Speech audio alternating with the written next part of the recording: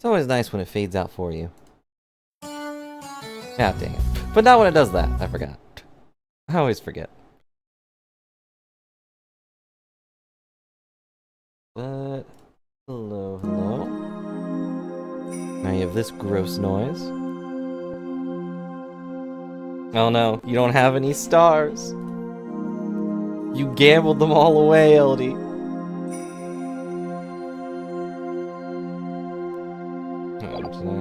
Okay.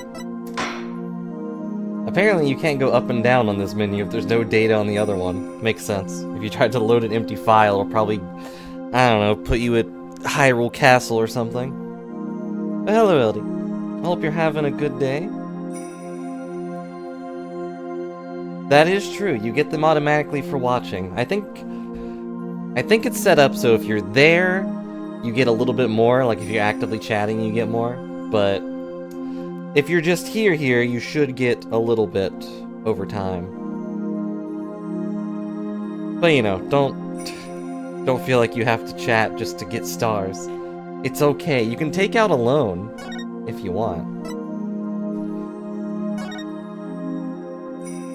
But you know, I have a 10% interest rate on stars. Every month it'll go up.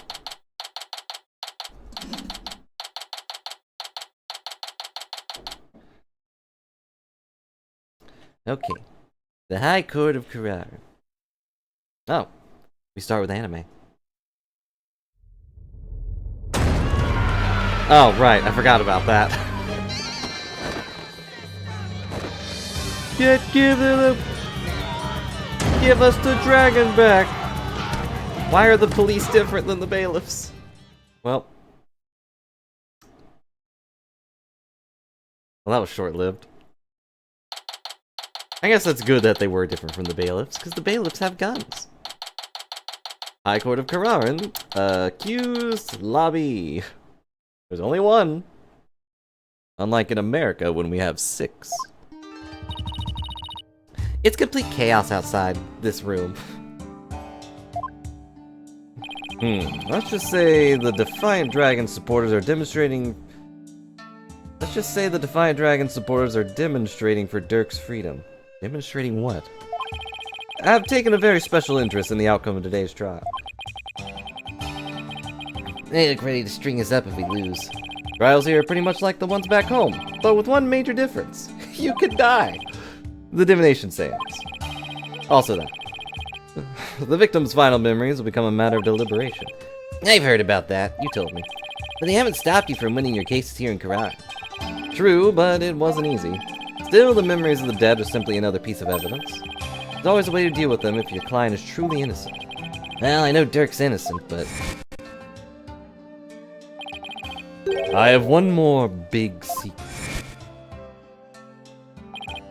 Apollo, in court tomorrow. You may find yourself faced with a truth that's difficult to accept. But I know you, and I know you can handle the truth no matter what it turns out to be. I know that because I believe in you. You're my son, after all. Dirk, what is that secret you're keeping? Are you not actually my dad? Hey, AJ. It's me, Dax. Here you go, just like I promised. Well then, I'm sure this won't cause any trouble. I just realized you can see the little figurine in the middle, too. I know that was the whole point, but hey, where's the picture of my dad? Thanks, Stats. Wait, weren't you arrested by the police yesterday? Yep. I spent the night in the slammer. I had a fine meal, a shower, even a bed. What more could I ask for? That actually sounds way better than where we're staying.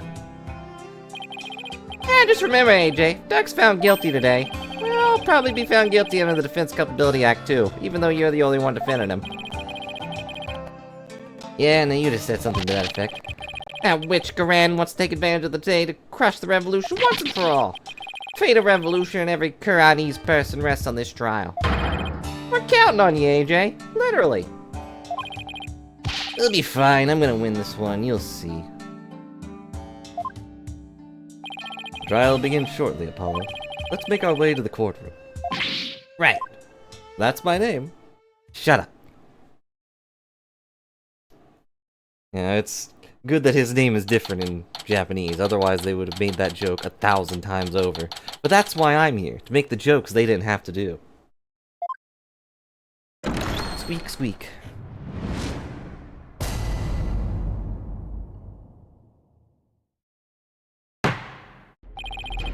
Let the trial of Dirk Sodomati begin. Also, hello, it's me again. Defense is ready, Your Honor. The prosecution is ready, Your Majesty. Your Majesty? Is that what I was supposed to say? Oh well.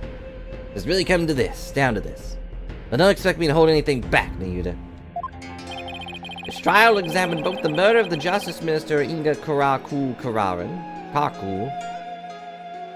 I guess it's like carpool, but carcool. Can't they just have normal names? Then again, we had Peace, Love, and Understanding as a name, so I guess his name is pretty normal compared to that guy.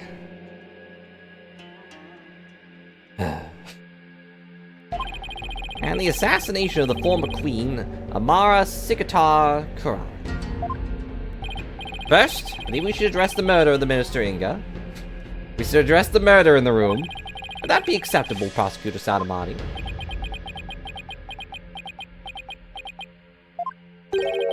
Prosecutor Sodomati? Oh, sorry. Yes, of course. Please proceed. What's with him? How very unlike you, Prosecutor. Is your mind elsewhere this day? Not at all, Your Majesty. I'm right here. Where else would I be? You really gonna be able to go through with this, Nayuda? Well, Prosecutor Sodomati, I'd be remiss if I failed to voice a concern of mine. I have heard mention that you are son to the accused, Dirk Sodomati. You have heard true. Does that fact pose some sort of problem, Your Majesty? A father being prosecuted by his own son? Would one possibly deliberate such a case without having personal feelings intervene? Yes, without question. Can he really handle this? Even if he is prosecutor Sadamati, going against his own father is just... How can a son of a criminal even be a prosecutor in the first place? Derek? Hello, fellow citizens.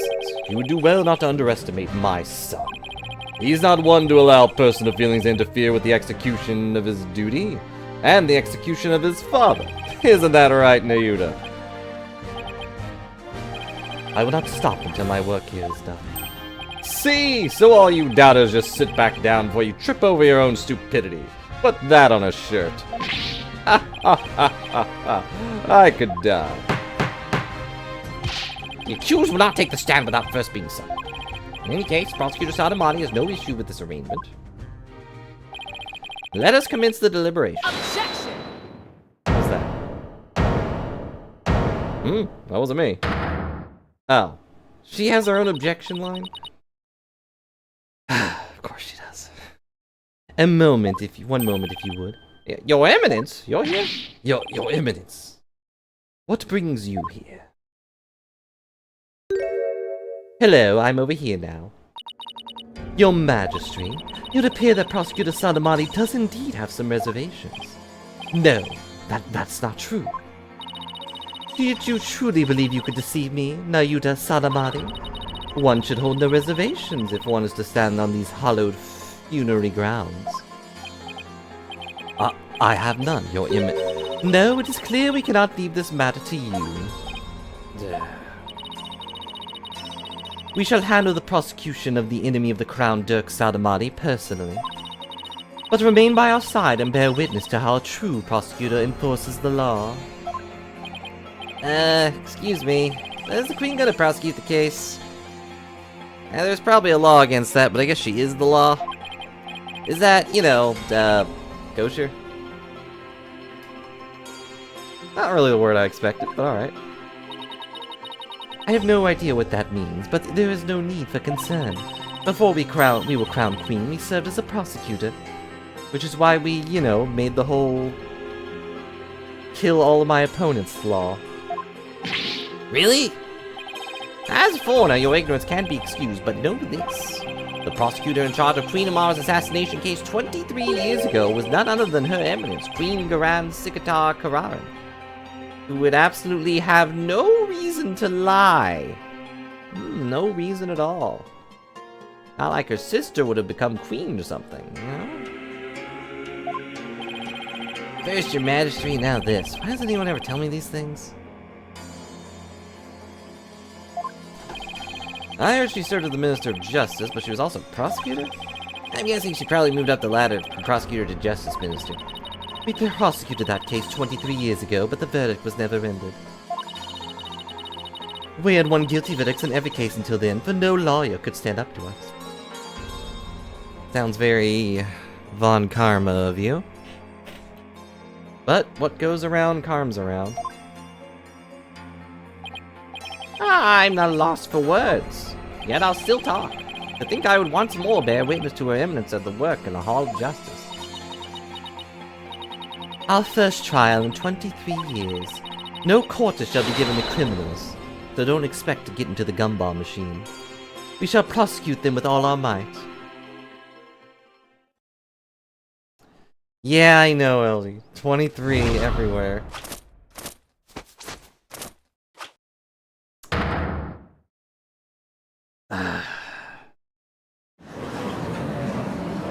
What are you, a JoJo villain now? With the flowing hair and everything?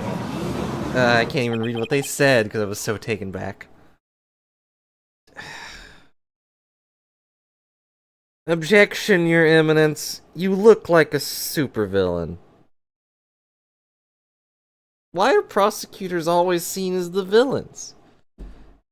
No, not always. Simon's okay, even if he is in black and white, but... And Edgeworth's, well, he was a villain. Then he got better. He put on his glasses. He can see clearly now. But... this is a little too much, I think. Well, must be part of the Kuranese religion. A flair for the dramatic. What the? That's Queen Garan? Ugh, talk about an extreme makeover. He looks so tired. Ha ha ha! It's all coming back now. The feel of my blood pumping through my veins. Woe to you, enemies of Karalim, for I shall personally slice, dice, and grind you into the hog feed. I don't suppose I can ask her to roll back her polite pre-makeover personality. Know this, lawyer? Yeah? What's up? Now that I stand as prosecutor, consider your defense bench a headman's scaffold. If you wish to leave any last words, I advise you start thinking of them now, and maybe carve them into the bench.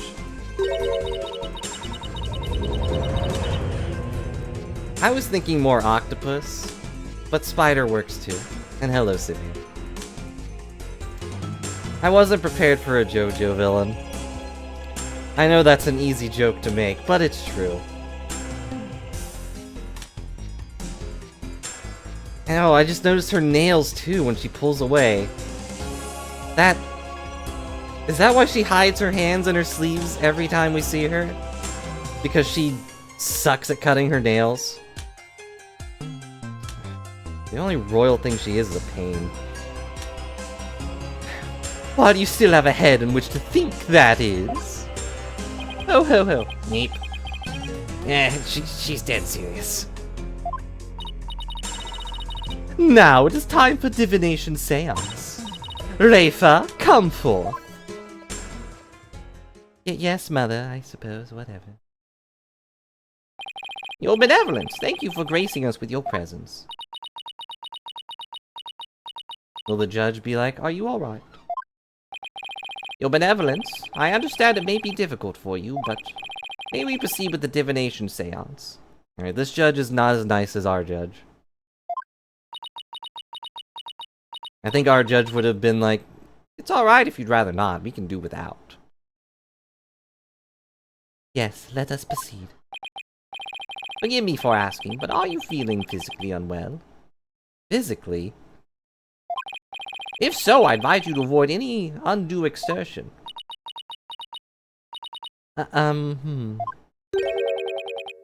Your benevolence? What's wrong? It's like her mind's anywhere but here. Lots happened since yesterday. On top of the murder of her beloved father, she found out that he'd been planning a coup. Today she'll have to experience his death through his own eyes. Yeah, that'd be enough to shake anyone up. Still, seems like she's worse off today than she was yesterday.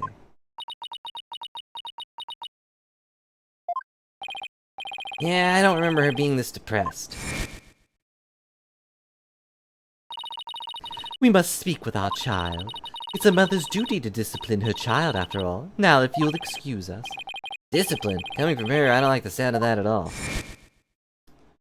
She did get punished. Wait. Red didn't do something to her, did she?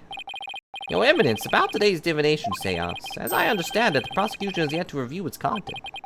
Is this divination from protocol a part of your plan? Prosecutor Sadamati, would you care to explain your actions? Your Eminence, the accused was caught at the scene of the crime. Therefore, I deem no seance would be necessary for such a clear-cut case. I definitely had no other reason.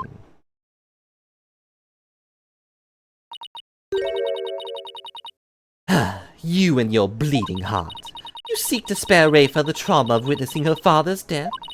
Is that why you have done this? Not at all.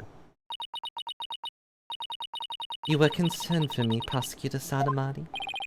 That's oddly compassionate of him, all things considered. I mean, he's nice when he can be.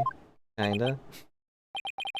Your Eminence, your Majesty, regardless of what is best for her benevolence, this case is blessed with a bounty of incontrovertible evidence, so I believe we can reach a swift verdict without devoting precious time to a seance. You have a point. Then again, every time we've made that point, something really surprising has happened. Personally, I'd like to spare her benevolence any undue misery. Now, there's the nice factor. Experiencing the murder of a loved one is a burden no one should have to bear. Especially if you are a bear. Prosecutor Sadamati, your majesty, can this trial truly proceed without a divination seance? I can't blame him for not wanting to experience your father's murder firsthand. Your Eminence, what are your feelings on the matter? Don't ask her. Shall we have her benevolence return home for some much-needed rest? We shall not. You fools spoil her with your feckless words of compassion.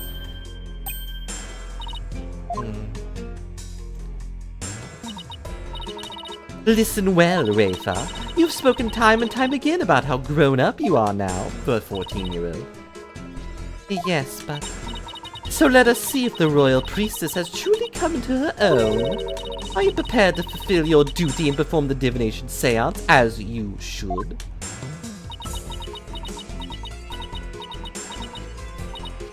Yes. That's better. See? Problem solved. Poor Rafa. Is this really a good idea? I guess we'll see.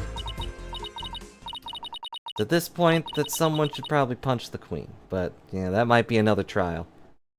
Very well. Let us begin the divination seance. Dana, oh. Looks like Nana's still missing. It's been a whole day already.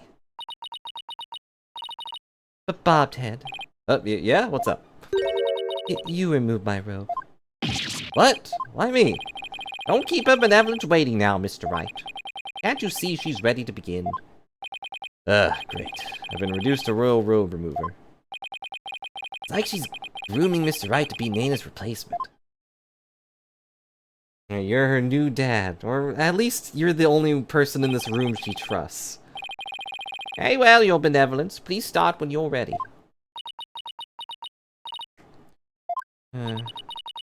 Come, Rafa. You know what must be done. There's no turning back now. I mean, you could. The door's right there. I know. Final memories of the deceased. This should be interesting.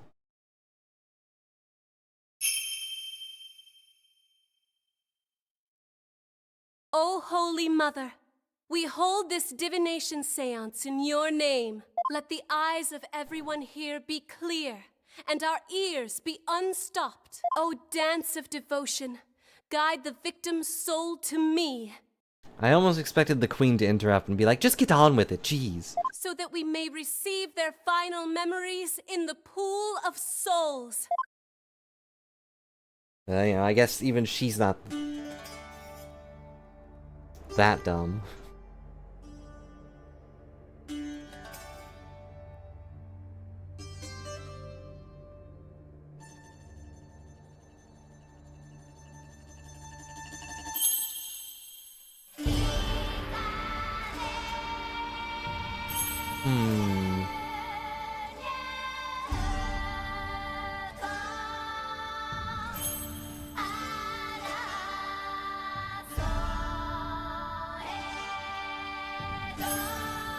Have they said if the Pool of Souls has a time limit?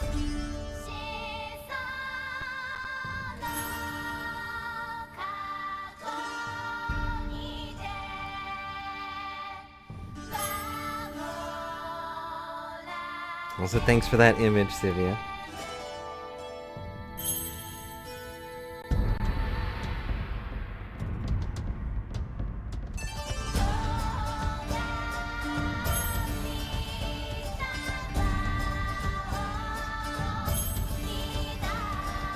I see you noticed the never yield sign.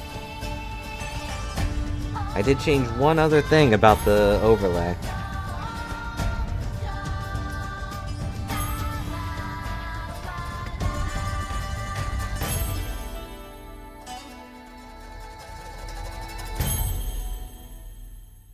Now I realize that, we're in Kararan, so I shouldn't have an ethereal butterfly.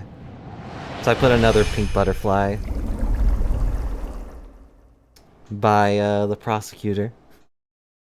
Prosecutor Rat. Prosecutor Ratamari. There we go.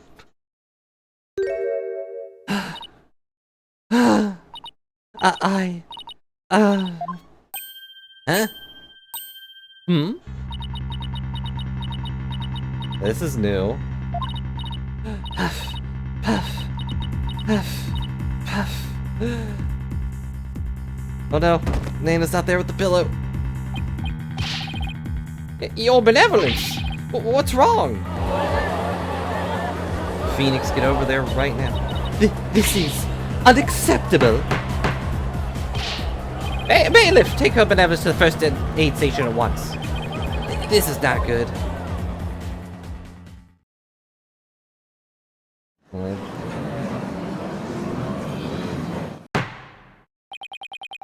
Your Eminence, do you have any idea why her benevolence collapsed so suddenly? It seems she was not ready for what the deceased was to reveal. It overwhelmed her. If only someone had seen that coming. Her inexperience and immaturity left her ill-prepared to face her father's death.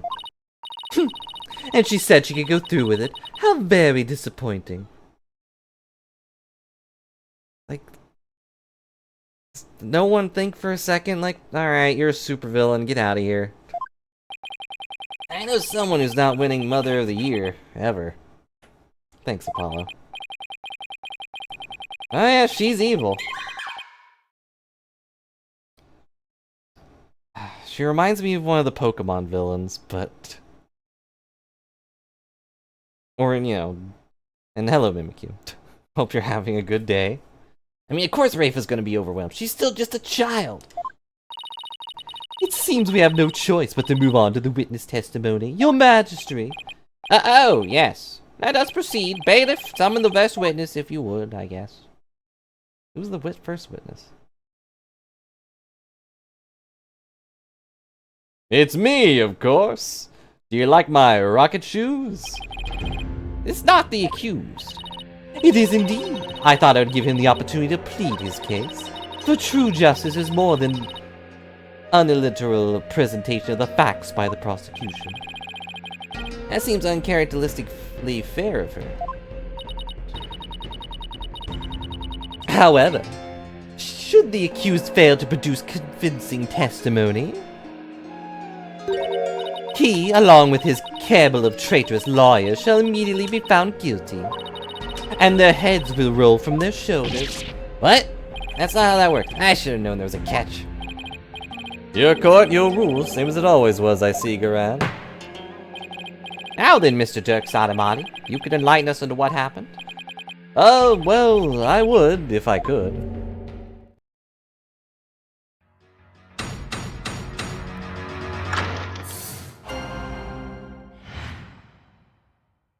Derek explained. I was struck by a sudden dizziness the moment I entered the tomb. The next thing I knew, I was standing there with a bloody knife in my hand. Just another Monday, really. And lying right in front of me was Inga, dead as a doornail. For a moment I was like, oh, cool. And then I realized I was holding the knife. I have no recollection of what happened in the interim. But I didn't kill him. At least, I don't think I did. It'd go against everything I believe in.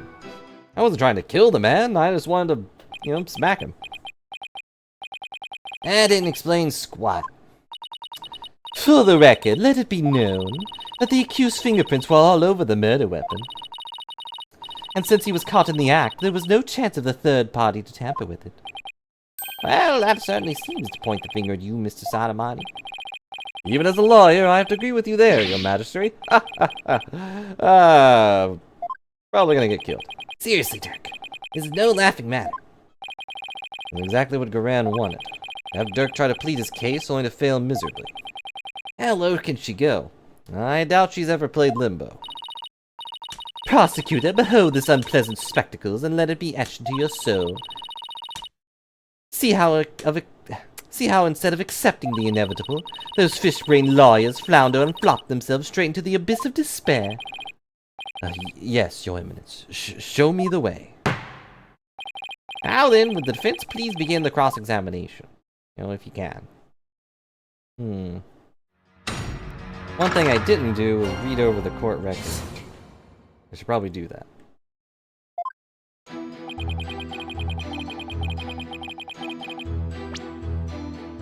Alright, we still have the attorney's badge. Oh, we do have the picture of my dad. I was just confused because I saw this. Dragon never used. You'd have never confiscated it.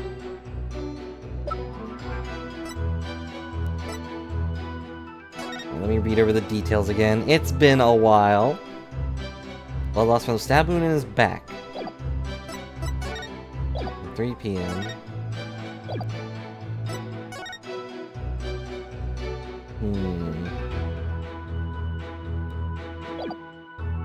And we never checked the sarcophagus. Not even for a second.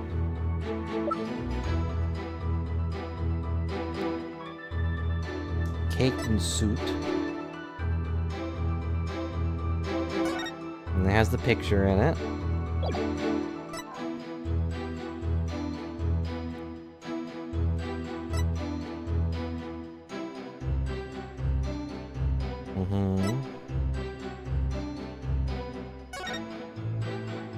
Yeah, I'm sure it's fine. There's not another dead body in there or anything. Remember that? Glasses, diamond-shaped tattoo on her forehead. Long hair, eye patch, blue clothes. Spiky hair, blue clothes, pink necktie. No way! Why would there be?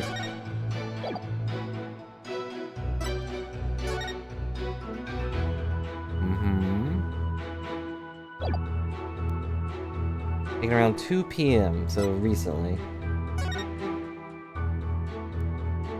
Around 2 p.m., Das let out a bizarre manhole, got yowled at by a dog and warbed, and then threw a firecracker. The shocked look on Albie's face had dats and stitches when the police came along and detained the rebel. Yeah, that sounds like him. The always spooked Shadow, who ran off. When Albie caught up to him, the courtyard Shadow had looked to be what looked to be Nana's hat.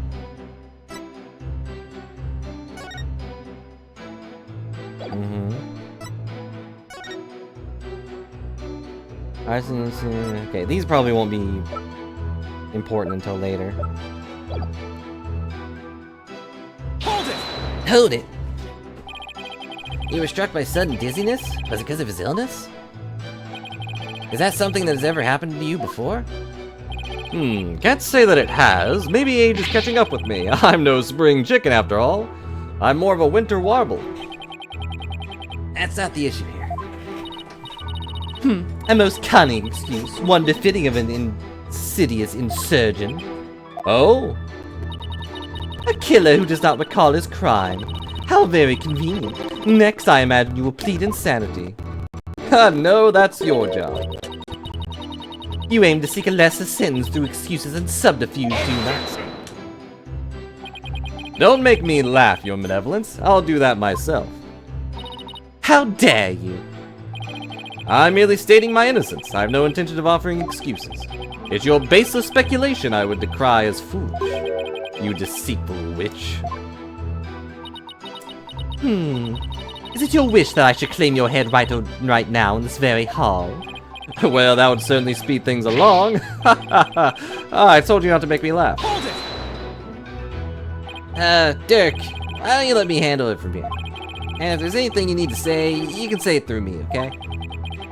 Anything to stop you from needling the queen. Next time you have an objection, you better have some proof to go with it, Dirk. The accused will continue with what he does recall of the crime, please. It'd be nice if the judge put her in her place, too. Like, you may be the queen, but I'm the ruler of this room. Hold it! You recall anyone putting the knife in your hand, Dirk? You even recall that knife? Wish I could say I did, but I don't remember a thing from before I came to. You think there might have been a third party in the tomb, son?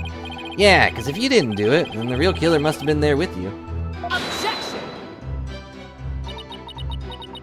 Objection? I found that objectionable. You called, Your Eminence. Did she go anywhere without those grooms? Was there a third party in the tomb when you were securing it?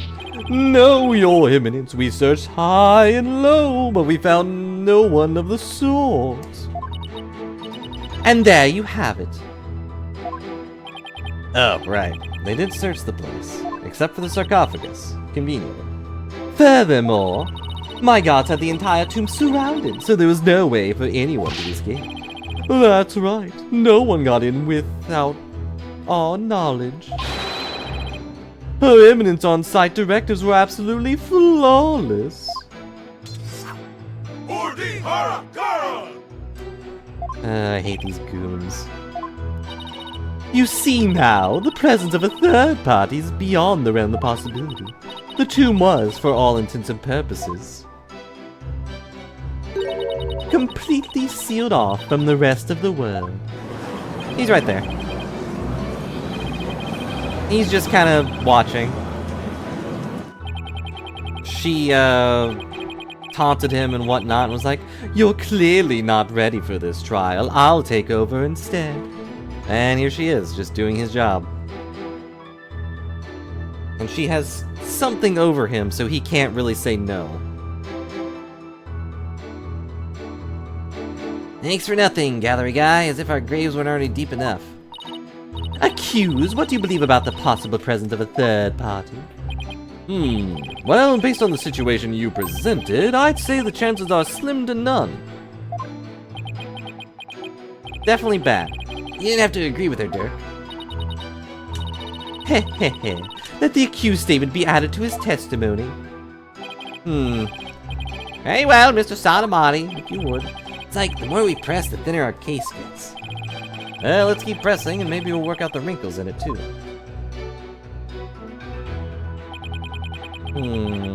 Do I keep pressing? Because this is... I mean, we know there was a third party. No, but the queen can have us decapitated and call us... well, anything, really. Anything she wants. She's the queen. Hold it! Can't prove you innocent without at least the possibility a third party was there. Find the possible in the impossible, son. That's just what a lawyer's gotta do sometimes. Isn't that right? Right? Who, me? That was pretty redundant. Yeah, you could say that. I've seen more than my fair share of trials like that. They start with no viable evidence, useful testimony, or any hope of winning. But through cold sweat, desperation, a little luck, and a lot of screaming, I always manage to pull them off. Right? I can see we're kindred spirits, you and I. Geez, taking cases like that must shave years off your life. I don't want to talk about it. If that were true, I'd be long dead. Wait, is Maya channeling me this whole time? Am I still alive? Maya does know my face and name. No way, she'd screw it up. She tried to channel Nick, and that's not my name. Find the possible and the impossible. Can I prove that it was at least possible there was a third party there? Wait, there was a third party there. Maya was there. Derek, what did you see at the scene of the crime? Let's see, I came to... Lying right in front of me was Inga, dead as a doornail. Hold it! I guess I'll keep pressing for now. In case there's another part of his testimony I need to. Saying that he was dead as a doornail, how can you be so sure? It's pretty easy to spot the difference between a soulless man and a soulless shell of a man, unless he's a possum. His complexion, and the amount of blood at the scene made it obvious. Which it was. Watch your words, or you shall join Minister Inga much sooner than expected. Not the right way you should talk about your husband. You can bow your head before him and seek his forgiveness in the Twilight Realm. If you still have a head to bow, that is. You bloodthirsty spider. What happened to you? There was still a little love in your heart 23 years ago. You even used to think of me as a brother. It seems you truly do have a death wish. Is that really all you've got? Derek, I'm begging you. Enough of the lip. Just deliver your testimony, please.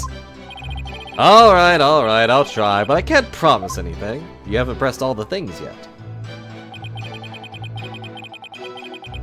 Hold it! The days passed since the murder. Haven't you remembered anything in that time? My memory is completely a blank. As if that part of my brain's been scooped right out. How very convenient. But even if you have no memory of the event, your guilt is without question. There is nothing more to debate. You're forgetting one thing, Garan. I have no motive. You lead a band of insurgents that seeks to overthrow the government. I would say that alone is motive enough to slay our kingdom's Minister of Justice. I've declared countless times that I lead a bloodless revolution. I forbid violence and murder, even if some younger members may have a thirst for blood. A bloodless revolution? You wouldn't really have a motive in that case. Is that an important statement? That was an important statement. I'd like my client to add that to his testimony. Alright, very well then. Accused will please do as the defense is requested. I don't have a motive for killing Inga. After all, me and my ilk seek a bloodless revolution. Hold it! I'll press that too, because why not? A bloodless revolution. Could you be more specific? I'm talking about dragging this pompous prosecutor here off our bloody throne. So go ahead, Garand, act all high and mighty now, because it's the last chance you'll get. You still speak of rebellion despite the charges against you? You truly are a fool. I will prove your guilt soon enough and display your head for all of Kararan to see. People will forever speak of you, not as a revolutionary, but as the terrorist you are. You're mistaken, your malfeasance?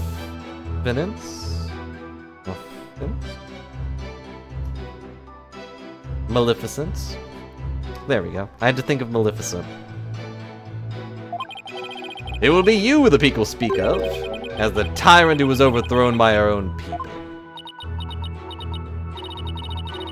I wonder if you'll still be spewing such nonsense before the headsman's axe.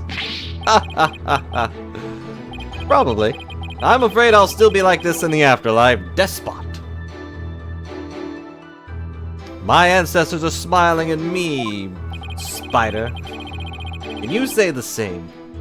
I know that self-restraint is as foreign as the apple pie to Dirk, but I'd rather go home than to the Twilight Realm after this.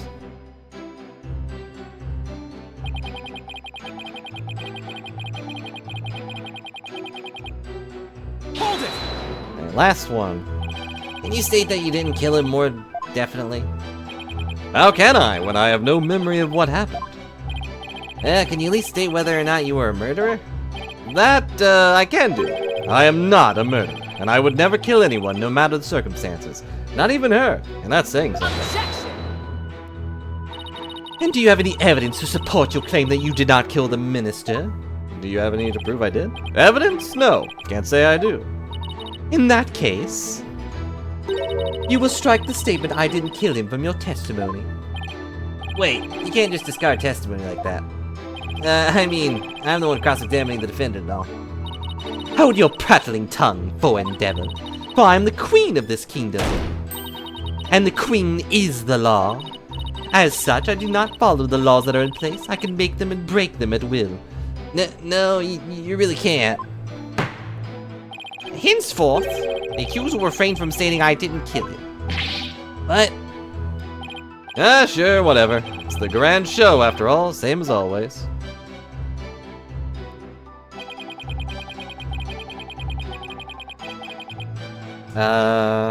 You just said you didn't kill him.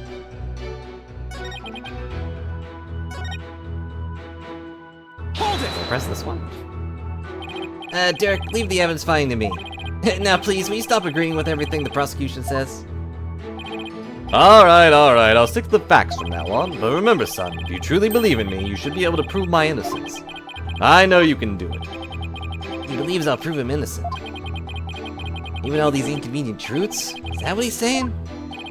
I think Dirk might be onto something. Even most disadvantaged facts may point the way to the truth. So don't ignore them. Think of them as food for thought. Don't worry, I know. Worst of times are when lawyers have to force their biggest smiles. I need to remember that, no matter how difficult the facts may be to deal with. Only we could establish the possibility of a third party. Does the possibility itself even exist? We don't have a choice. Proving it exists is the only way to start the real dialogue here. Is that a meta comment?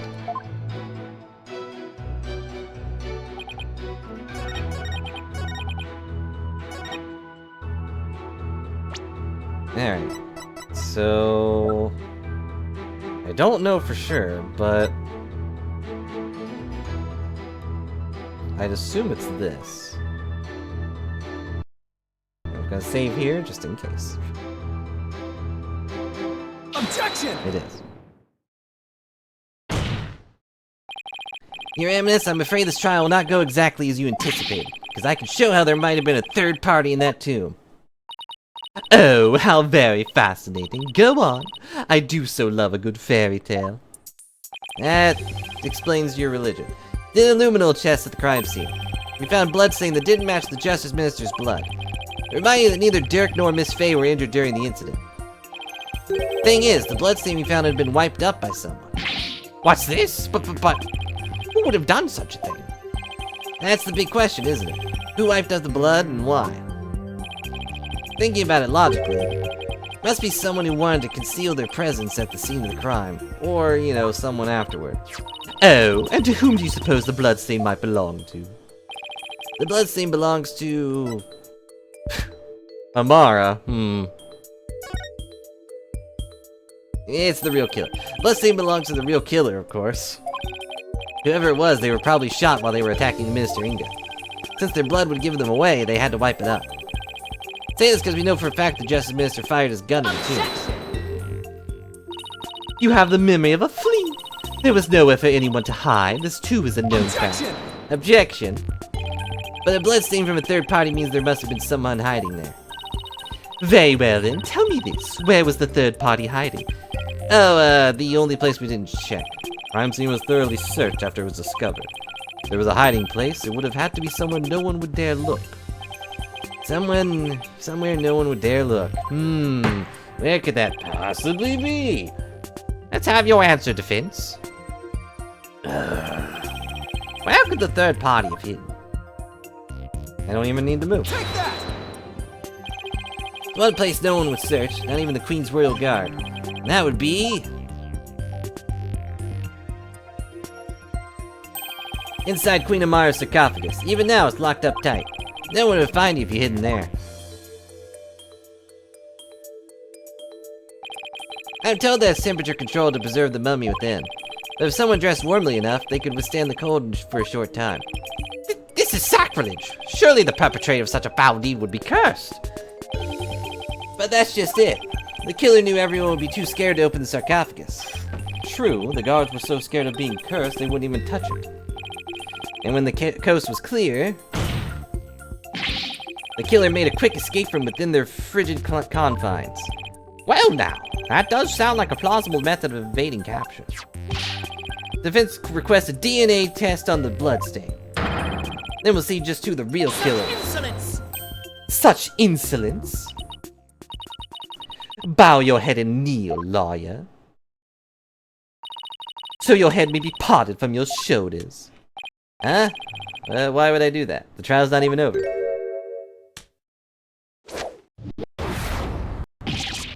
Oh! Are you telling me you're my biggest fan? How soon you forget you are already on the headsman's scaffold. As such, I could order your beheading at any moment. Wouldn't be very good. All I did was request a DNA test. There is no need to request such a test.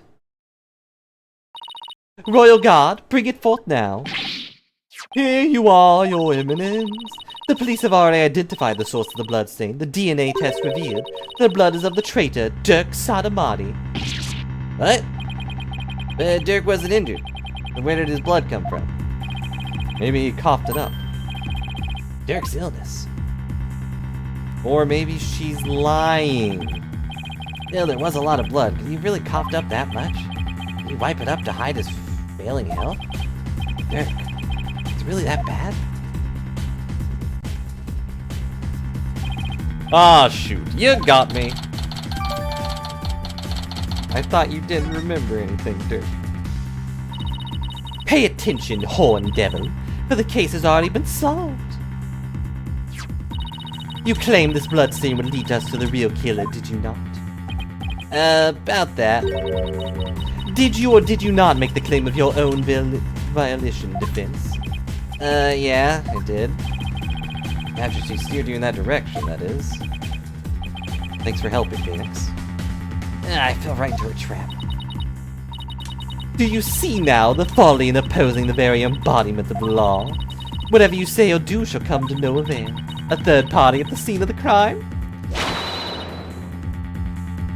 It's beyond the realm of possibility. Praise be for Queen Garan. Her eminent's legal tactics are beyond compare. I hate to say this, but she really got us good.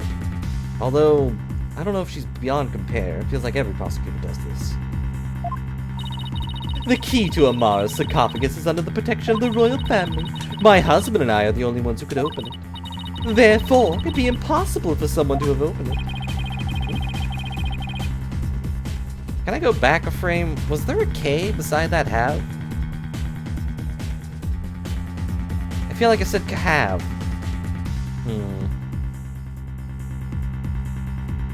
Wait, there is a history button.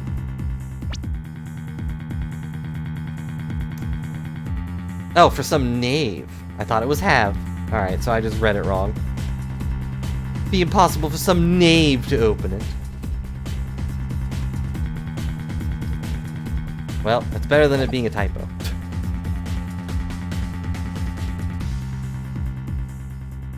It really discounts sarcophagus as a hiding place, though? No. Oh, the real killer is still in there. No, that's just ridiculous. It's not. We know it's empty. I believe we have rebels and sympathizers in the gallery today. It is to you I speak. Have you been listening? Dirk Sadamati, the one who proclaimed a bloodless revolt, has betrayed your cause by resorting to murder. No, it can't be. Dirk would never. Must be some kind of mistake.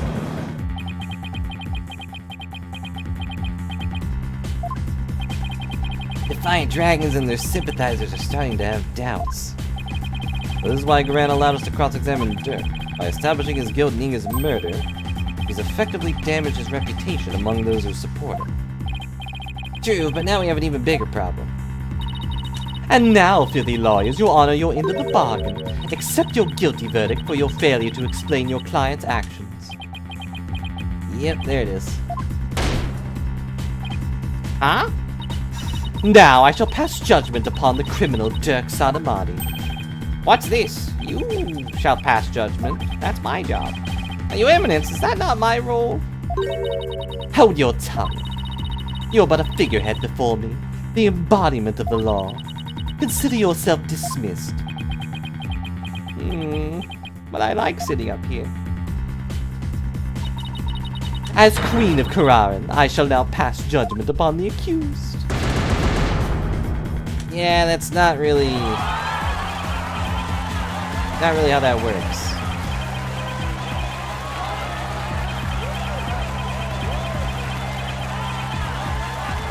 Even I'm taken back at this.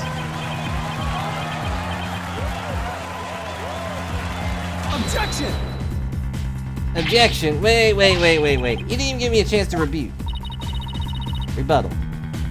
Know when you are defeated, lawyer. But just this once, I'm willing to show you the depths of my compassion. And not allow you to talk. Tell me why should you allow these proceedings to continue? Come, convince me.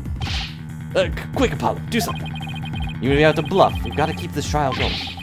Show the crime could have been committed by a third party. How am I supposed to do that? Why don't you start with, how about the timing of Inga's murder? What? The whole case is built on a single premise. That Inga was murdered after Dirk entered the tomb. What if that's not true? Like, if our assumptions are all wrong? Again? Might just work. Well, don't keep us waiting, defense.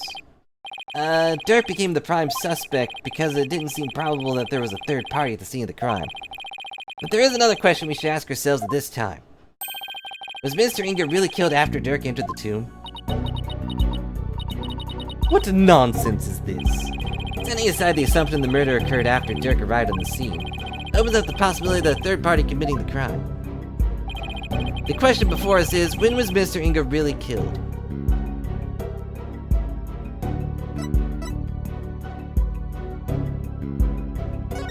It'd have to be before, because, you know. Isn't it possible that before Dirk even set foot in the tomb, Mr. Inga was already dead? That would certainly make a possibility of a third party more probable. Why, of course. I fell unconscious right after I entered the tomb. Even if I hadn't, I would have had a clear line of sight to his body from the entrance. Which means... you wouldn't have noticed his body either way. This scenario is entirely possible.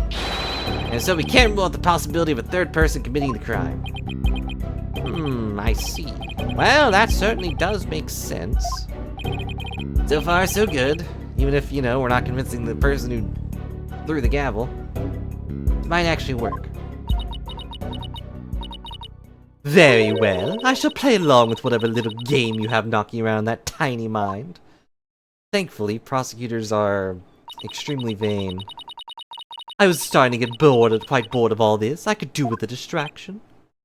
Yes. Let's hear some testimony that will shed light on when exactly the minister was slain. Bailiff, summon Rafa. Surely she has recovered by now. But what about me? Don't I serve a purpose anymore? Not really.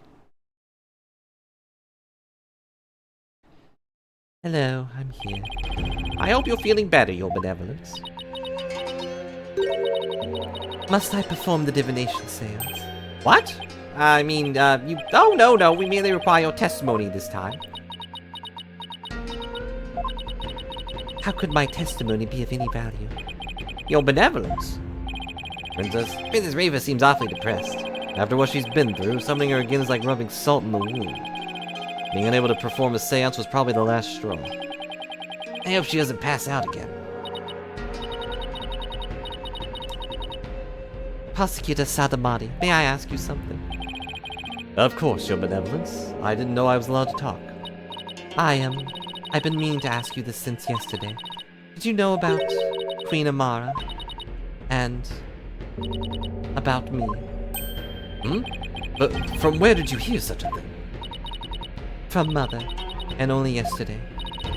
Rafa was carrying on about telling the truth to the people, so I told her. I told her what the truth really was. But it is up to a mother to discipline her child. I see. Be it as it may, Your Benevolence, it has no bearing upon the trial here today. There's no need to let it trouble. I know. Duran told Rafa about something other than Amara's status.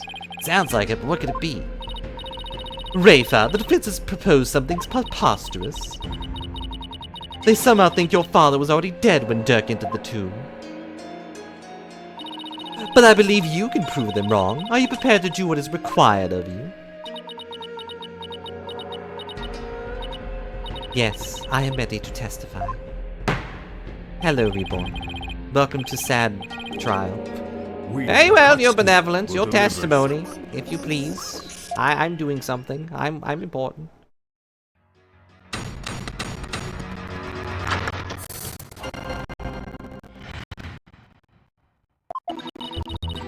On the day of the murder, I was gazing upon the courtyard from my second-floor veranda. Around 2:30 p.m., I saw my father heading for Amara's tomb. Then, at about 2:45, I saw Bob head and the company into the courtyard. I saw no one go in or out of the tomb after my father entered about 2:30. Your second-floor veranda.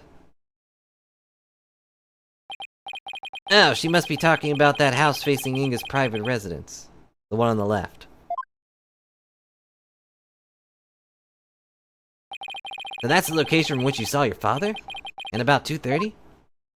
Yes. Shortly after that, you people arrived at the royal residence. So after the minister entered Amara's tomb around 2:30, no one went in or out of there until the murder was discovered. The tomb was closed to outsiders, so no one could have snuck in before the murder. That rules out any possibility of a third party lying in wait to slay my poor husband. Or so she'd like us to believe. Now hear me, you useless lawyer. Cease this charade and bow before me. For I, Queen Garan, shall finally have your head. Forgive me, Your Eminence, but first let us allow the defense to question the witness. Oh, she didn't argue.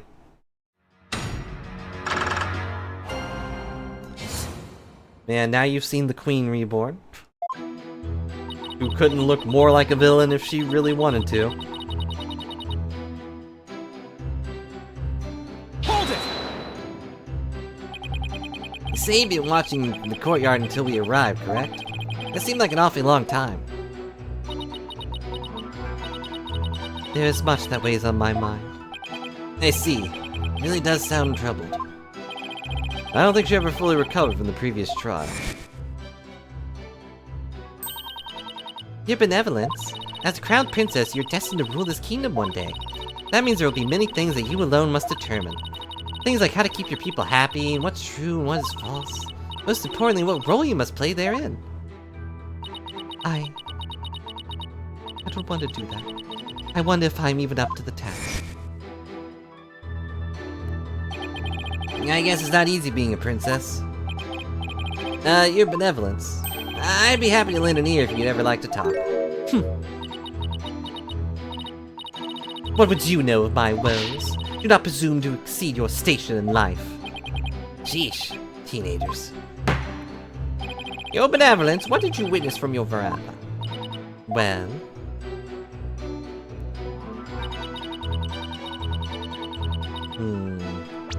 Do I have anything that goes against this? Approximately 3.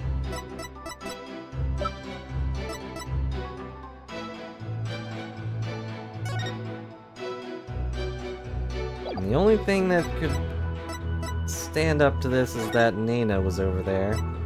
But it seems a little... Seems like it'd be pretty upsetting to... You know, just say that Nana might be the murderer. Hold it! Did your father seem different or troubled in any way? Let me think. Oh, there was one unusual thing. There was? Yes, a shriek emanated from within my father's quarters. After which I witnessed him bolt outside, his countenance drained of its usual color. He screamed and was looking pale. What do you suppose happened? I know not. Perhaps he had a bad dream. Maybe it was a nightmare about being raked over the coals by the queen. I'm right here, you know. Seems our young lawyer here wishes to hasten his journey to the Twilight Realm. Sorry, that was rude of me. You know, it was about as rude as sending a death threat over the room. Does the defense believe the witness' last statement to be important? I believe it is. I'd like the witness to add it to her testimony. Glad they didn't ask this time.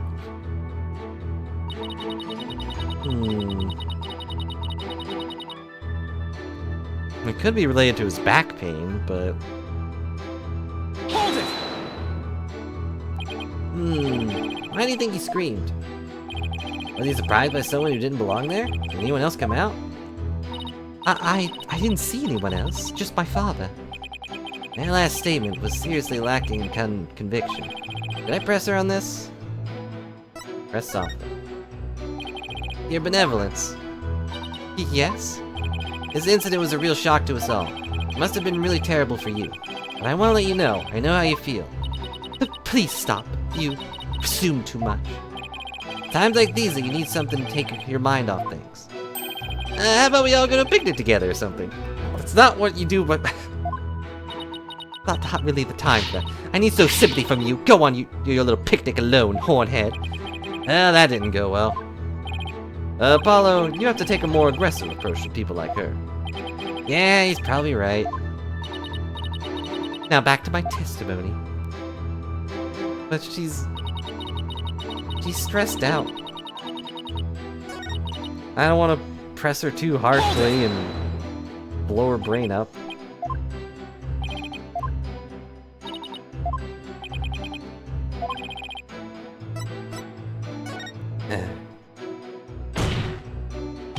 Your benevolence, let's have some details. The more the better.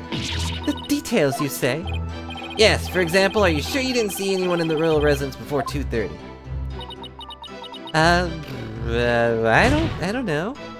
Well, is that a yes or a no? How did you do that? This isn't the anime, you're not allowed to be a windbender. For foreign devil, I've been gazing upon the courtyard since about 2 yesterday, yet I saw no one other than my father. Oh, if only I had stopped him then. I think you've struck a nerve, or rather obliterated one. You told me to do this! Maybe I pressed a little too hard. Still, that last statement seemed a little off somehow. So you didn't see anyone except your father in the courtyard after 2 p.m., huh? Please add that to your testimony, your benevolence.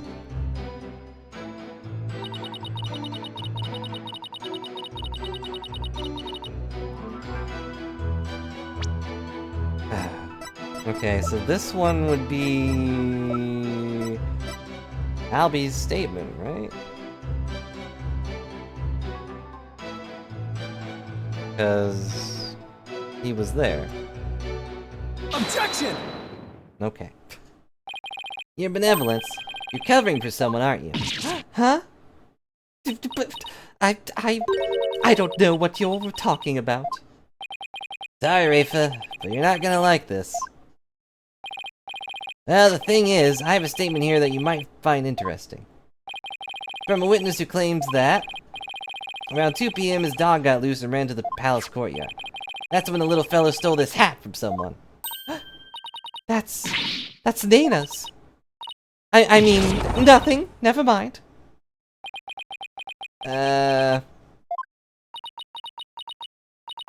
You fool of a daughter.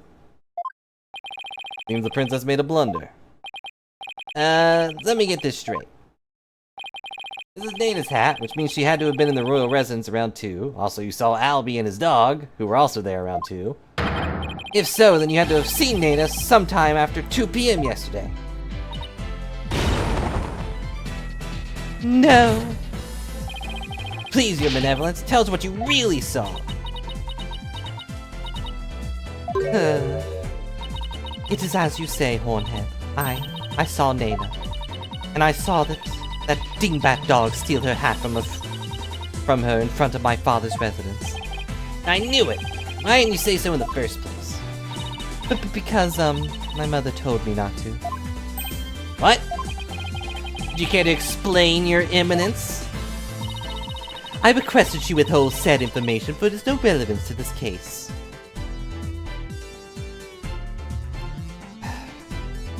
Like, no one in the courtroom can believe it. Objection!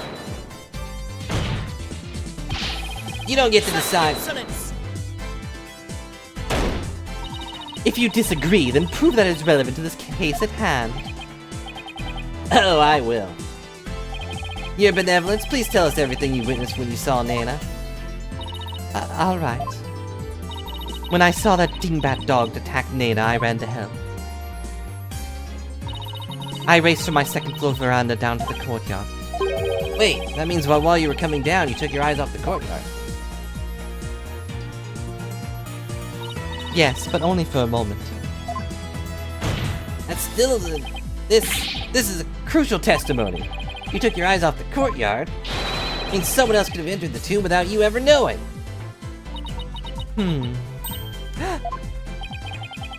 Your benevolence, are you sure no one else was there?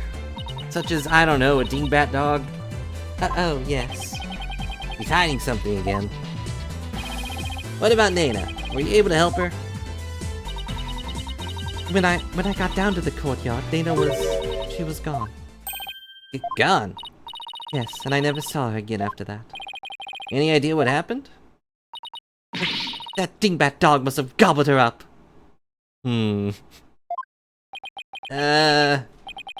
I seriously doubt that. He only gobbles up things from Albie's bag. How can Nana simply disappear while Rafa wasn't looking? Rafa must know something. The only question is what?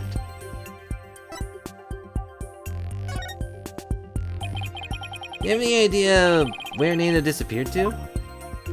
Yes, the little brown puppy. Gobbled up an entire person. What do you mean?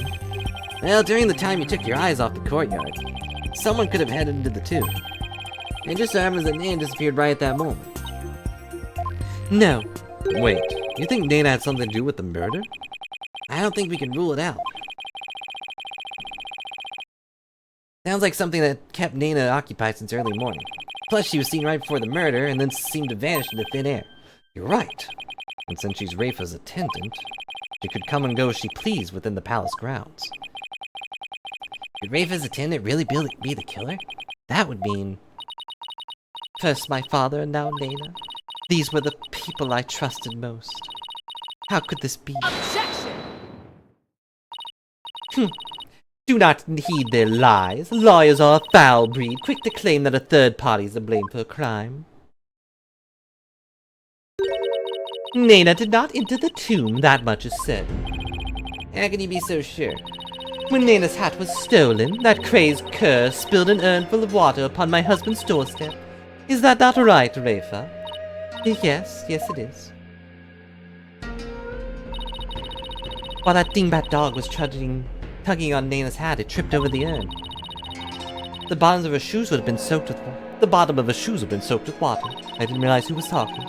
And if she had truly headed into the tomb with wet shoes, she would have left shoe prints along the way. But the only shoe prints to be found belonged to my husband, Inga, who also did not really leave any shoe prints that went to the tomb. Huh? Then... That's right, Nena never did go into the tomb that day. Instead, she entered my husband's private quarters. How do you know? It is quite simple. Shoe prints were discovered in Inga's private quarters. Shoe prints that belonged to Nena. That's right, Edgeworth and I did see some shoe prints in there.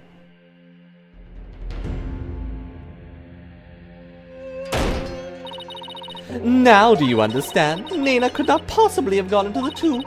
And that supposed third person at the crime scene is but a figment of your imagination. But where did she go after that? Another glorious deduction. All hail the genius that is Her Eminence Queen Gran. Bow down before her glory, witless lawyer.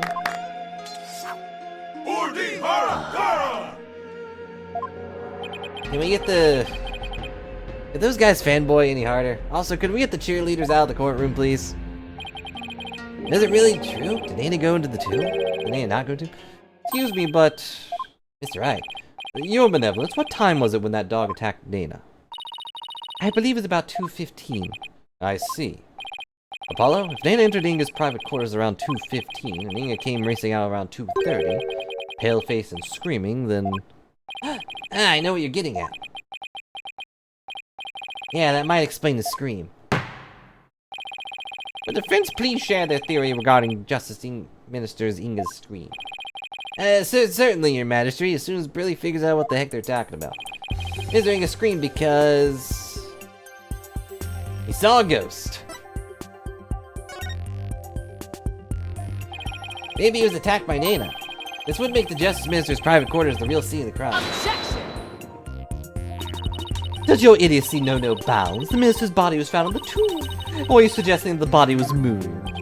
I think the minister was moved from his private quarters. I think the possibility does not exist.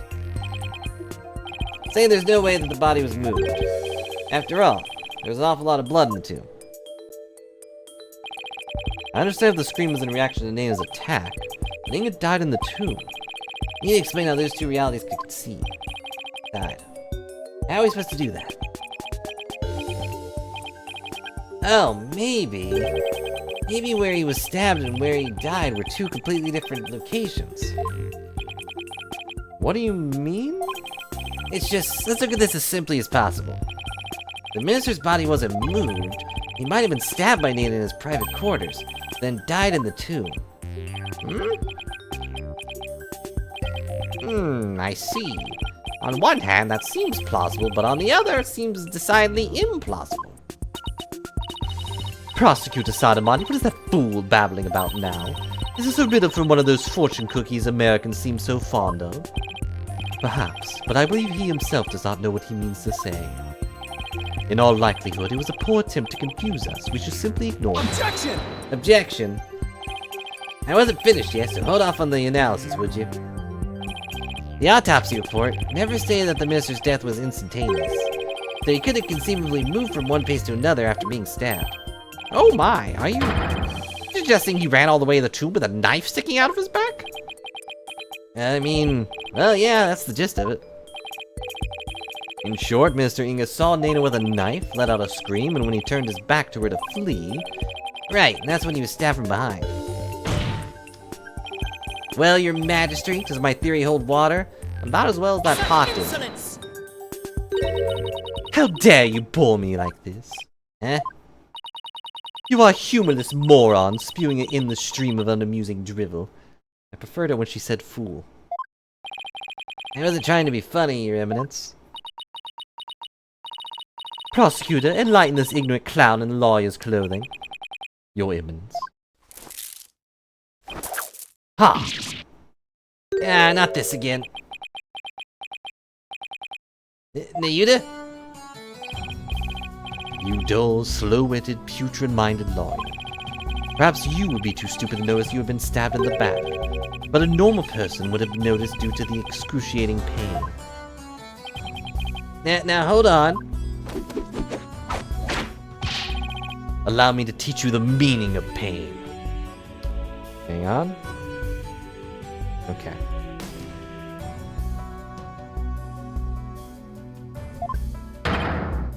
No pain. There we go. I'm glad I have a button for that. Nayuda has a point. Normally most people would notice a dagger in their back. Ow! Yeah, I doubt someone can ignore pain like this. Still, in this case, it's the word normally that we should emphasize. Follow, take another look at the court record. Right. Can I get these beads off first? Must be something that explains this. Oh, I got them off. There's a reason Inga didn't feel any pain. The defense will submit evidence proving just that. Alright, very well. Please represent your evidence. Why didn't Justice Minister Inga notice that he had been stabbed?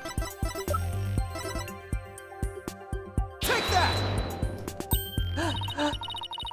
Those are my father's painkiller shots. You just stole them. Vince will explain the significance of this evidence. Mr. Inga suffered from terrible back pain, so he often injected himself with these. You could say he didn't know pain. We're told that one shot in the back would make all his pain go away. With this, it's easy to explain what happened. Don't tell me you didn't know about these, your eminence. You can't mean... Mr. Inga was stabbed in his back, close to where he usually injected the painkiller. Therefore, it's entirely possible that he hadn't noticed he had been stabbed. What? What's this?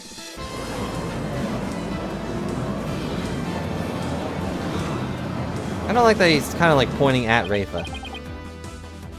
Then, are you suggesting Justice Minister Inga really ran off with a knife protruding from his back?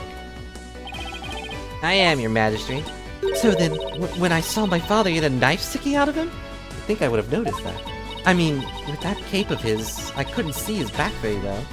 Oh, true. I need a button that just says no capes. Yes, the knife was there, it just plunged so deep you couldn't notice it under the cape. Therefore, when you saw your father, he was already dead. A literal dead man walking. Murdered by Nena in his private quarters. Polukunka!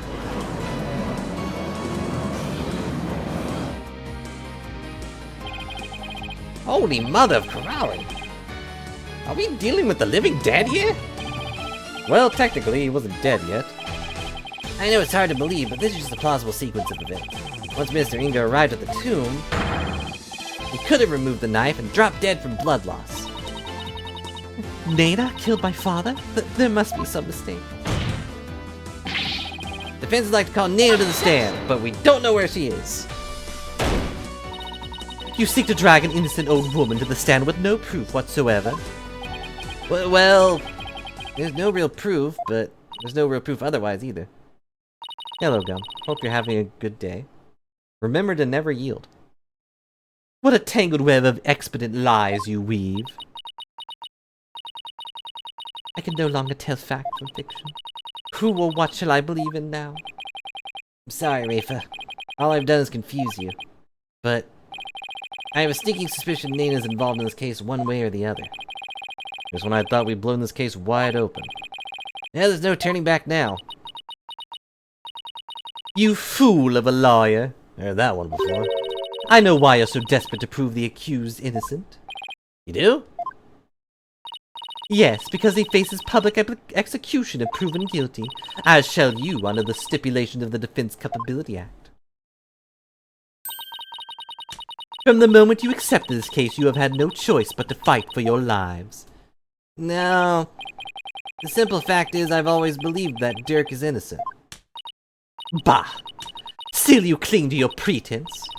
Very well, I shall offer you a bargain. If you admit the accuser's guilty right here, right now, I shall overlook your crime of abetting him and you will not be subject to execution. This some sort of joke? Far from it. As queen, I don't joke. I have the power to grant pardons even to criminals like you. And with the wave of my hand and my fan, I can even reduce the severity of a sentence. Perhaps even for Dirk, should you be willing to cooperate. She wasn't kidding when she said she's the law here. But to flaunt that power in our faces like that, that's just rude. And wrong.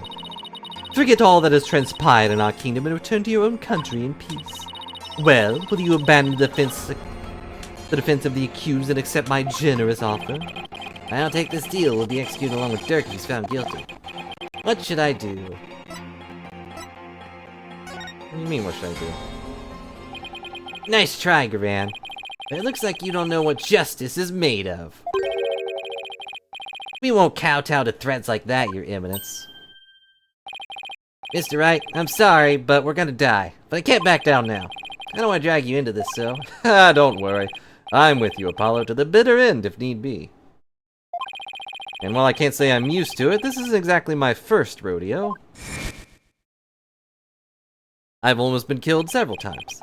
But if I'm found guilty, you'll get the death penalty too. Even knowing that, you still want to defend me? I don't know what happened in the past.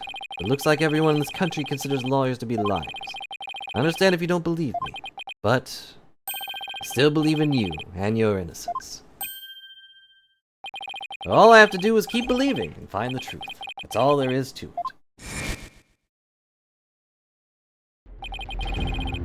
Keep on fighting, Apollo. You'll hear no objections from me.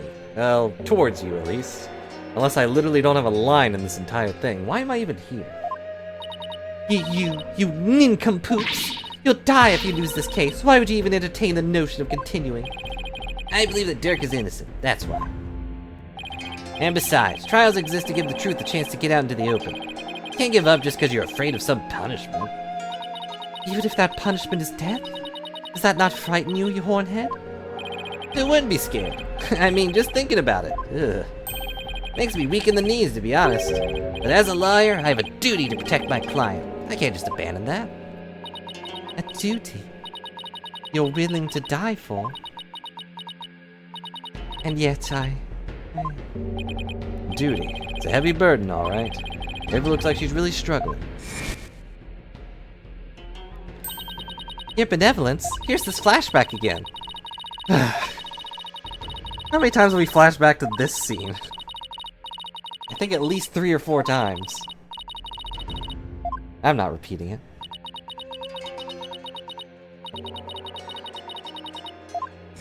At least twice this trial, that's for sure.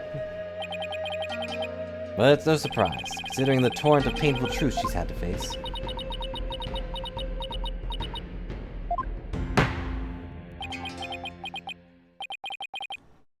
Yeah. But, you know, I think it's because he's the only one she trusts in this room right now, so having Maya here wouldn't make too much sense. Also, Maya's probably still sleeping. Very well, then. Defense is prepared to face death sentence under the Defense Culpability Act. I see no reason not to continue with the proceedings. But I must admit, I see no grounds for doubting the accused's guilt. Unless the defense has further evidence that would indicate a different suspect. Do we have anything like that?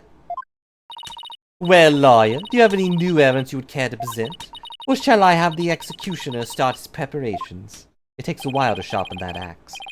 She thinks I can't do this, she's got another thing coming. But first, I have some serious thinking to do. Say new evidence indicating a different suspect.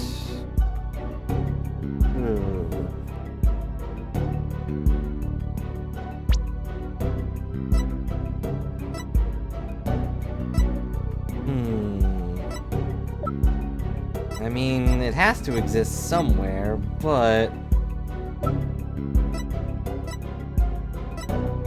do I have it?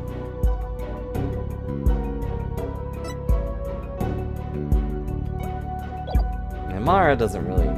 Yeah, well. Of course I have some new evidence. Do you now? How very interesting. Why doesn't she sound the least bit concerned?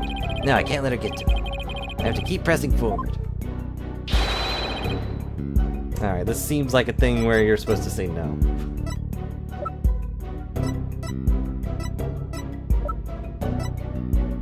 Unless I have anything else.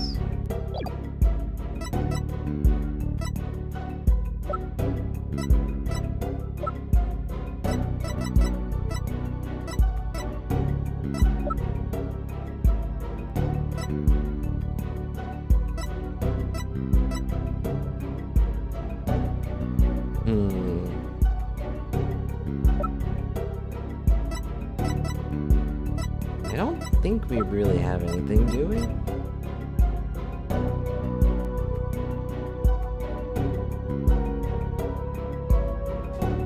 Like, the only thing I can think of is the button, really. Because these aren't important. Wait, it was my dad! My dad did it, even though he died 23 years ago. Probably.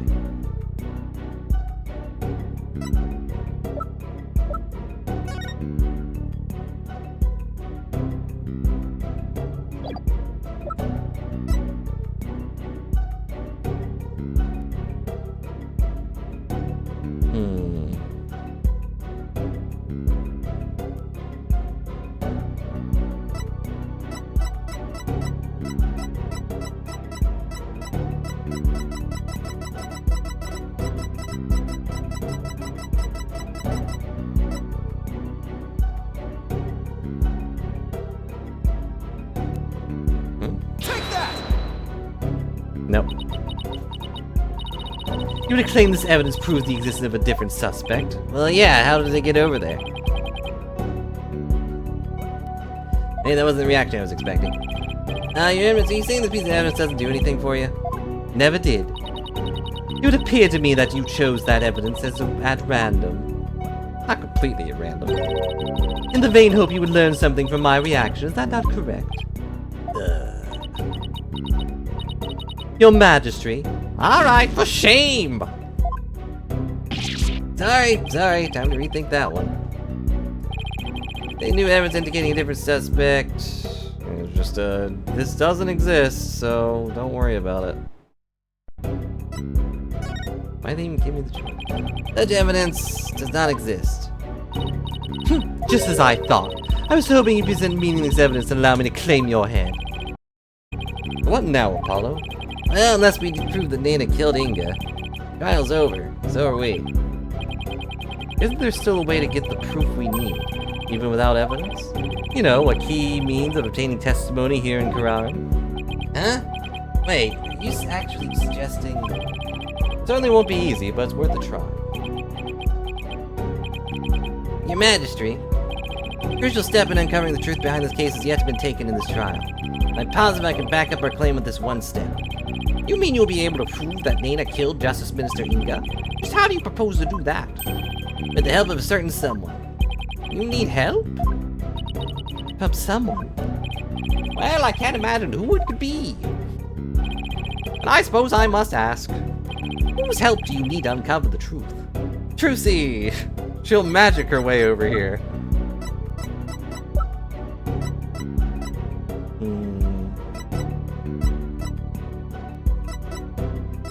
Oh, her age is question mark.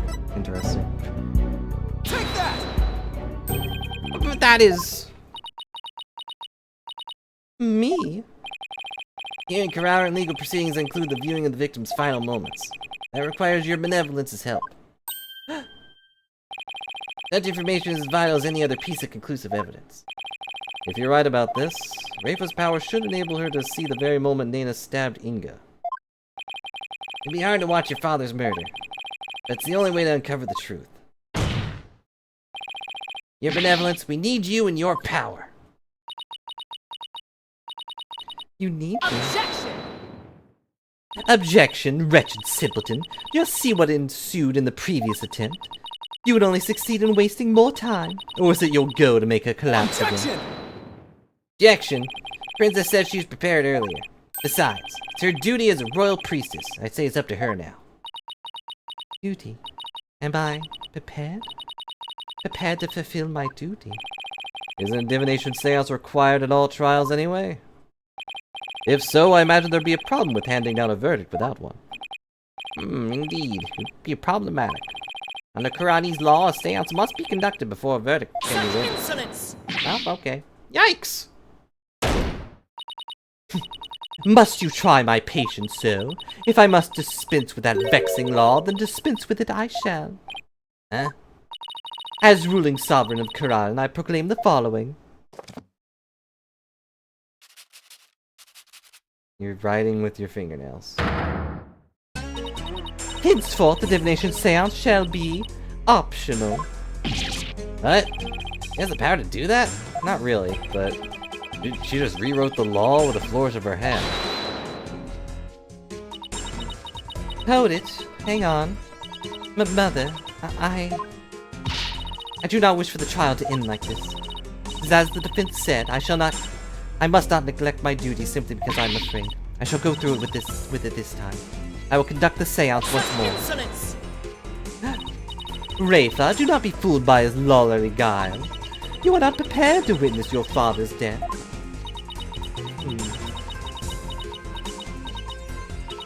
But Hornhead needs my help. Rafa, did you not tell me earlier? You not tell me you were prepared? But despite your grandiose posturing, you collapsed in a piteous fashion. Even worse, you've erred in your insights of late. But has not been Bob one over there who overturned them more than once? Cannot be trusted to keep your word, nor can you reveal the truth through your insights. So I say to you, begone! This sacred hall of justice has no need for such a worthless royal priestess. But what? Worthless? Wow, how could she say that to her own daughter? Gee, I wonder. So, Mother, you think of me as worthless? Objection! Objection! Her benevolence says she can do it, doesn't she? I don't see why you have to condemn her before she's even made the attempt.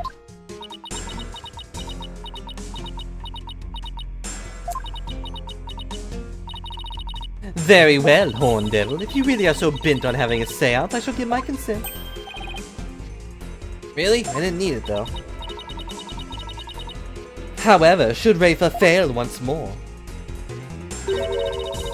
you two and the accused shall be executed on the spot.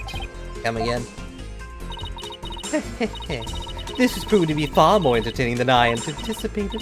Well, lawyer, what say you? Will you wager your life and call on Rafa to perform a divination seance? Yeah. I don't think you're worthless, your benevolence. Far from it, in fact. You say you can do it, and I believe in you. Hornhead, I do not understand. I feel like, Phoenix should have been the one to say this, but... If I fail, you'd be put to death. If! I know you collapsed during your previous attempt.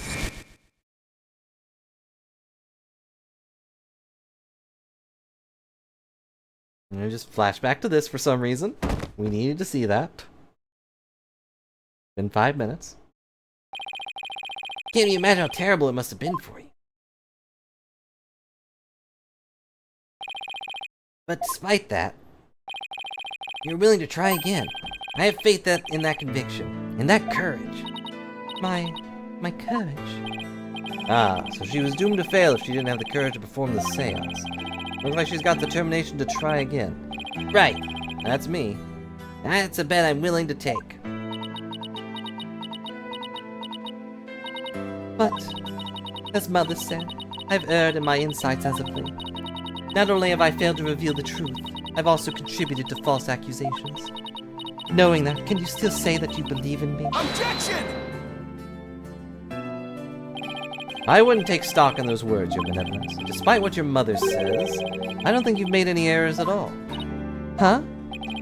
In the trials I've been part in here in Karan, I would never have proven my client's innocence without your seances. because even though they didn't always reflect the absolute truth, the insight they provided served as vital leads to finding the truth. Vital leads? My seances? To please your benevolence, try to perform a divination seance once more. Objection! Objection? Rafa, stop this madness. It's for your own good. You are ill-prepared to face your father's death. Go, leave this sacred hall at once. She's always so back and forth. No. What did you say? I said no, mother. For I am the royal priestess of Karamin. I have no need of you now. Even if you do not need me, mother. Hornhead and his Hall of Justice and this Hall of Justice do. He proved that by risking his own life. It is because of him that I now understand. The divination seance is my sacred duty. I must fulfill it, no matter the risk. It's your favorite moment, Sivia? Your benevolence. Mother taught me that the divination seance was a mere reflecting naught but the truth. But I began to have my doubts after Bobbed Head disproved the insights it offered. And now, I don't even know who or what to trust anymore. Father, mother, even Nana. I had believed in them above all others.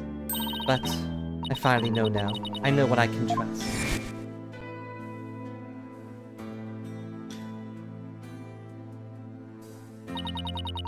The royal priestess must debate each seance with the preceding lawyer and prosecutor.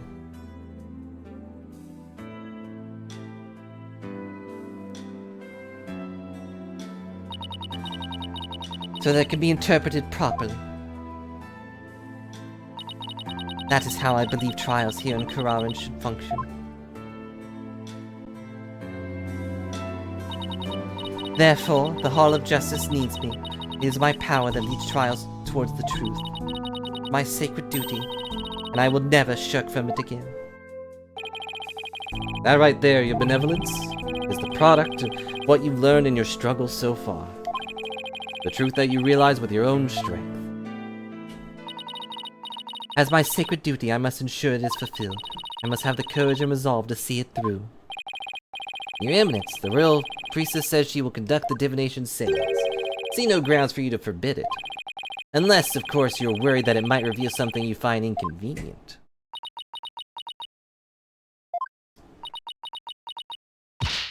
Mother, I'm done letting you have your way.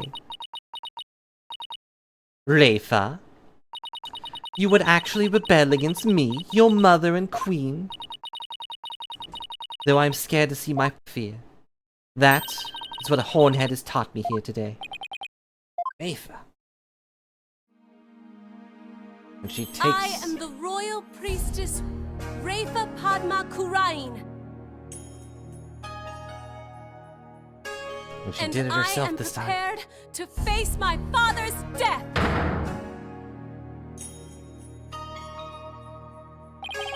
Your Eminence, the princess is more grown up than you thought.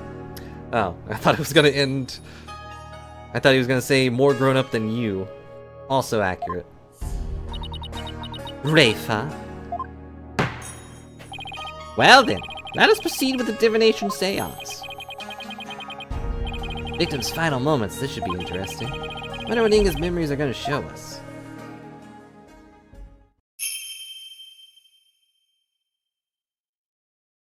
O Holy Mother, we hold this divination seance in your name. Let the eyes of everyone here be clear, and our ears be unstopped. O dance of devotion, guide the victim's soul to me, so that we may receive their final memories in the pool of souls.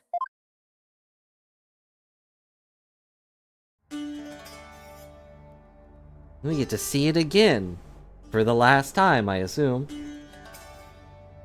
No, I guess she might try to channel Amara or something. But I don't see that working.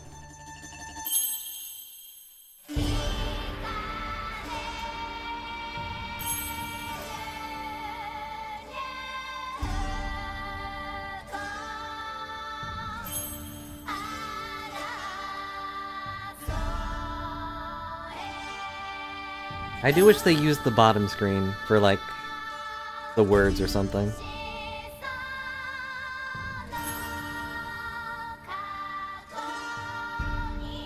It'd be neat to see, like, green letters shaken to the bottom of the screen.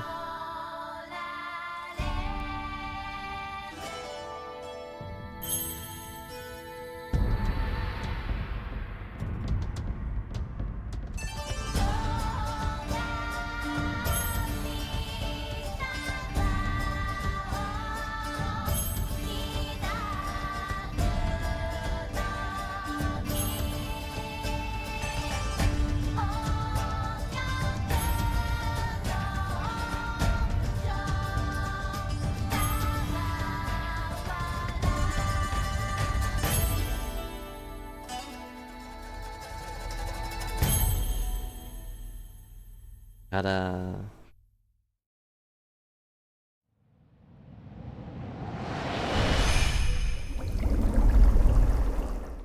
And it worked.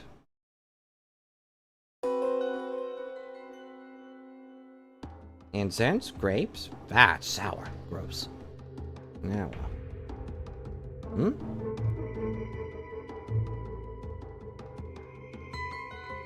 Footsteps? Footsteps, footsteps, man's voice. The man's voice, his own voice? Ah, wait. Right, I got stabbed.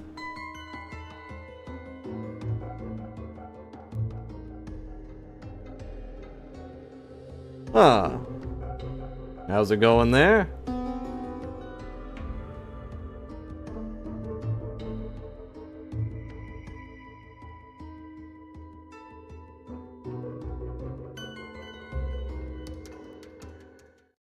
Well, that's not good.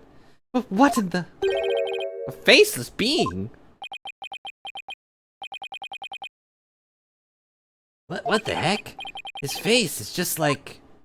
that picture of the founder.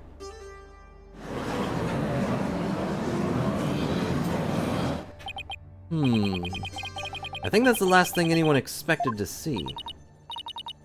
Oh, Father, what was it? Was it you saw? Are we to understand that that was the last thing the victim saw? Yes, there can be no mistake. That was what my father himself witnessed. How very strange. You don't suppose the Holy Mother possessed the accused and slew Mr. Inga for planning a coup? Divine wrath of the Holy Mother. Oh, Holy Mother, we are ever grateful for your blessings. Talk about a sharp left turn in the Twilight Zone. I mean, realm. You know, there's one thing in there that caught my attention.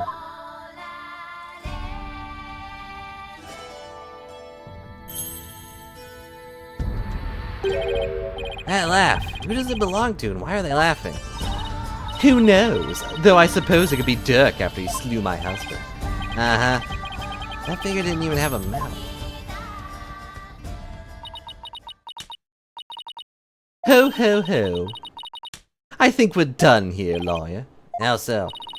You claim that Minister Inga was stabbed in his private quarters, and, feeling no pain, went to the tomb where he eventually fell dead.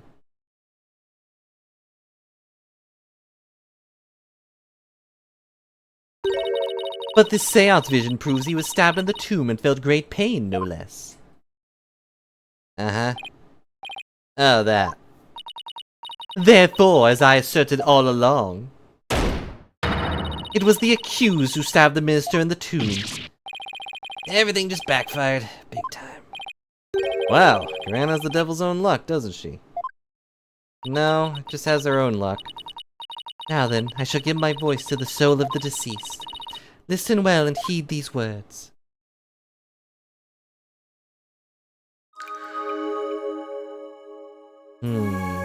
Insight. Around 3 p.m. my father was waiting in the tomb to make the hostage exchange. He was drinking grape juice while gazing upon the picture of the Holy Mother, and it was definitely grape juice. Ignore that it was sour. He had been waiting vigilantly, and then suddenly he heard Dirk's voice. The next moment, he was stabbed in the back and collapsed. My father tried to shoot his attacker, but he missed, and the attacker let out a laugh.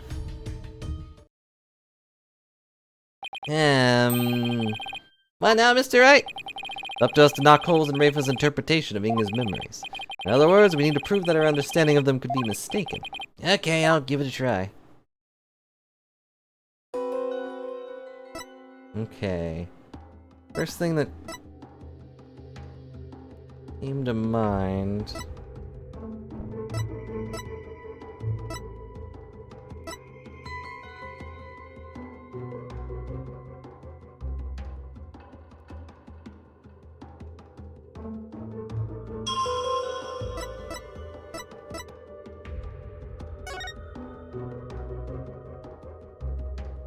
Objection! I don't think that could be Dirk's voice.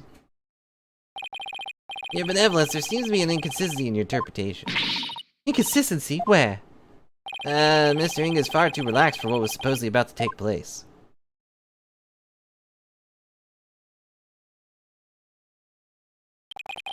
When he heard the voice you claim is Dirk's, he didn't seem the least bit alarmed. He just kept looking at the picture of the founder.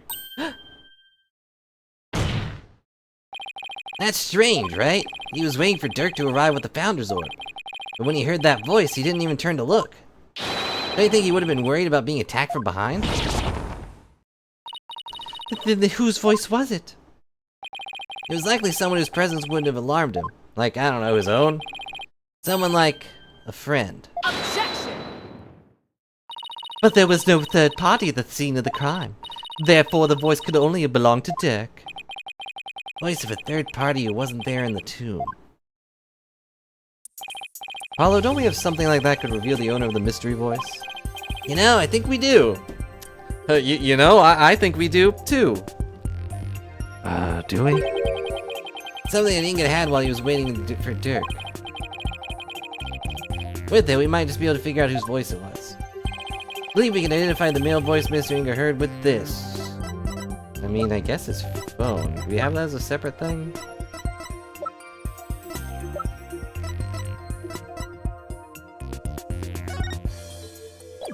Okay. I'm assuming I present this, but...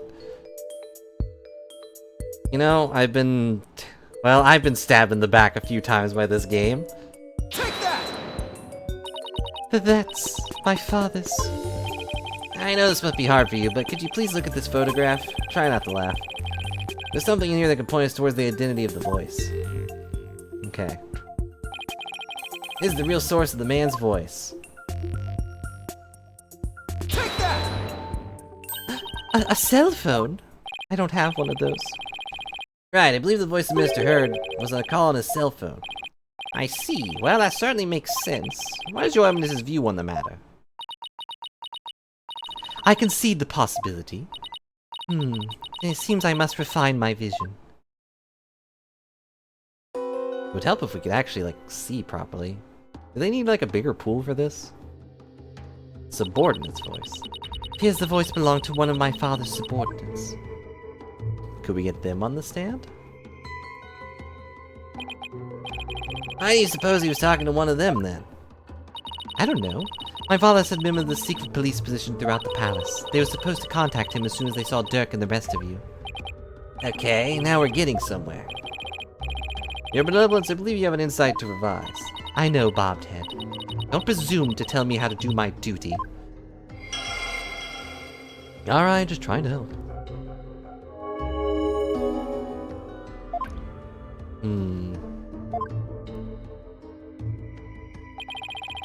The voice was coming from the phone, that's good to know. There might have been other sounds coming from the phone, sounds that could be clues. Take another look at Rafa's insights. Really focus on the various sensations. Okay, I think I'm getting the hang of this now.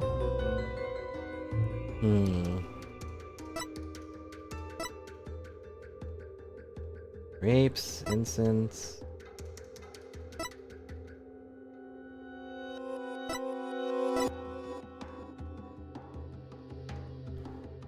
Would it be the laughter?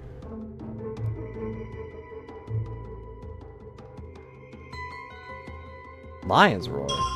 Dogs bark?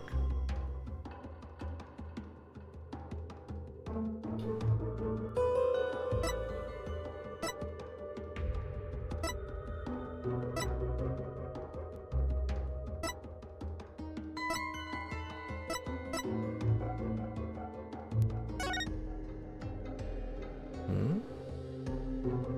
Objection!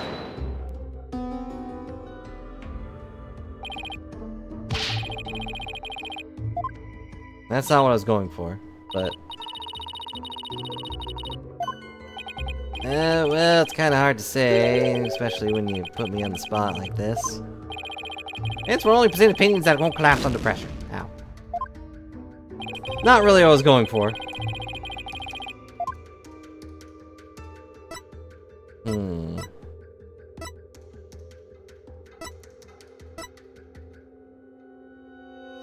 Well, we know what that is, but I don't know...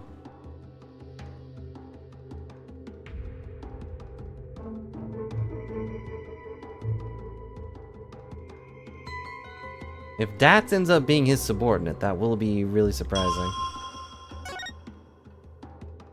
Lion's Roar. Ah, pain.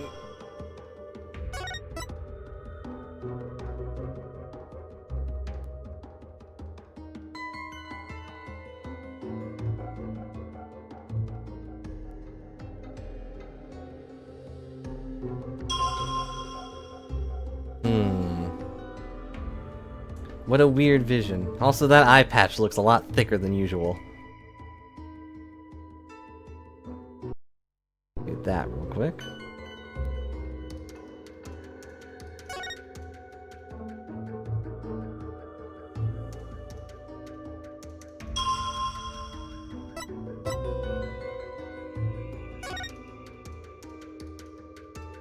Objection! This? Nope. Of course.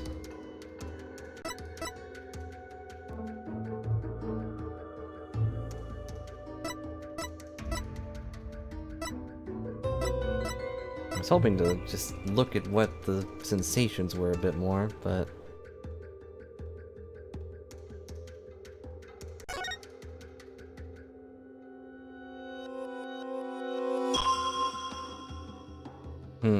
I guess it has to be.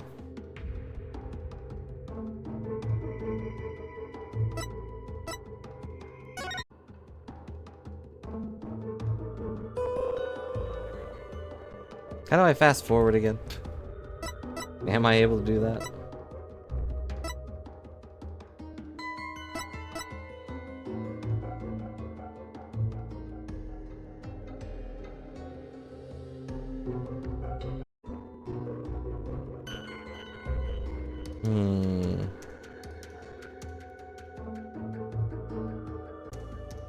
I don't know what it wants me to look at.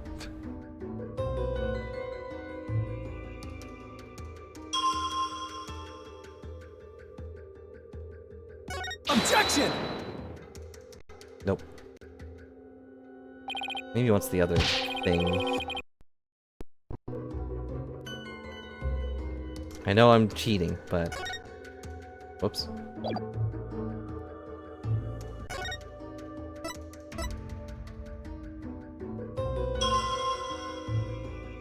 Objection! I mean, I know what happened now, but I don't know what it wants me to say. Alright, gotta focus on other things. I guess the sound part doesn't come up yet.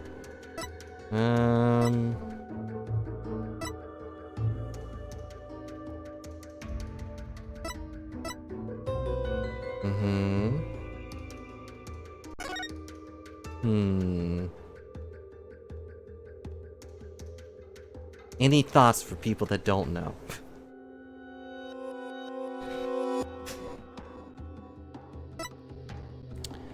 Do we argue that he wasn't actually drinking grape juice? It was clearly alcohol. Clearly wine, which is just, you know, a different kind of grape juice.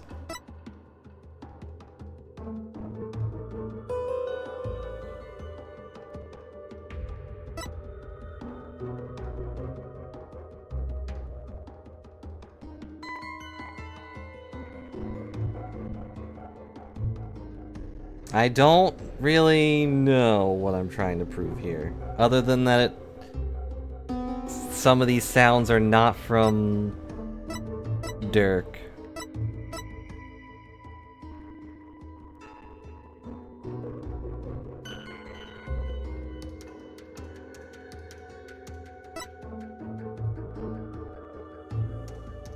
I feel like I just don't know which one I'm trying to present here.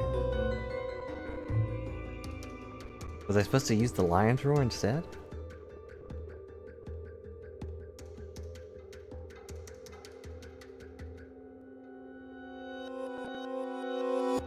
I know, they took from the call, but I feel like I already tried everything. Unless I'm trying to do the lion's roar.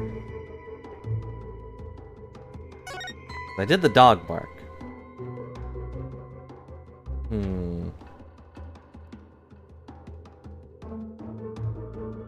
The footsteps were his footsteps. He didn't hear the second set of footsteps until he was already on the ground. Which is also weird, you know? Because he should have been able to, I don't know, hear the door open. But I have no idea. Like, do I go with the sound? I mean, I guess I'm already resetting a lot. Might as well. Objection! Alright, I had to do the lion's roar instead of the dog bark. My bad. I hate to break it to your benevolence, but you misinterpreted something again! What do you mean? Again? Smooth move, Apollo. I think you just hurt her feelings. Like you're one to talk. You may put on a brave face, but she feels more than she lets on. Let me rephrase that, your benevolence. Your interpretation of your father's phone call is to his subordinate at the palace. It's inconsistent with his final memory. What do you mean by that?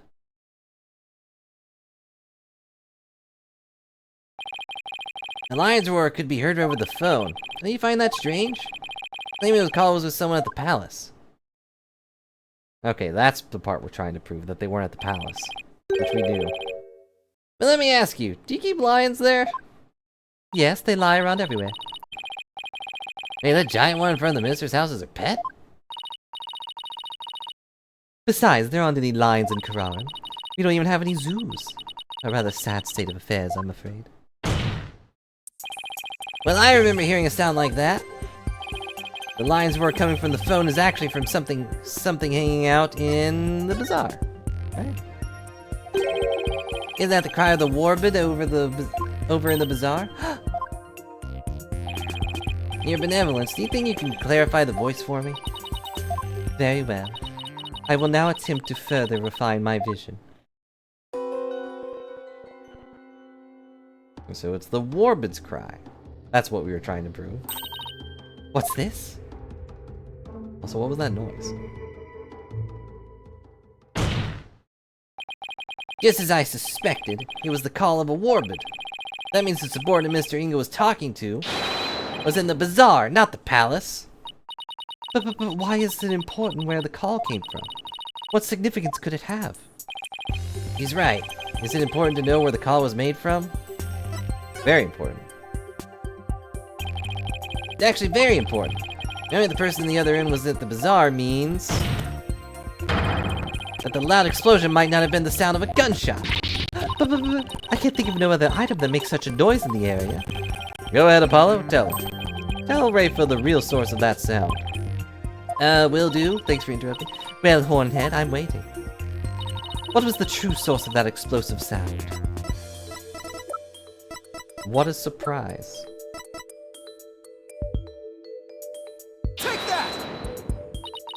What is that? I'll be your guide statement. And he claims that Dat's a rebel threw a firecracker at him while he was at the bazaar. Then...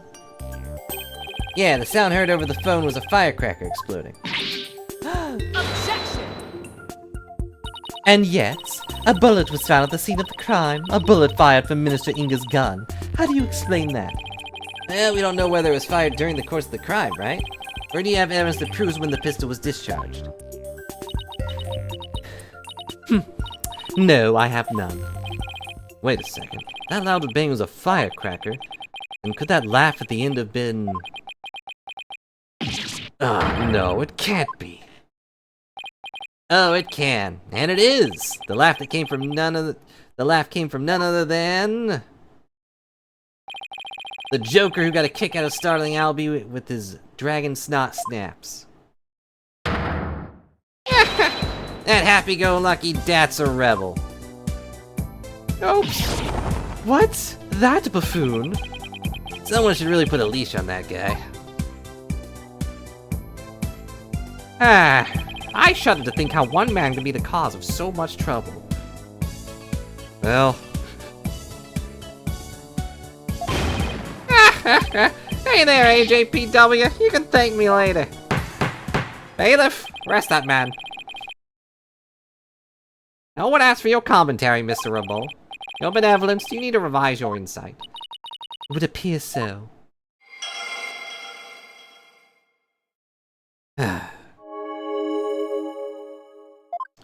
Uh-huh. So Dats isn't the subordinate, at least. We got that part. Final lap belonged to none other than Dats himself. Now this changes everything. Let's go over the details of Rafa's insight again. Okay. I think I got this down now. Time to find another inconsistency.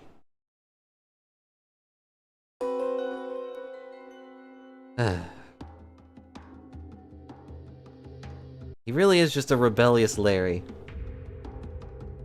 If something smells, it's probably a rebel. Okay, is anything changing?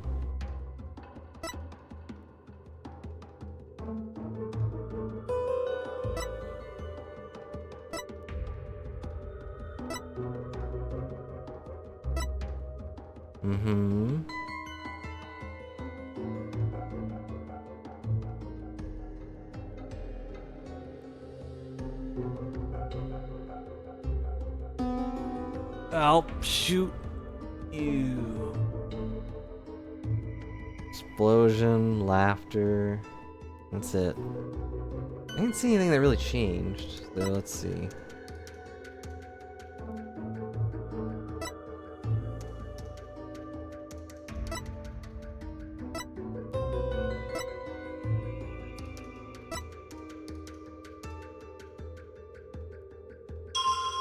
Wait. Oh yeah, that does prove stuff, doesn't it?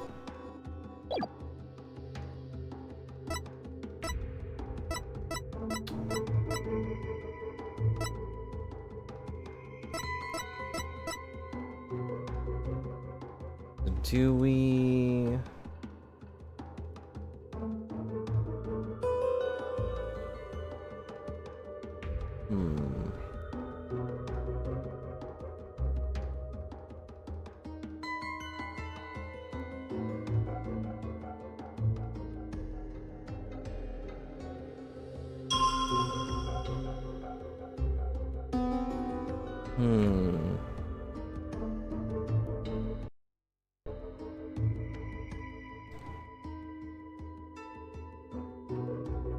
So that proves out that it was around 2 when he was in here and also got killed.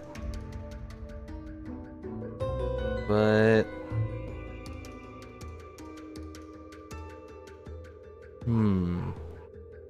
hang on. Your dog's borking. No lion roars, thankfully.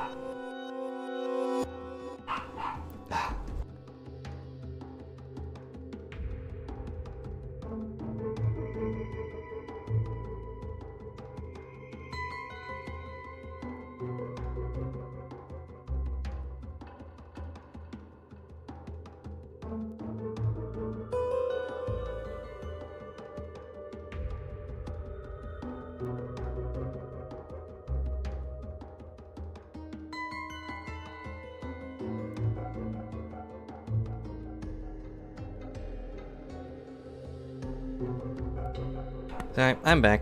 They're... I don't know. I think they're barking at getting treats? It's hard to tell. Okay, hang on.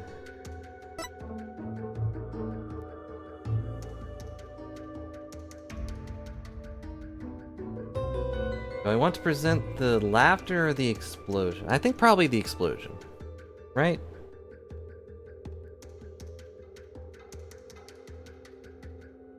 Because that's directly in Albie's thing.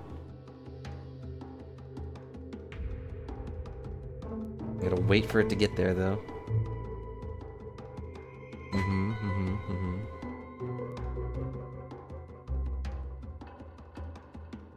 But how did he get here?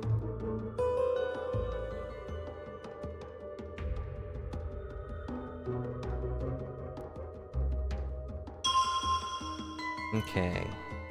So this? Objection! AY advances it, does it? Yeah, you're probably right. I think I remember that. Your benevolence, there's a glaring problem with this insight. There is? Again? Say the murder happened at around 3 p.m., which is right around the time my client arrived at the scene. However, now that we know the source of the loud bang is, your insight conflicts with a certain piece of evidence. Yeah, it's fine. If it keeps going, then maybe it'll be helpful. I suppose I have to ask the obvious here, as I always do. What evidence conflicts with the claim that the murder occurred around 3 p.m.? Albie's thing again. Take that! I'll be your guide statement. Again? Really? Yeah, because it summarized what he said. At around 2 p.m., Shadow was surprised by a firecracker and ran to the palace courtyard. Around 2 p.m.? That's right. 2 p.m. Not 3 p.m. Whoa, what is with this pose? Are you suggesting? I think you know where I'm going with this. That's laugh, the cry of the warbird, and the bang of the firecracker were all heard right before Mr. Inga's death. Thanks to Albie's statement, we can put a definite timestamp on all these sounds. Therefore,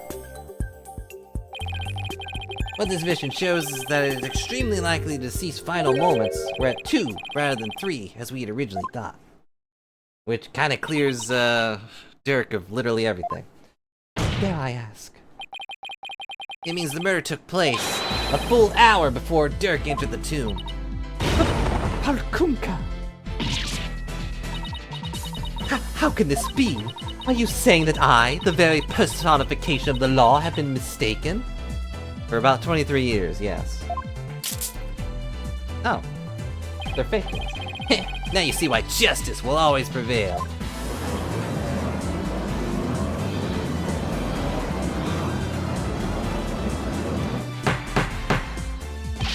Peace! Peace, I say! Now then, defense. Shemaya, the finger in the cube, is clearly showing the vision. How do you explain that? I wouldn't say it was clearly shown. After all, finger didn't actually have a face. Ah, you're absolutely right. Without a face, we can't be certain of who it was. Furthermore, I need to remind you of the vision from 2 p.m. Dirk was still with me and Mr. Wright. Which means this faceless figure couldn't possibly be him. Oh then, what are we to make of this 1 hour difference? Wait, 2 o'clock, that's when... My mother was performing the rite of channeling. The palace guards had all been reassigned to guard the channeling chamber for the rite. Don't tell me. The royal residence. It would have been virtually unguarded. Which means the real killer could have easily slipped unseen into Amara's tomb. Vince, are you saying this was someone disguised as the accused? That's exactly what I believe, Your Majesty. Objection? Preposterous. Disguises cannot deceive the memories of the dead. That the face did not appear this time is mere happenstance. Had it appeared, such subterfuge would have been clear as day. Got a point there. Anyone who knows about the divination seance would have tried to hide their face. Nevertheless, our killer openly appeared before Inga. The question is, why? Apollo, maybe the killer could afford to be so bold, because they knew their face wouldn't show up in the seance vision. What? Possible the killer dared to dress in Dirk's clothes and stand square in front of Inga, precisely because they knew they could get away with it. How could anyone be so sure of something like that? A long time ago, I had some cognitive disorder. that impairs a person's ability to distinguish between different faces.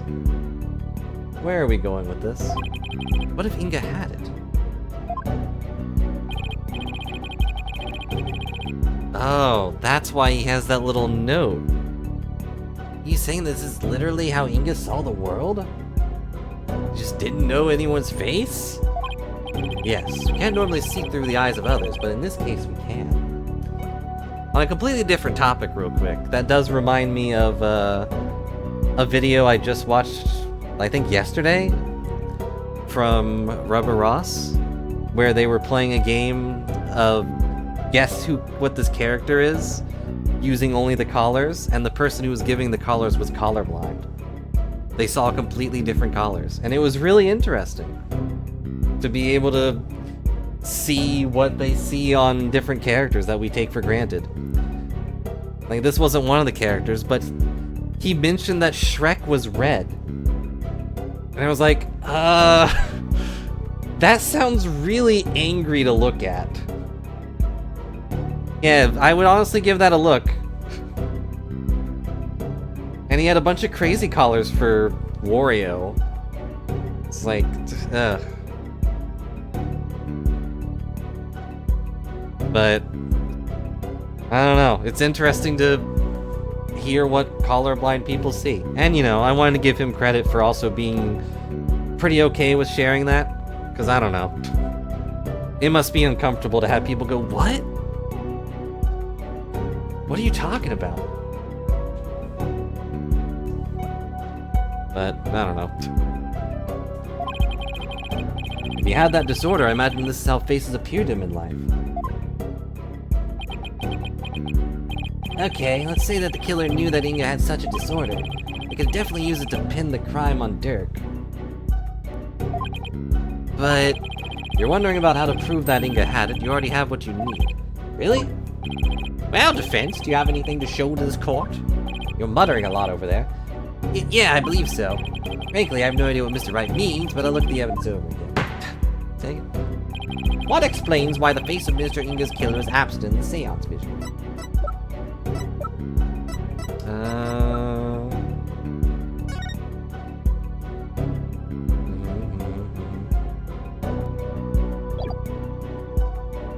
Take that!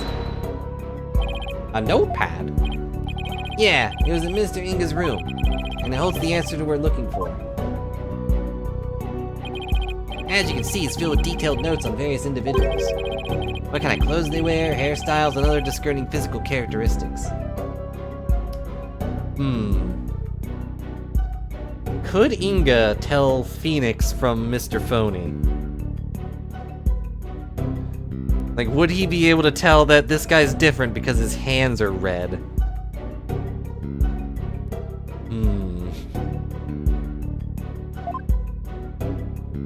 Of course, no one else could, and they can see his face, so who knows. Is it connected to the faceless nature of the killer How? Vision we saw is exactly what Mr. Inga saw with his own eyes. Yeah, everyone who knew him in court couldn't, but, you know, they were also fooled by a piece of cardboard. So I don't know if that's saying much. And hello, Toronto. Depends on how red they appeared in court. What if he's also colorblind?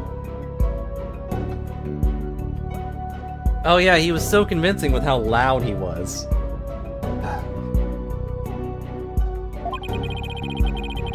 It is he who saw his killer as a person without a face. In fact, this is how he normally saw everyone around him. What's this? I believe Mr. Inga had a disorder that prevented him from recognizing faces. Ah, fair enough. You know, I've had that game forever, and I just never got around to playing it, because I don't remember the first one. It would explain why the face is being, and why he needed a notepad full of people's physical characteristics. Now that I think about it, my father was always terrible at remembering people. By simply changing my hairstyle would fail to recognize even me. Rafa, how did you forget about that? Maybe that's why she has such a unique hairstyle, just so Dad would remember her. I remember the first one was really fun. But yeah, I also heard that the second one really has nothing to do with the first one. It's just I don't know, it's kind of like Breath of the Wild and Tears of the Kingdom, I guess. Same general area and characters, but, you know, the only references. Your Eminence, you knew that your husband had such a disorder, didn't you?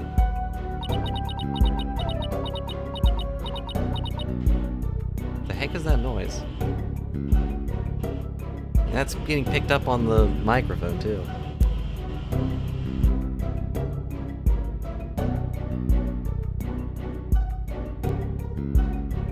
I think someone's running by with a lawnmower. So, sorry if you can faintly hear that. It seems to be moving away, though. He never wished for it to become public knowledge, but now that he's dead. But I suppose there's no use in keeping quiet about it now. It is as you say. My late husband has a special disorder that hindered his ability to recognize faces. The medical term for it is prosopagnosia. Whatever. Faceless disorder. Mr. Wright was right. I always am. Stop reading my mind. The memories of those afflicted with such disorders in life do appear strange at times. There's precedence for this. Though the killer likely knew about the disorder and used it to their advantage. The Queen knew about the disorder. Isn't that convenient? Right, so there's someone who's both knowledgeable about the divination seance and aware of Inga's affliction. Your Eminence, who knew about your husband's condition? A small number of servants who tended to his needs, and me. Surely you're not about to insinuate that I committed this crime. No, Your Eminence. Still, could you have done it? Gran has an alibi, remember? Oh, right. She was conducting the rite of channeling at 2 p.m. Unless that's, you know, not her. In that case... Your Eminence, does Dana know about Minister Inga's disorder?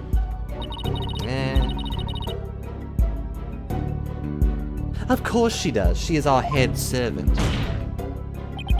So as head servant, she knew about Minister Inga's condition. And as the Princess Percival's attendant, she's familiar with the divination seance. These two facts together don't make her a possible suspect. I don't know what would. Objection! Yeah, we'll stick with Dana for now. But, you know. You witless lawyer, how quick you are to forget the facts. Facts like... When Inga was last seen alive, you claim he was slain at 2, yet that is impossible. It's not. For Rafa saw him at 2:30. We did completely forget about that. Obviously she saw someone else. No, there must be some mistake. So you see, the murder could only have happened at 3 p.m. The hour Dirk entered the tomb. There is no other answer to this puzzle. Why don't we ever get to make up answers like Garan makes up laws? Yep, she is clearly dressed as a supervillain. And, you know, we can obviously trust her, a queen that just made up a law to kill people. Guess it's back to square one. But where did we go wrong? I don't think we're the problem. We just seem to be short one piece of a puzzle. Our deductions so far explain everything to a T. Everything except Inga's sighting at 2:30. I see. Without the final puzzle piece, all our deductions fall apart. Apollo, Inga's sighting is the only anomaly. We'll just have to find a way to make it fit into the bigger picture. Time to think outside the box then, right? Let's see. It'd be impossible to see Inga walking around after he'd been killed. What if there was a way to make people think he was alive even though he was dead? Like a way to make people witness the living dead? Sounds like some kind of TV show.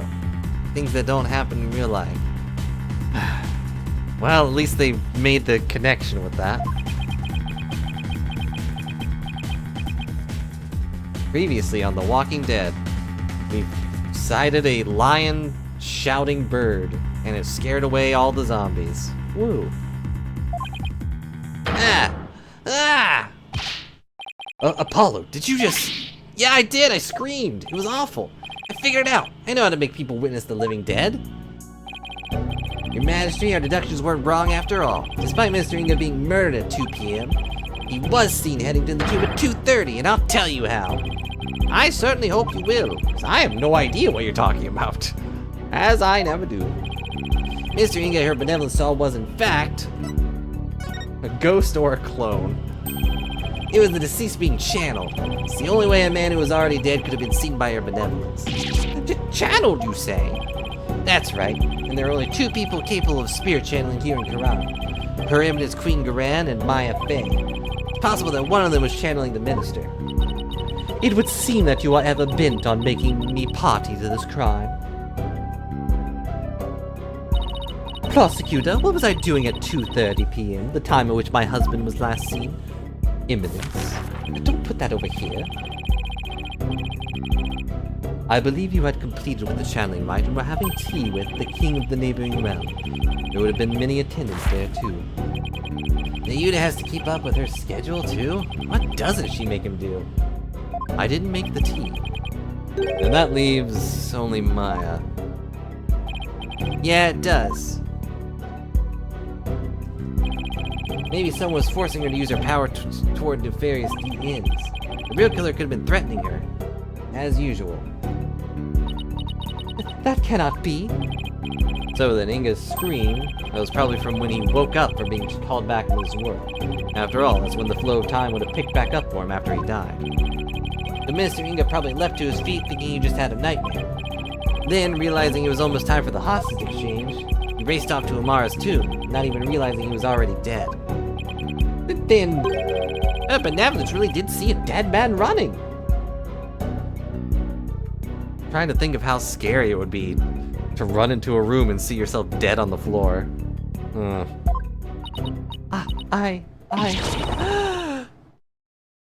That explains why he was wearing such weird clothing. Using the sacred power of spirit channeling to commit a crime. How can this be? Oh, you have no idea. Vince calls Miss Maya Fey to the sand. That might be difficult. Well, Your Eminence, will you allow a new witness? It matters not. Either way, this lawyer shall soon know the truth. Yes, they used a ghost trick. Is this how they came up with that game? He will know just how much of an imbecile he is in the face of my infallible arguments. Insult me all you want, witch, but you'll be eating those words when I expose the truth. Hey, well, let's adjourn till the next witness is ready. Oh my goodness, what is going on out there? To be continued. Well.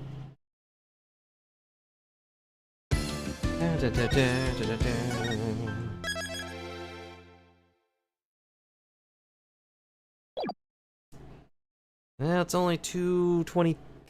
It's only 2:23:23, so.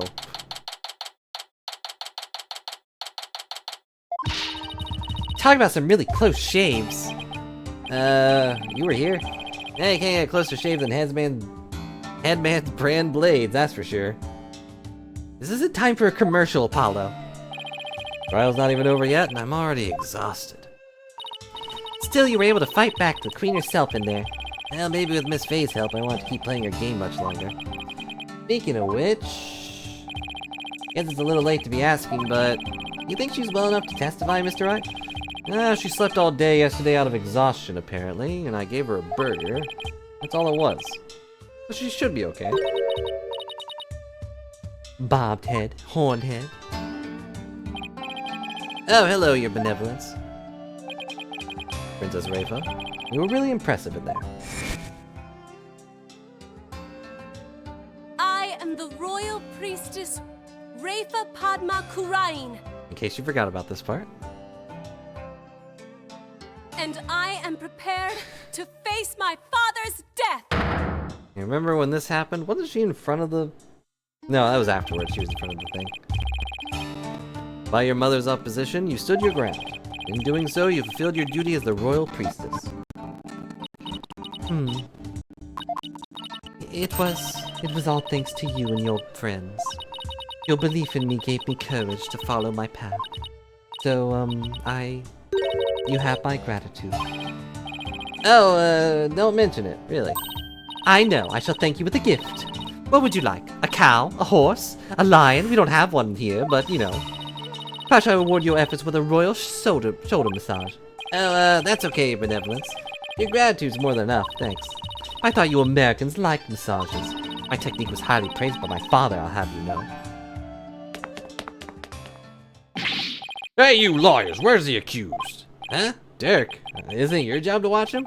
That's a good question. It's me, Dirk.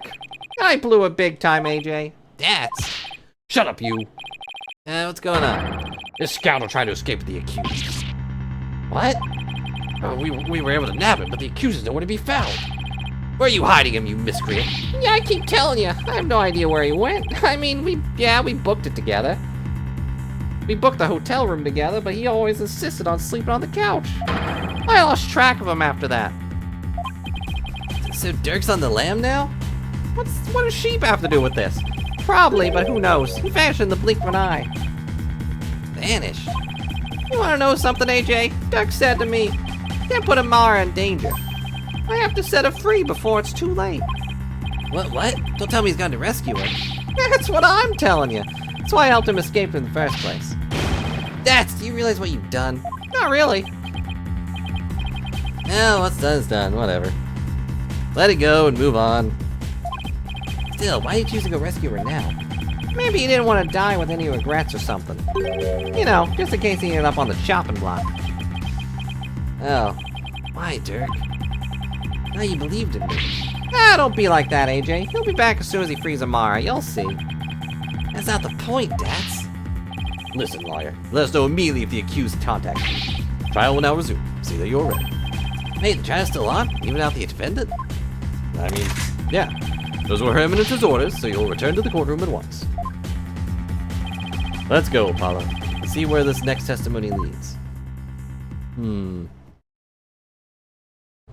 Now.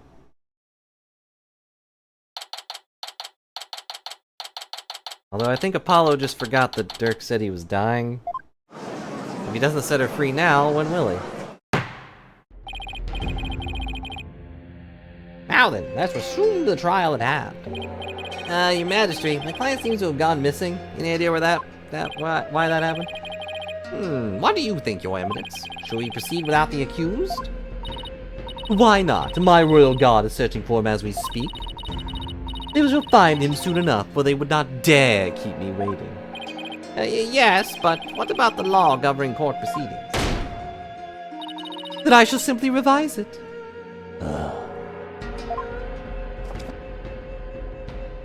Doopy-doopy-doo. Making up laws for me and you. A ruling sovereign of Corral, and I proclaim the following. Should the accused be an enemy of the crown, they may be tried in absentia. I don't know what that means. Well, in that case, I guess there's no problem with the proceeding. Will the witness, Miss Maya Fey, please approach the stand again? Hi, guys. Sorry to summon you like this, Maya, again. Getting dragged out of bed and into court is not exactly a fun wake-up call, Nick. I'm sorry, Miss Fey. It was my idea. And you are... Oh, yeah. They've never met. Oh, right. I'm Apollo Justice. Nice to finally meet you. A shame we had to meet in court, but that's how you meet everyone. Oh, so you're Apollo. Nick's told me all about you. You're the new guy with the loud voice and a bit of an unreliable streak, right? Unreliable? Oh, well, that was 2 years ago. You've come a long way since, right? So why was I called here anyway? Am I under arrest again?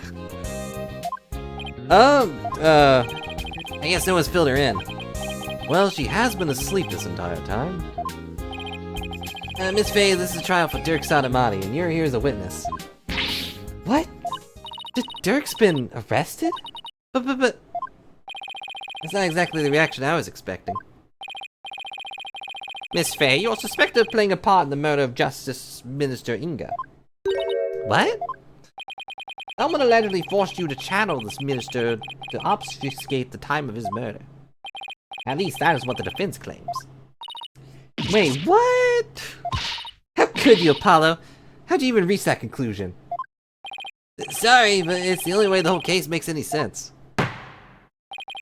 Understandable anger at the defense's side. Will you testify, Miss Fey? Yes, your majesty, whatever. Not a good first impression, Apollo.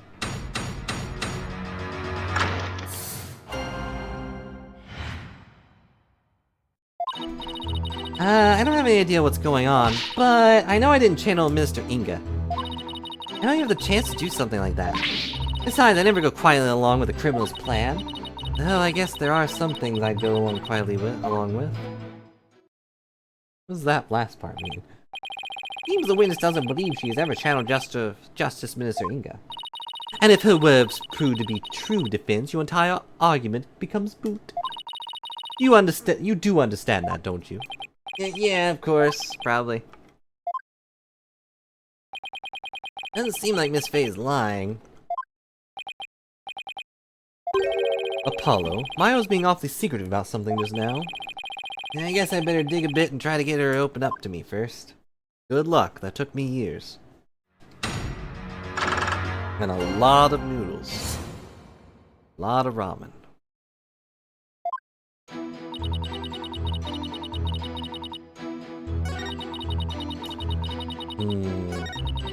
I don't feel like I need to press this one, but I'm curious what they're gonna say. You've been asleep ever since you were rescued from the tomb, correct? Uh-huh. I was exhausted after being held captive for so long. That must have been terrible. Not the first time. Maya, Mr. Inga didn't do anything to you, did he? Oh no, it wasn't like that. On the contrary, I asked him for all sorts of things. Like what? Like, I'm really craving burgers, and I'll die if I miss an episode of The Plum Punisher, and... acting like a brat netted me a TV and even a few burgers from someplace.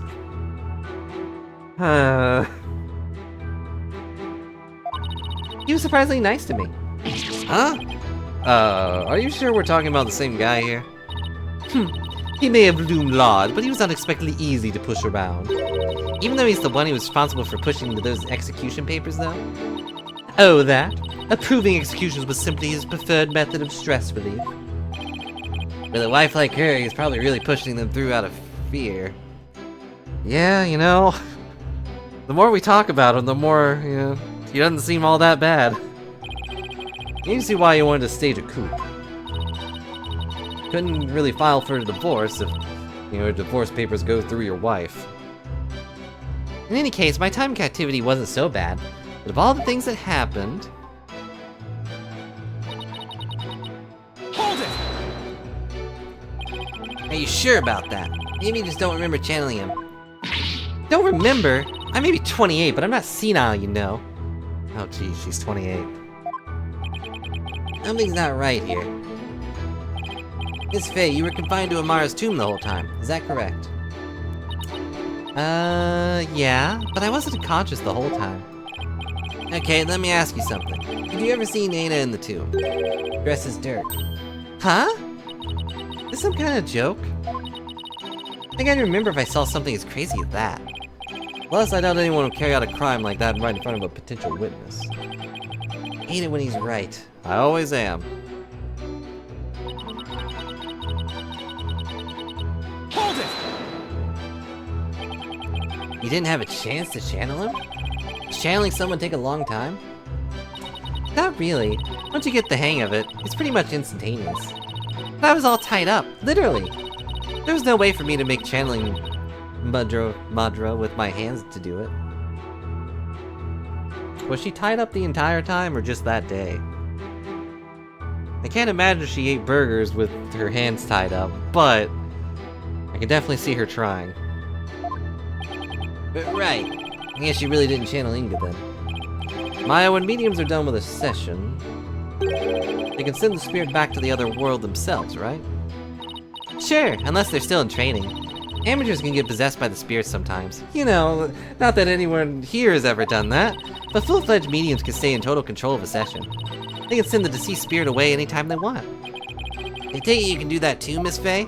Of course! It's a cinch for the new and improved Mystic Maya Faye, a spirit medium. That's strange. You seem like the same old child as Maya to me. I'll show you childless Nick.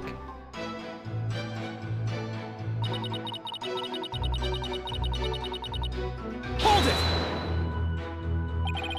You wouldn't channel spirits for unseemly purposes? No. Of course not. Spirit channeling is my bread and butter. I take a lot of pride in my work. It's like, would you use your legal skills to commit a crime, Apollo? I'm not legally obligated to answer that, am I? Well, until finger-pointing and objecting become deadly, I don't see how they can be used. Good night, Elodie. Thanks for hanging out. Hope you enjoyed the stream. Also, I don't know. I've seen the anime. You could definitely use finger pointing to kill someone in the anime.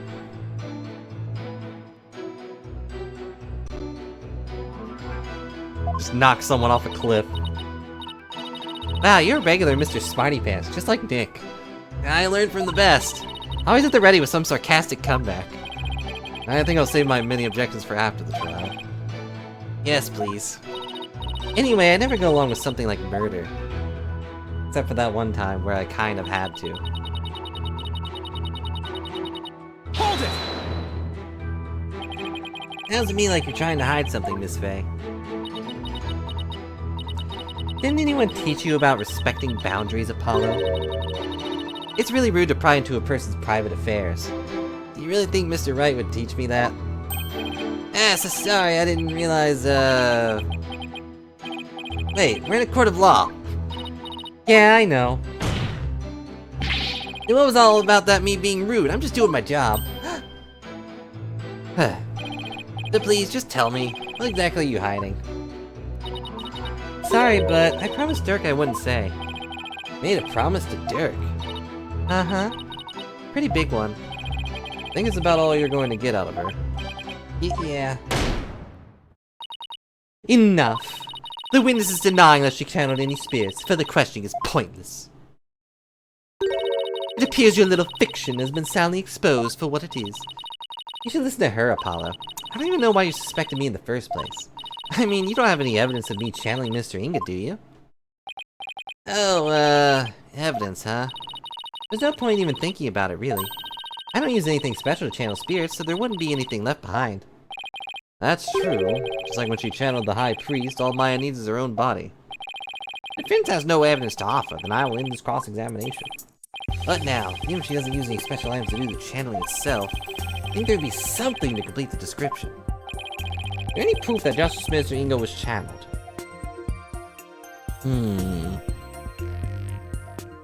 I mean, the fact that he was seen is kind of evidence enough for me, but... Do we have anything that points to it?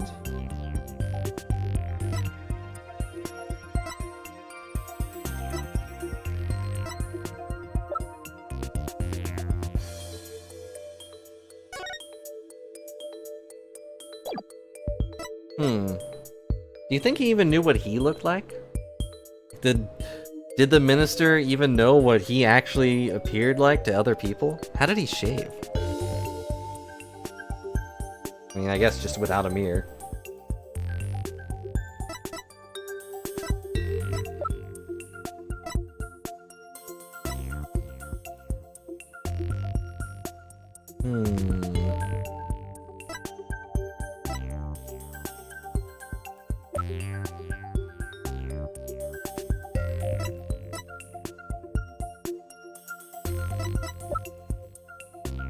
I don't think we have anything, do we? The only thing I can think of is this again, but I don't know if... Well, I did just do the same thing. I can try, I guess. Who cares? You bet there is. Really? Well now. You're bluffing, I take it. I learned from the best. I'll be fine. If we're right, then there must be some sort of proof to back us up. Time to do some serious thinking, Apollo Justice. Okay, we know when Rafa saw her father, he wasn't dressed like Miss Faye, right? Right, because if he was, Rafa would have immediately known he was being channeled. So that means... Also, it must be the thing. He was dressed in his usual suit when Rafa saw him. Cape and all. Ah, good thinking, Apollo. It might be the perfect angle to attack from. Alright, let's have an answer from the defense. What proof do you have that Miss Maya Faye channeled Justice Minister Inga? it would be the button. Take that! Is that a gemstone? We found this among the ashes of the tomb's incense burners. Does gemstone ring any bells, Your Eminence? What? What was that doing in the tomb? Ah, so you do recognize it. But then, as his wife, how could you not recognize this gemstone button in your husband's jacket? Huh? I don't get where you're going with this. Channeling Minister Inga alone wouldn't have been enough to fool someone like Princess Rafa, maybe. Especially if he were wearing your clothes, which would have been weird. So you would have had to change to the minister's clothes before channeling him.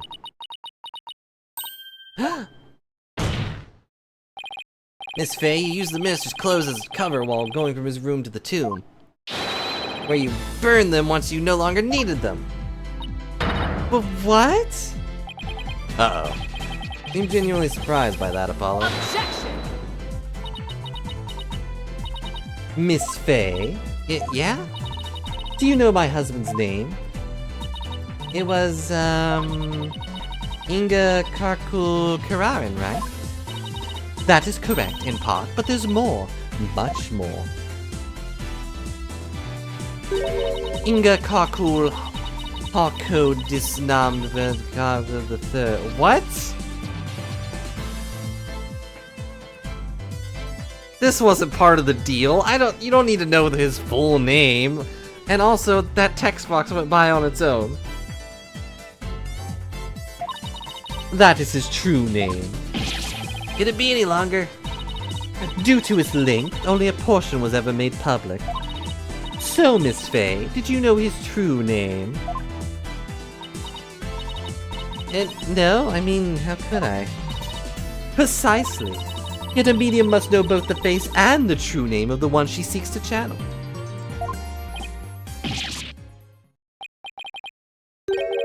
So then Miss Faye couldn't have channeled Minister Inga because his stinking name was 1,000 miles long?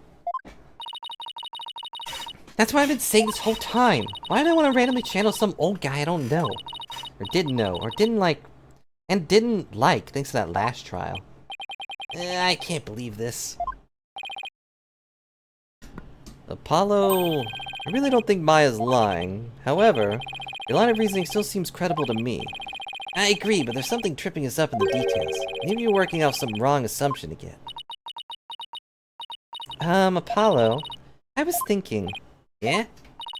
Since I didn't channel Mr. Inga, is it possible that someone else did? Someone else? But who else could have been? I haven't thought that far yet. Such chatter is without merit. Let us move on, shall we, and get away from the truth. I don't care what Garant says, I'm gonna figure this out. If it wasn't Miss Faye and the Queen has an alibi, then... Apollo, forget about who's capable of channeling spirits for a second. Had to consider the circumstances around the channeling, right? Right. We know Rafa saw her father come out running out of his private quarters. He was being channeled at the time. Who could it have been? It had to have been someone who was in Inga's private quarters. Well, I'm waiting, Defense, and you know how much I despise waiting. Yes, but shut up. Someone besides Miss Faye who could have channeled Mr. Inga. Just one more person, and they were in Inga's private quarters. That person is our only hope now. So the defense believes there was another. Let's have your very serious answer then. With pleasure. Horn devil, who could have channeled Minister Inga? Take that! Nana. Your enemy said it yourself. That's right, Nana never did go into the tomb that day. Instead, she entered my husband's private quarters. How do you know? It's quite simple.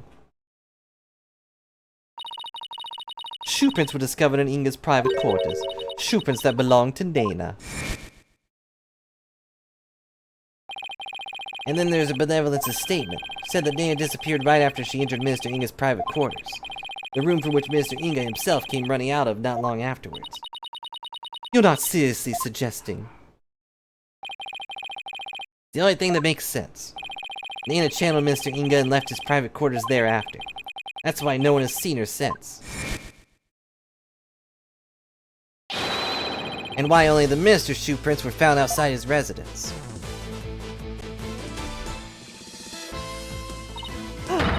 No way! Who's Dana? That's gotta be it. Nana must have somehow channeled the minister.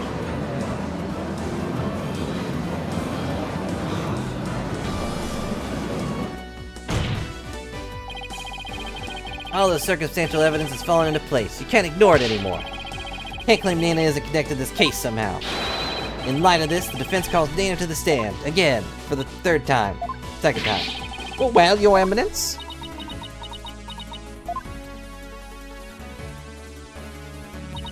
Very well, then. Let us call Dana to testify. But first, where is she? Now we can finally crack this case wide open. Let us adjourn while the witness is summoned. There is no need. Dana is in the waiting lobby. What? Nana's here. I thought she got missing. It seems she was feeling unwell and simply wished to rest undisturbed. But a concern for Rafa brought her here today. And, you know, she hasn't told Rafa yet. She'll come time off without Rafa's knowledge or consent? I'm betting there's more to her disappearing act than meets the eye, Apollo.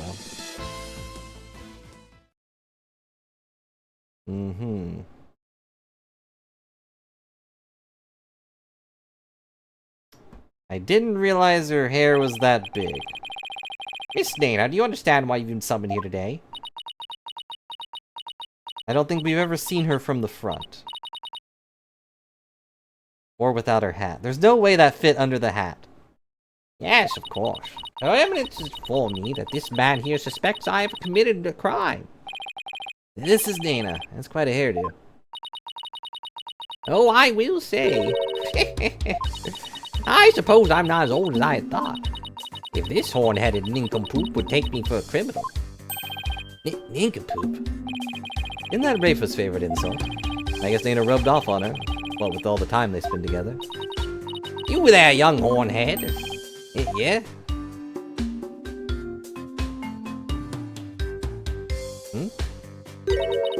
You're accusing me of slaying Minister Inga and channeling his spirit, yes? What an active imagination you have. Young folk are so wonderfully open-minded. Thanks. Just take the compliment, Justice. Just take the compliment. Now then, Miss, please proceed with her testimony. Ignore that we kinda sound similar. Court wishes to know if you did or did not channel Mr. Inga in his private quarters. Yeah. So... I'm no spirit medium, Sonny. I don't think her hair was always that big, right? No. I mean, her hat was pretty big, but... I'm no spirit medium, Sonny. I was feeling under the weather yesterday and decided to rest in these weary bones. Besides which, a lowly servant such as I could not possibly be an honorable spirit medium. Only members of the royal family can learn the art of spirit channeling here in Garana. After Queen Amara's passing, her evidence Queen Garana is the only spirit medium left. If you believe a medium to be the culprit, it would have to be that young lass Maya Fey. And there you have it. It seems we have summoned her for nothing. Only those of royal bloodline have the power of spirit channeling. That a servant such as Nana could channel spirits is most unamusing jest. On the surface, anyway. Our line of reasoning has led us to this end. That Nana channeled Inga's spirit. Our right defense may now question the witness. Good that they just, you know, keep letting me do that.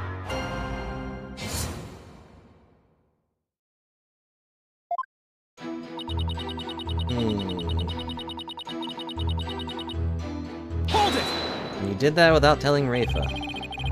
Albie's dog stole your hat when you were in the courtyard yesterday afternoon. Was it after that you decided to take a rest?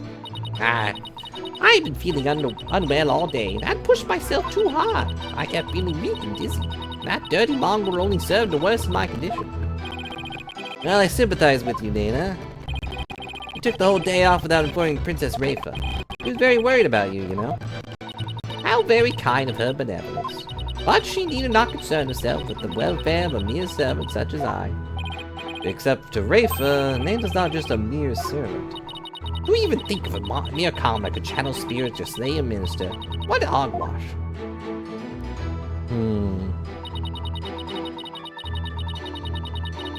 If only that's who you really were. But no one can hold hair up like that and have weary bones. Here you're the head servant, isn't that right? Are you suggesting that my position affords me the ability to channel spirits? No. Since you're head servant to a family of channelers, I'd say it's plausible. You wanted to, it's not impossible for you to learn through exposure. I think not. Well, that goes against the very underpinnings of the Kingdom of Kararan. To become a spirit medium requires a noble spirit and rigorous training. But most importantly, one must be a direct descendant of the founder. Not some hobby one can take up in the manner of knitting or gardening. The commoners can never become a medium, no matter how hard they try. It doesn't even matter how hard you try. It's common knowledge to all who are born and raised here, young hornhead.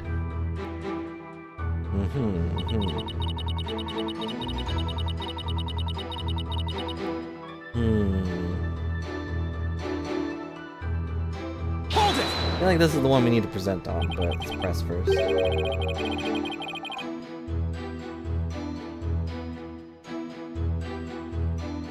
What if you actually have royal blood in your veins, Nina? Like a distant relative or something? I'm from a line of humble fishermen, all the way back to my grandfather's grandfather's grandfather's grandfathers. He died to a whale, you know. I never had any talk about royal blood or noble ancestry. Although if spirit channeling is a secret art passed down from mother to daughter, and even with a royal ancestor, it'd be impossible to learn without the right training. It is as the Bob once says. It also must be mentioned that this secret art is only taught here in the Kingdom of Kararan in your country's Karain village. Why aren't things falling into place like I expected?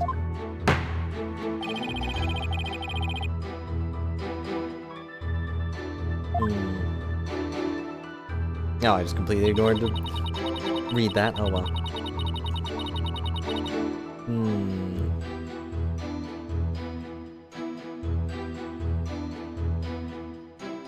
Hold it!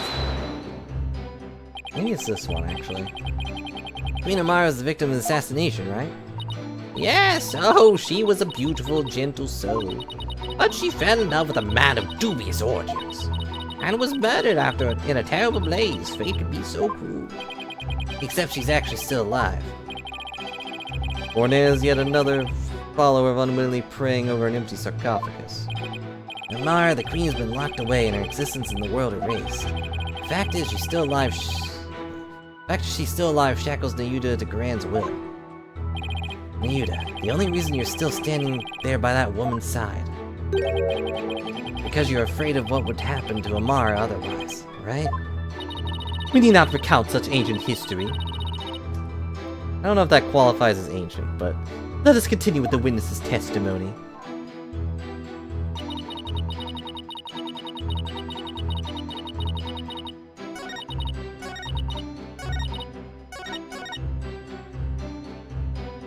Okay, so the picture, I guess?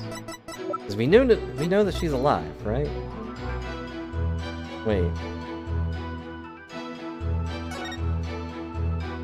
Oh, right, it was with them, because that's why she has the thing. The book. Objection! It's always stressful until the music stops. Objectionable music stops.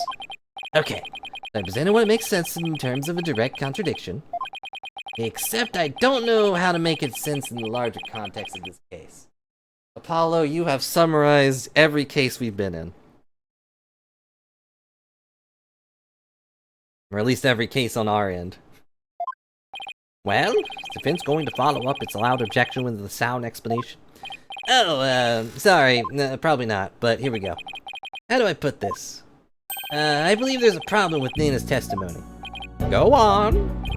She asserted that she could not possibly be a spirit medium because in Kararan, only members of the royal family can learn how to channel spirits. I fail to see the problem with that statement, defense. Hold on, I'm getting to it, your majesty. Give me a second. Nina stated an absolute falsehood. Because we know that Amara is still alive. the same time, circumstantial evidence points to Nana channeling Inga. Okay, Apollo's also connecting the dots. After all, just after she entered his private quarters, Inga came running out screaming, despite having been killed at 2 p.m. That would mean that Nana channeled Inga, even though supposedly only those of the royal family are capable of doing so. Wait. It's too late to ask for a refund on my trip down rabbit hole. Afraid not, Apollo. You're late for a very important date with the executioner. Mr. Wright, you may think I've lost my mind with this bluff, but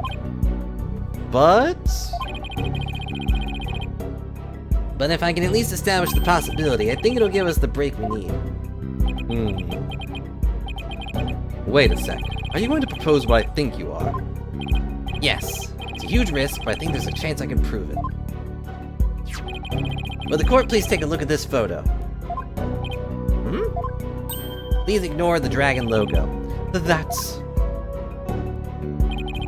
This photo's very existence, to say nothing of the person in it, contradicts the witness's claim that Queen Garan is the only remaining spirit medium in Quran. Horn devil, you mustn't! I don't have to listen to you. Oh, but I must. Under these circumstances, the outcome of this trial depends on it. But you already knew that, didn't you, Your Eminence? Don't break a nail. Would the defense please explain who was shown in the photograph? First in the photo is the previous queen, Amara Sikatar Karara. Contrary to popular belief, she was never assassinated. In fact, she's very much alive. What? But that's nonsense! Take a good look at the logbook in this photo, Your Majesty. I guess we do need to pay attention to the dragon in the picture. The mark of the dragon branded on it can only have been placed there after Queen Amara's supposed assassination. Queen Amara's still alive? Has the lawyer gone mad? Nah, no more than usual. Well, I personally find it hard to believe. I will allow the defense to continue. You may proceed, defense. Okay. Queen Amara's death was staged to keep her safe from her would-be killer. Yet according to Dirk, she's actually still being held captive somewhere.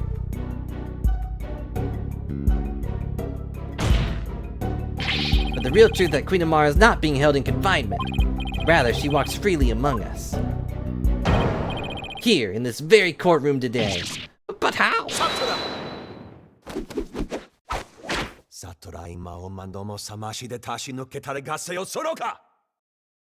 Okay. Do not be deceived, Your Majesty. The Red Pepper is skilled in weaving plausible lies. It is the cunning lolly art known as bluffing. But knowing this, there is no need to fear his forked tongue. Objection! Objection. Music came back. That's where you're wrong, prosecutor, because you'll be quickening your boots soon enough.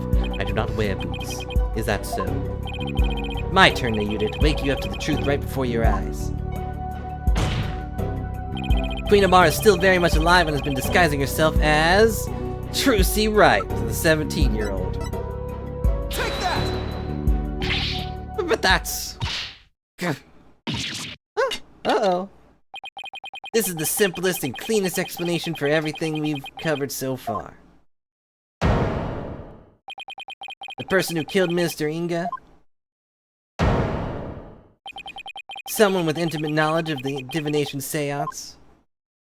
The medium who channeled the minister in order to mask the real time of his death? Condense these traits into one person, you get a spirit medium of royal blood. And that person is none other than you, Nana. Your true identity is the former Queen Amara and the killer we've been looking for all along. What? Objection! Objection. I have to object to this. My mother isn't old. Have you finally lost your mind, Mr. Justice? What you just said is beyond blasphemous, even in the depths of hell.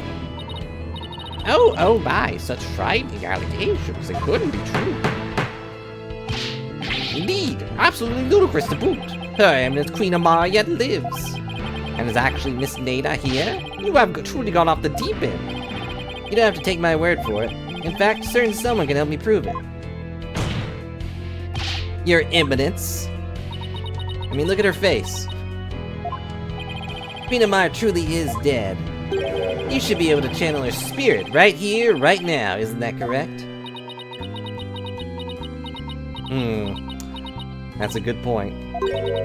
I can deny it no longer. The lawyer speaks the truth. Nena, the woman who stands here before us, is Amara, former queen believed to have perished 23 years ago. Porkunka!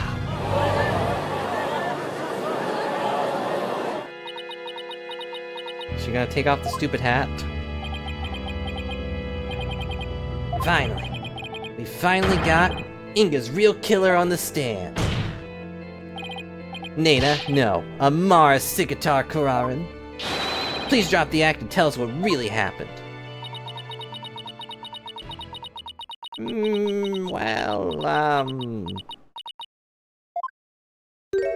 Alright. Oh, dearie me. Guess I shouldn't have underestimated the power of youth. Well done, young hornhead. Eh?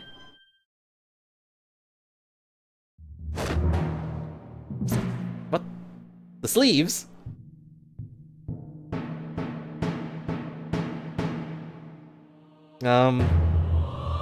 Is this the dance of transformation? Oh no, she's got a magical girl transformation.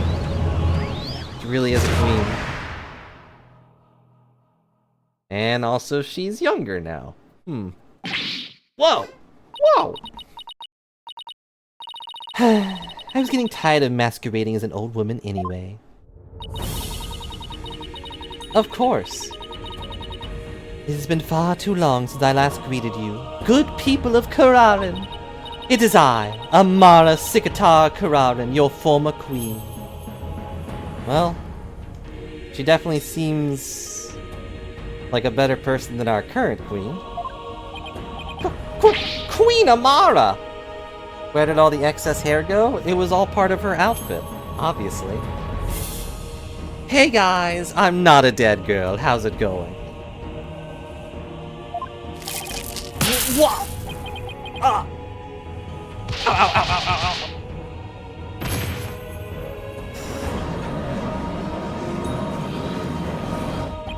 Well, actually, her hair's still pretty long. And I thought Garan's makeover was extreme. Is this just a family trait? I hope Rafa doesn't transform. Can it really be true? You're alive and well? It is true. I am alive, though I'm not well. I feel as though I've been caught back from the Twilight Realm. I fear I've caused all of you a great deal of distress. Amara, I'm sorry I was unable to keep your secret any longer. I hope you can forgive me. It's quite alright, Garan. I am safe now.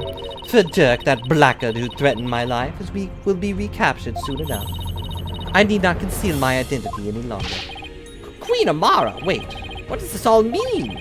Were you not killed in that fire 23 years ago? I barely escaped that blaze with my life. But though I survived, I knew that scoundrel would make further attempts on my life. Therefore, I staged my death and abdicated the throne to my dear youngest sister, Garan. But the building of that great tomb, and disguising yourself as a lowly servant, why would you do such a thing, really? Garan, I'll have you explain. I wished for her to be close at hand. It was the only way I felt I could protect her. It was the best way to hide her from the eyes of the public. After all, who could conceive of Amara lowering her station to that of a servant? He's got that right. Even Dirk thought Amara was being held captive in some far-off place. Never even guessed she was living as a servant, right in plain sight. I must say, the life dedicated to the servitude of the others is not the least bit disagreeable. It is quiet, humble existence, far removed from the tedium of royal regal duties. But those days of peace have ended. All thanks to you. It's all because of you, Hornhead. You should consider yourself lucky if that's all this ends with. If there's something you wish to say, then say it. Doesn't matter who you are, you won't escape the crime you've committed. The defense moves to indict you as Justice Minister Inga's real killer.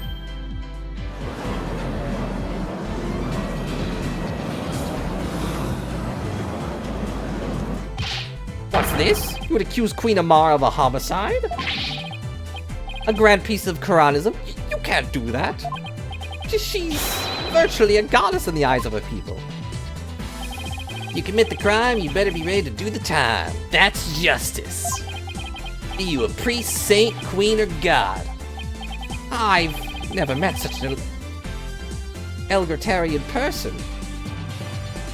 Yeah, the only one you can't accuse... Well, I guess you can accuse dead people of murder, too. We've done that. We've done that at least twice.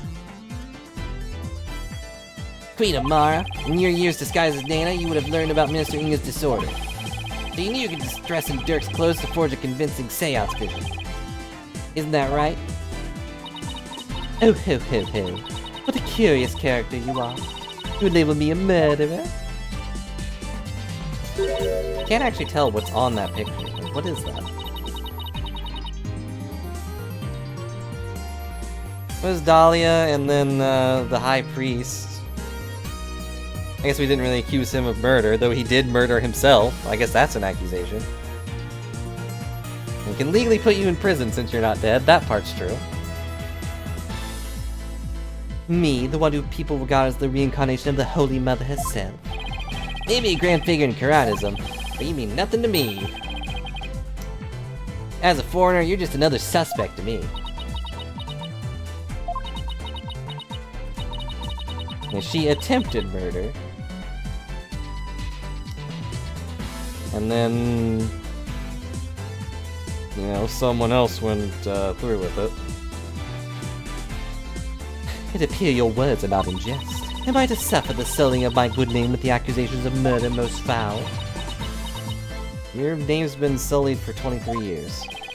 Please, Queen Amar, forgive his impudence. The liar knows not of what he speaks.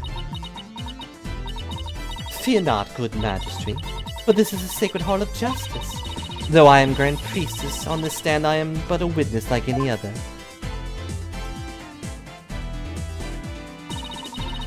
We shall face his accusations with grace and benevolence. Your compassion overfloweth your mercifulness. Oh, young lawyer, in my benevolence I must warn you that your assertion suffers from a tragic flaw. Huh? There's a flaw. Nayuta. Yes, your mercifulness. Your motherfulness. Who was present in the tomb when the murder was discovered? Dirk Sodomati, Maya Fey, and the victim, Minister Inga. I see. That is a fatal flaw indeed. It's not, again... It appears Queen Amar couldn't possibly have gone to the tomb as Minister Inga. What? Why not? Do not keep the defense waiting, Nayuta. Explain how wrong he truly is. Yes, your mercifulness. Her benevolence, Princess Rafa, saw Minister Inga into the tomb at around 2:30. Yet you, defense, claim the person she saw was the minister being channeled by Queen Amara. Uh-huh. However, if her mercifulness had channeled him and moved to the tomb, then, once she was done channeling, Queen Amara would have re-emerged and been left stuck in the tomb. Oh, yeah. Had she tried to exit before you all arrived. Princess Rafa, who had been looking down upon the courtyard, would have seen her. However, her benevolence saw nothing of the sort. Why are we even arguing this one? In conclusion, Queen Amara could not have left the tomb without being observed. And yet, was she there in the tomb when the murder was discovered, defense? No. No, she wasn't. Now do you see? Your flimsy claim has been uprooted like a sapling in the flood. Bleh. Well, that was entertaining, Prosecutor Sodomati. Assume the prosecution of this case and clear your mother's good name. You wish for me to take over? Yes, prosecute your father to save your mother. It'll be funny. What a poignant fate you bear, but bear it you must. Are you ready? Yes, Your Eminence. And there you have it, Your Majesty. I shall watch the rest of the proceedings from the sidelines. I relinquish complete control of this sacred hall to your authority once more, until I need to add another stinking law. Why, thank you, Your Eminence. Now then, Your Mercifulness, your testimony, if you please.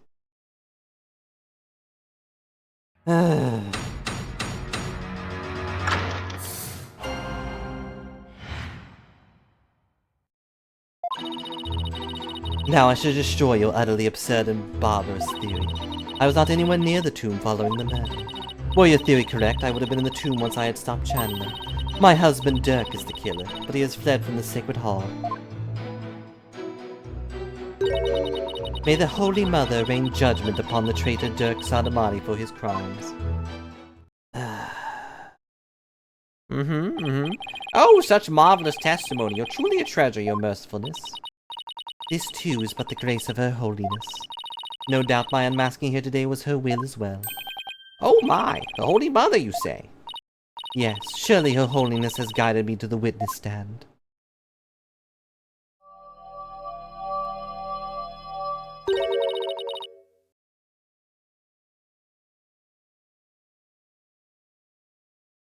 Where did these animals come from? And I never agreed to get the test. I never agreed to have a Disney princess testify. Yeah, those eyes are too small. That nose is too flat.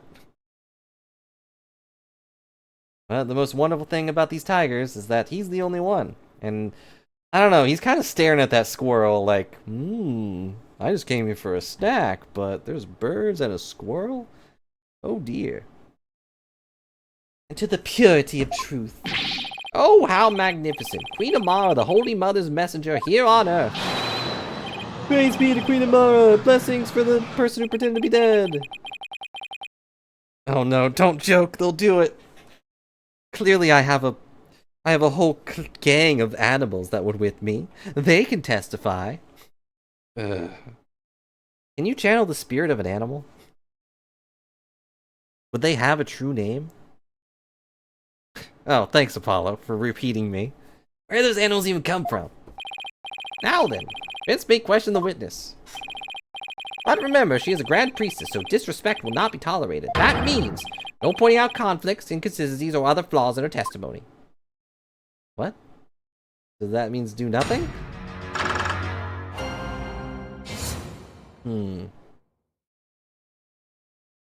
Yeah, unless you can speak to animals, I guess. But that's probably another spiritual power.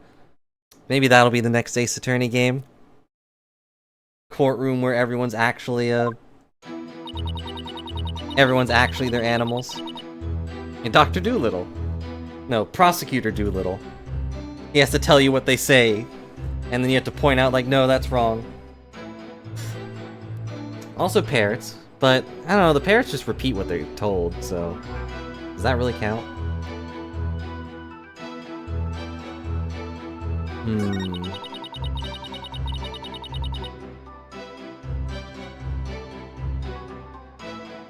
Hold it!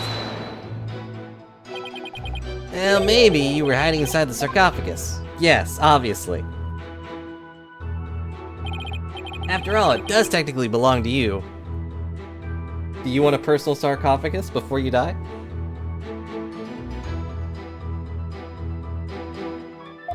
Yeah, well... Good luck is all we have. 20% of the time, and the other 80% of the time, it's absolutely terrible luck. I bet you'd have no trouble opening it. If I had been in there, I could not have been there today. But the tomb has been under constant surveillance since the murder. I would have never been able to leave. I guess not. If I might ask, what's in that sarcophagus anyway? You're still alive, so...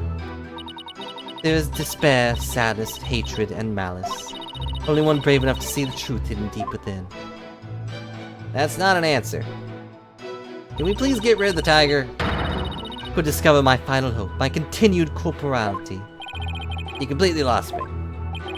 In other words, it's empty. Thanks, Phoenix. But no one dared open it because they were too scared of the curse. Now, will you dispense with your theory? It's as empty as my sarcophagus. You absolutely could have been. Like, we know the queen's on your side.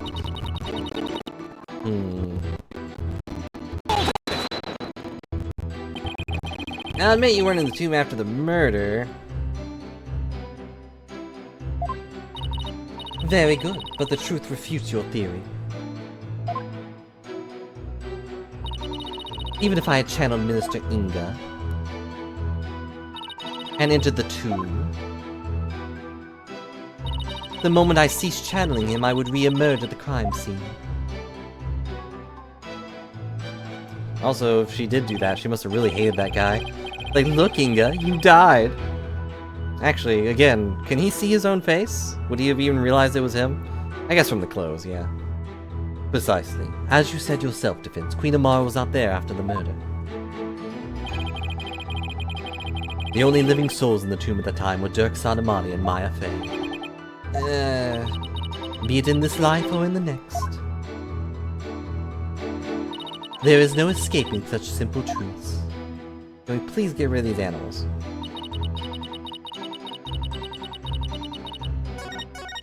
Did I?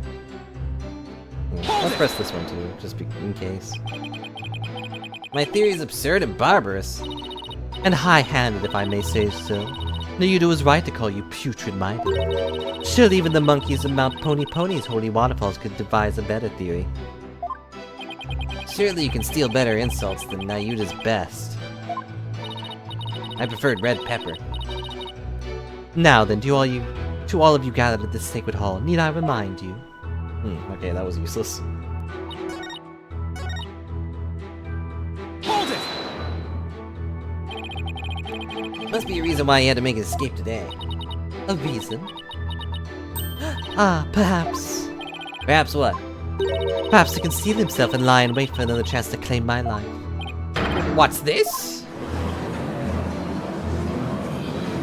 Objection! Objection? No, it's definitely not like that, your mercifulness or whatever. First of all, you don't really believe he's trying to kill you, do you? After all, you two ran off together after he rescued you all those years ago. That was only because he had the audacity to claim it wasn't me. You must believe me. It's my duty as a wife to her husband. To bend an ear to him, one is not. Communication after disagreement is the secret to a long and happy marriage. And then proceeded with 23 years of pretending you don't know each other. Sure, I guess. What do you think, Mr. Wright? Just don't ask me, I haven't been married. That is why I listened to Dirk. However, he didn't have a shred of evidence to support his claim.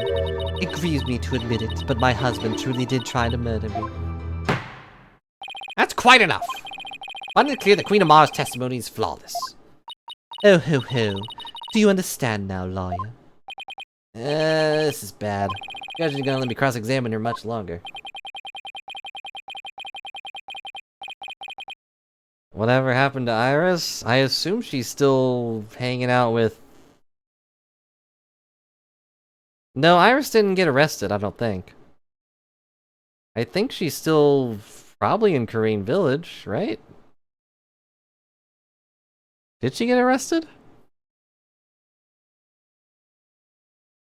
Maybe. I don't remember. The last thing I remember is her being like, "Goodbye, Feeny." And it being all sad. I don't know. Either way, she hasn't been mentioned since. Mara should have been in the tomb after the minister's murder, but she wasn't. I don't get it. How did she just vanish from the scene of the crime like that? Shouldn't be possible for normal people to... For normal people. Maybe. Maybe what? Your Majesty. Think I can explain why Queen Amara wasn't in the tomb after the murder. Very well, Defense. Do explain. I believe it was accomplished through a method only she is capable of, and by using this special method it would be possible for her to literally disappear. Well, don't keep us waiting. Let's hear it. How did Queen Amara disappear from the tomb?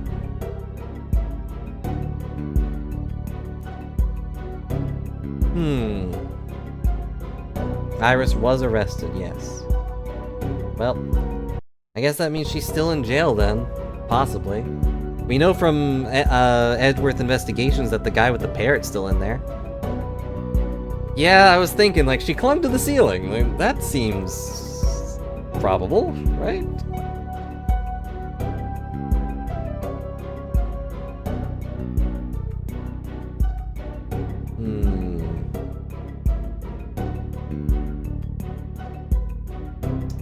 I mean...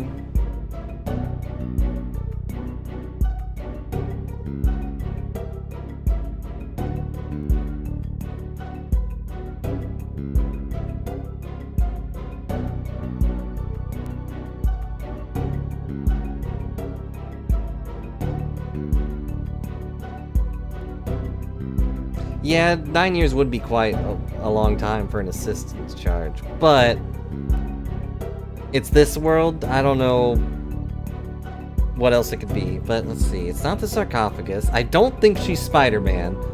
She could channel Spider-Man, or at least one of them, probably. Yeah, and Iris didn't seem like... She definitely wasn't the bad sister, of course. So she would have had to have channeled someone.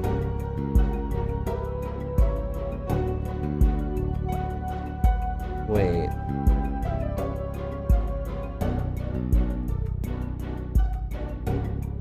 One to 5 years. Well, it would be neat if she made a reappearance, but... Unless we focus on Coraine again, I don't really see that happening. And who was the other person in that trial? The one that basically adopted Iris? I can't remember her name. I remember her face, but not her name. I don't think she's been mentioned either. Was it Bikini? Maybe it's good I didn't remember her name. But, yeah, her. But she should still be in the village, right? Because I don't think she got a charge with anything. She was just a witness at most.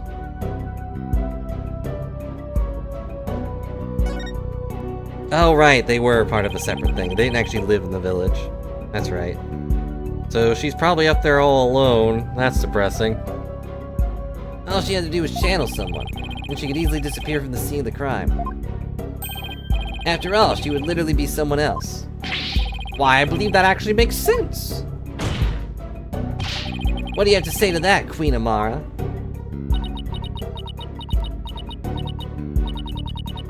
You believe that I, a Grand Priestess, would use the sacred power of spirit channeling to commit murder? Yes. Ah, we're gone. What the? Ah, mercy, your mercifulness, mercy. But wait, who would she have channeled? How dare you spew such vile blasphemy, Defense? You will retract your last statement or face immediate execution. I will not.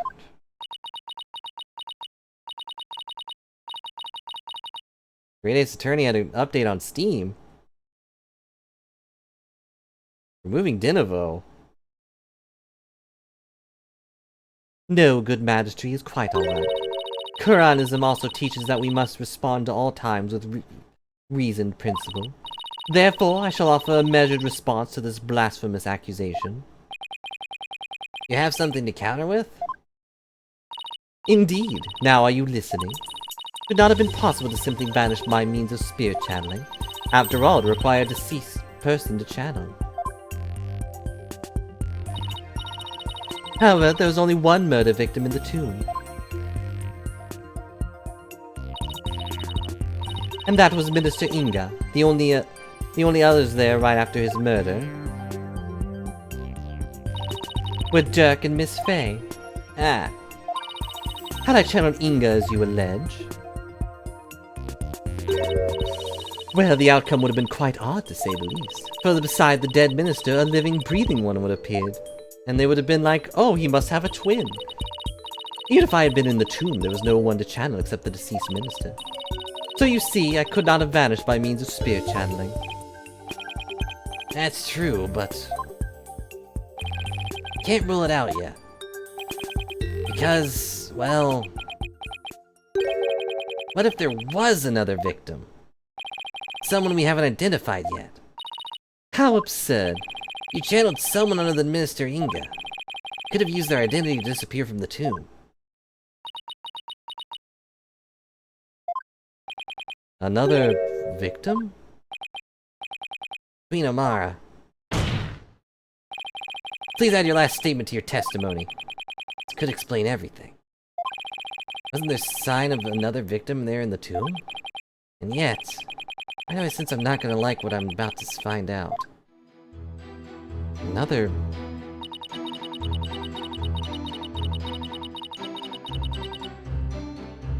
But that's...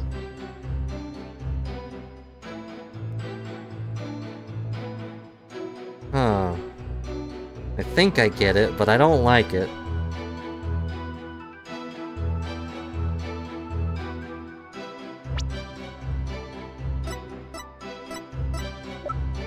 Would it be...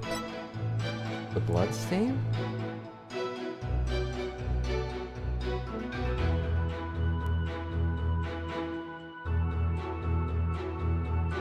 Objection! The music stopped. Can't believe I'm presenting this, but it proves that there was another victim. And that also explains how he was bleeding, but... Oh no. The only ones there at the scene of the crime were...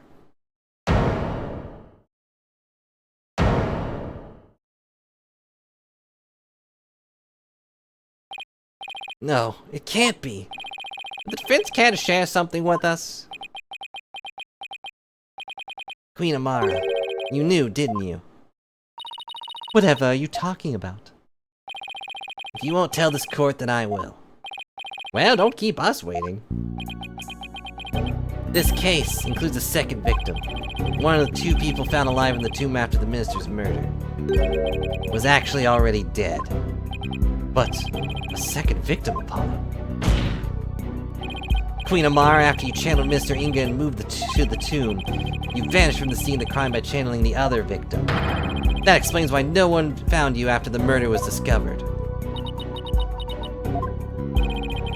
Oh, you putrid Pepper, of all the half-witted buffoonery to come tumbling from your lips. But I suppose I indulge you and play along with your little delusion. Tell me, Mr. Justice, who was the other victim? You're not gonna like it either, Nayuta.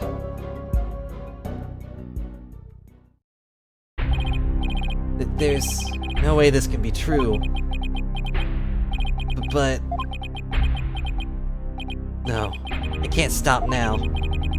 If this is the truth, it's the only way forward to solving this case. The other victim who Queen Amara channeled was... He was a lawyer once.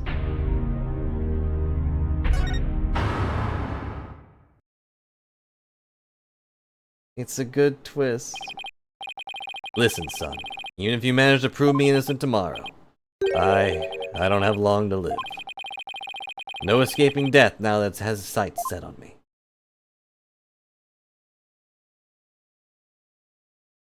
Dirk knew everything, but he couldn't bring himself to tell me. I have one more big secret. Afraid I can't tell you what it is. I'd be betraying a certain someone if I did. And that explains why he's disappeared. Couldn't accuse the love of his life. Sad truth is, the other victim channeled by Amara was... Take that! What? You can't! That's not possible! Defendant Dirk Satamati is the one Queen Amara channeled. He's the other victim. This is insanity. Parkunka! Apollo, what are you... Do you realize what you're proposing? Objection! Objection. I demand an explanation, Mr. Justice. I don't know when or why Dirk was murdered. The facts and evidence speak for themselves. And this This is where they've led me. I see. After Inga's murder, Dirk and Maya were the only ones in the tomb. But if one of them was actually dead and being channeled by Amara... But it can't be, can it? Dirk's bloodstain at the scene of the crime was the clincher for me. Clincher? He wasn't even injured, so how could he have possibly bled that much? The only logical explanation is... Dirk had also been murdered. Objection! That also explains my thought earlier is... If they were hiding in the sarcophagus, how did they clean the bloodstains, like, going up to it? That wouldn't really make any sense. But if he was technically outside of it... that's enough. Your explanation cannot be the truth. And you would not dare to claim to have proof to support your assertion. Niuda, I wish it weren't true. I wish with all my heart that I'm wrong. As much as I don't want to believe it, yes, I can prove it. I can't? Dirk's killer must have hidden his body. It would have to be somewhere nobody would ever look. There's only one such place. You truly have proof? The fastest way would be to actually have someone go check the tomb. Go check the tomb? But why? Why did I say that? They believe Dirk's killer hid his body here. Again, in the stinking sarcophagus. You would suggest. Queen Amara's sarcophagus, the only place in the tomb that no one would dare look. Plus, the killer would soon become trapped by hiding in there. But a body, well, that's a horse of a different color. A much redder color. Which means... I believe we must search the sarcophagus at once. Your Eminence, being that Queen Amara yet lives, I trust we may now open it. Oh, I'm still here. If we must. Your Majesty, I believe Detective Sky is still there at the tomb. Let us contact her at once and have her conduct a full investigation of the matter.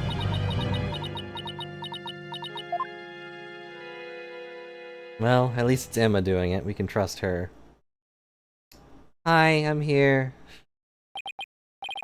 Now then, Detective Sky, your report, if you please.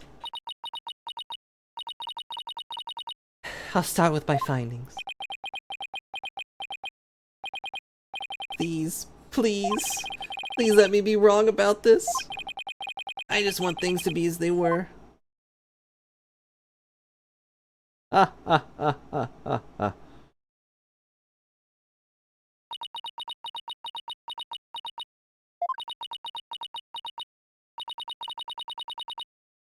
Can Apollo catch a break? Just a tiny one.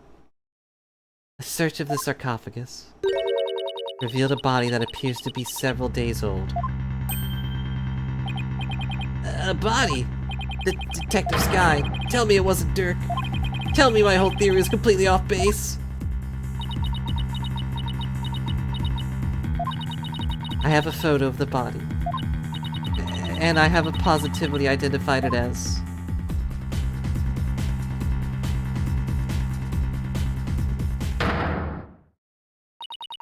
Dirk Sodomati.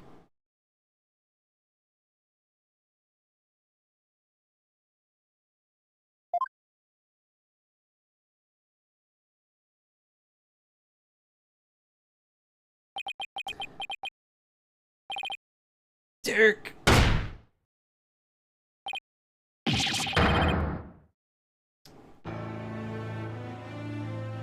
Not as a pun, but I don't think I could do that yell justice.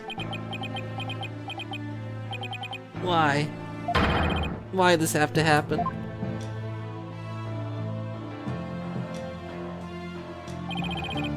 Dang it, Dirk. Answer me!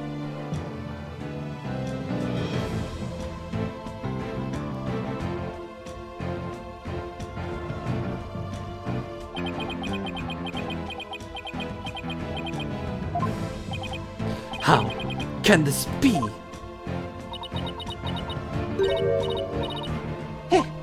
Heh. The traitorous snake, the very head of the insurgency, murdered. Yeah, Maya, channel Dirk real quick. Oh, what a joyous day. Those fools shouting for change and revolution will finally return to whatever rocks they crawled out from under. Heh heh heh. Ha ha ha. Ha ha ha.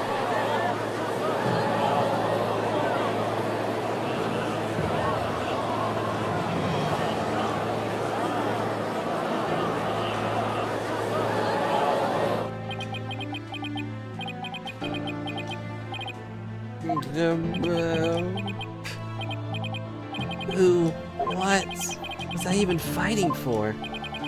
Apollo. What am I supposed to do now?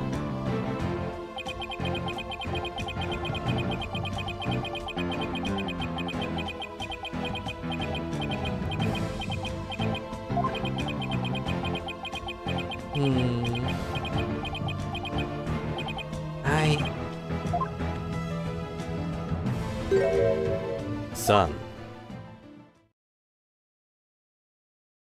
Gonna say the thing? A lawyer.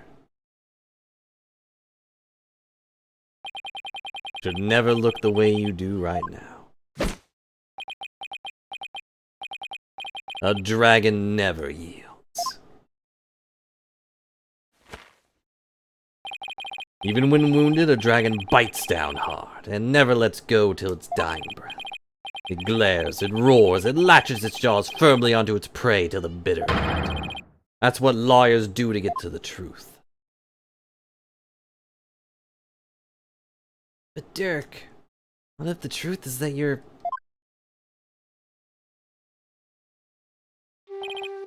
Apollo, in court tomorrow, you may find yourself faced with a truth that is difficult to accept. But I know you, and I know you can handle the truth no matter what it turns out to be. I know that because I believe in you. You're my son, after all. You believed in me that much, Dirk.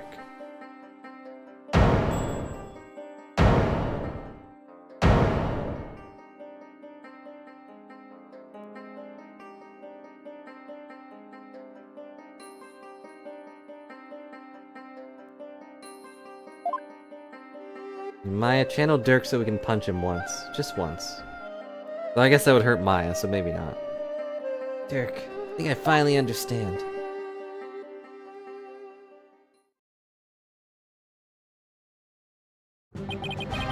I can't yield. Not now, not ever. Not after Dirk believed in me, despite knowing what was about to happen. Besides, Dirk left me with two things I must do. Are you all right, Apollo? Sorry about that, Mr. Wright, but I'm fine now. Polo? Oh, it's the first time you said his name. Detective Scott! Yeah? What's up?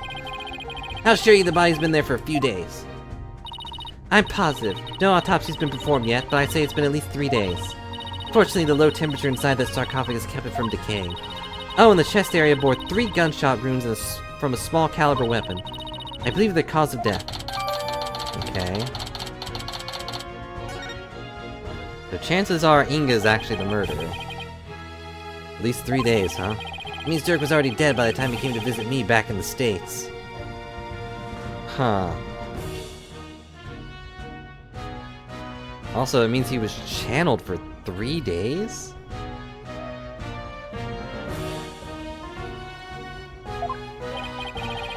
Then who was channeling him? I think it would have to be someone who could get into and stay in the US without arousing suspicion. It also had a solid cover story so they wouldn't be seen as missing.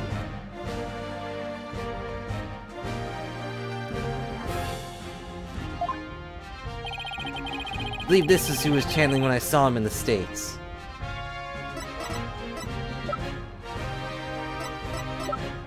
That would have to be Maya. So... Take that! That would explain why she didn't get on the plane. But Maya? Oh, I see. She was being held hostage at the time. It seemed only natural that she wasn't around. Right, and you remember what she said earlier? So please, just tell me, what exactly are you hiding? Sorry, but I promised Dirk I wouldn't say. Made a promise to Dirk? Uh-huh. Pretty big one. Dirk didn't want his own death to be known. Other members of the Defiant Dragons would lose all hope if they found out. That would snuff out the flames of revolution for good. Miss Faye, Dirk told you to keep quiet about this, didn't he? Okay, I guess I'm here still. I guess it's no use hiding it anymore. Yes, I promised not to tell. Dirk made me promise before he died. Thought I was right then. Apollo. Something I need to tell you. It's about, you know, Dirk's final moments.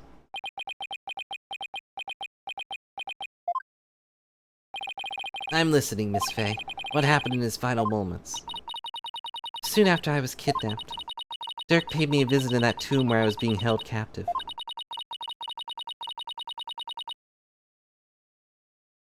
Say it was a few days before Minister Inga's murder.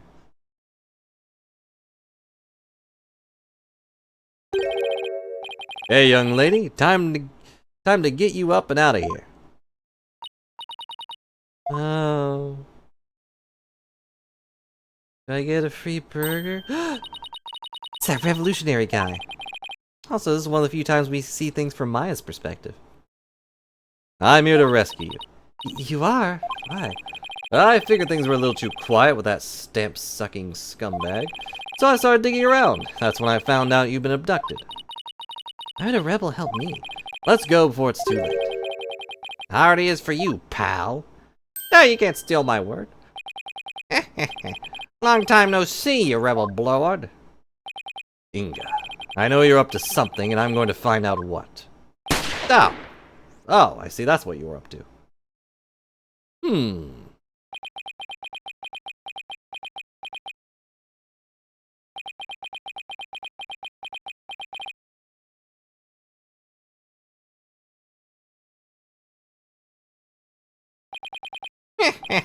That's got a smart. Came a real thorn in my side, see? Time for you to be pushing up daisies. Ow, ow. Alright. That one got me. Dirk! Should've probably came in with reinforcements. Why isn't your vest bulletproof? You really think that a pea shooter like that could kill a dragon? What the? Uh-oh. Oh, crap. Well, what are you, some kind of freak? Nuts to this.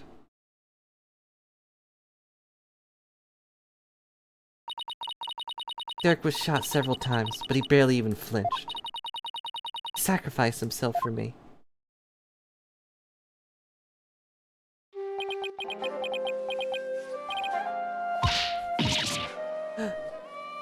These ropes. I've got to help you. Relax, it's gonna be okay. Sorry things turned out this way, but it doesn't look like I have much longer.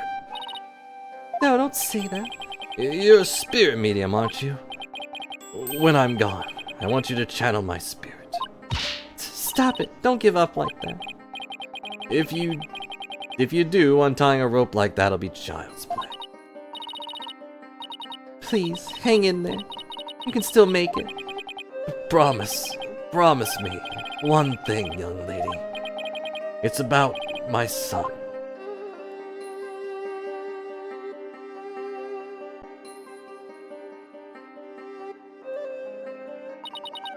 Dirk was talking about you, Apollo.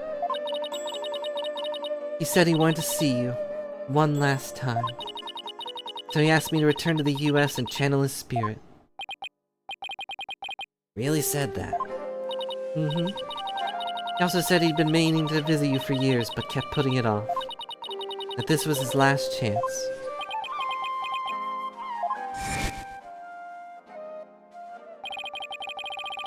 You show up here without warning after all this time. What gives? I came all this way to see you, son. Come, rejoice. Right. Why don't you tell me the real reason you're here? That was kind of it. Dirk, you really did come to the US because you wanted to see me. I guess this means it was an Igna that hid Dirk's body in the sarcophagus after Maya left the tomb. Apollo, you can't stop now. Dirk would want you to keep pressing on. I know, Miss Faye, and I won't disappoint him. Defense, if you're ready to proceed, I would first have you answer this. Do you believe the accused's death will impact what we know about this case? Yes, and I believe I can explain everything now. Very well, your explanation, please. Dirk entered the tomb at 3 p.m., the time the hostage exchange was to take place. Or rather, Dirk, as channeled by Miss Faye, did. Now, by the time he entered the tomb at 3 p.m., Mr. Inga was already dead.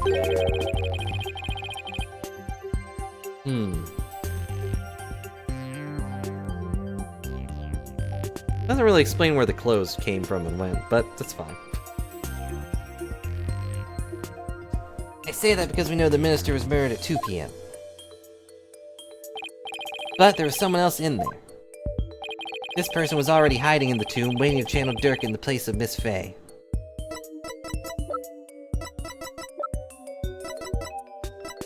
Wait, which one do I choose? Which one do I shoot? I guess it would be her, 'cause she's the actual spirit medium. It was you, wasn't it? The fact of the matter is, Queen Amara killed Mr. Inga at 2 p.m. She then went to his private quarters and channeled his spirit. The minister, thinking he was going to be late, hurried to the tomb for the hostage exchange. It might be, but considering that the few times it didn't do that, I kind of doubt it. It's like, oh no, it couldn't be Nana. She doesn't even exist. She's not real. And once in the tomb, Queen Amara stopped channeling Mr. Inga and hid herself. Then, when Dirk entered at 3 p.m., she snuck up from behind and forcibly drove Dirk's spirit out of Miss Faye's body. Drove his spirit out of her body? Impossible. Objection! Objection, I'm still talking. Hell, actually, there is a way to do that. With a Magatama parting, that is. Using one, anyone could drive a spirit out of a person's body, even if it refused to leave. Darn it, how did you know that? You telling me that the extra pale brown Magatama in the tomb was... Was that in there? I don't remember that. Oh, that one. Okay, I do remember that. It was... That's right, Prosecutor Sadamati, and you've seen one in action before. Saw how the glowing red Magatama sent the High Priest back to the Twilight Realm. And now it turned a spent pale brown afterwards. I did forget that it did that.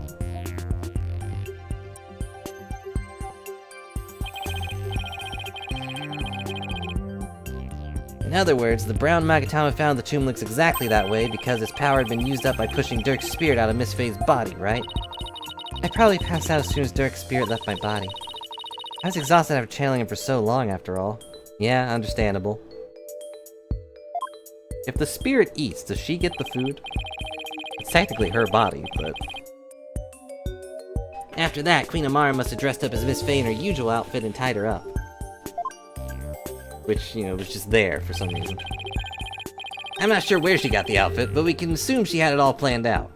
I mean, if Dirk changed clothes afterwards, it was probably in the room somewhere.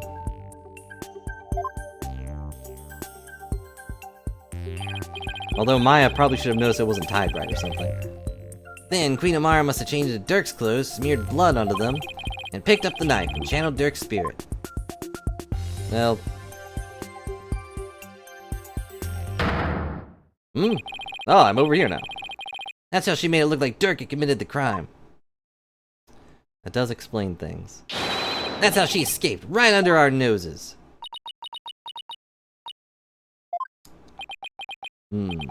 I don't know, Apollo.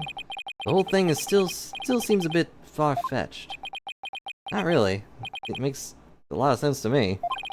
What was going through your mind while all this was unfolding?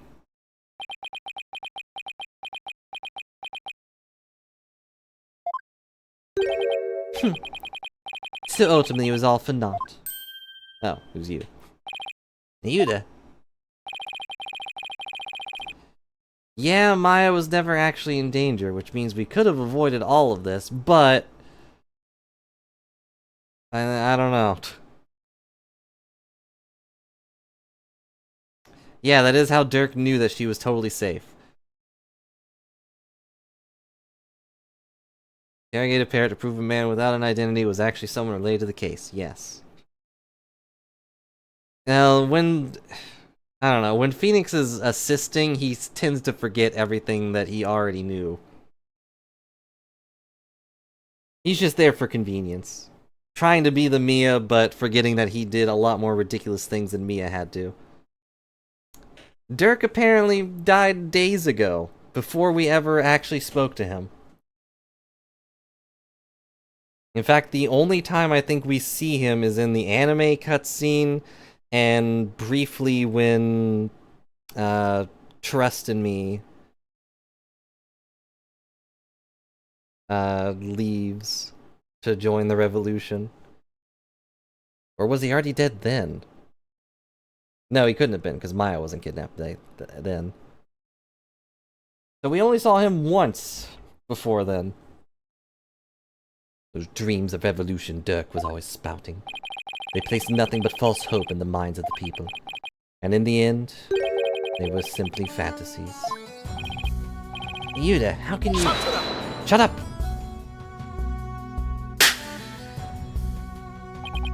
Karma has spoken. The dream of evolution is withered on the vine. Its fate is sealed.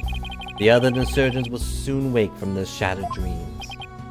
No, Dirk's dream can't die like this. I'm not gonna sit back and let that happen. I can't, and I won't. Yuta, don't forget that Dirk's been proven innocent. His name no longer tainted by the charge of murder.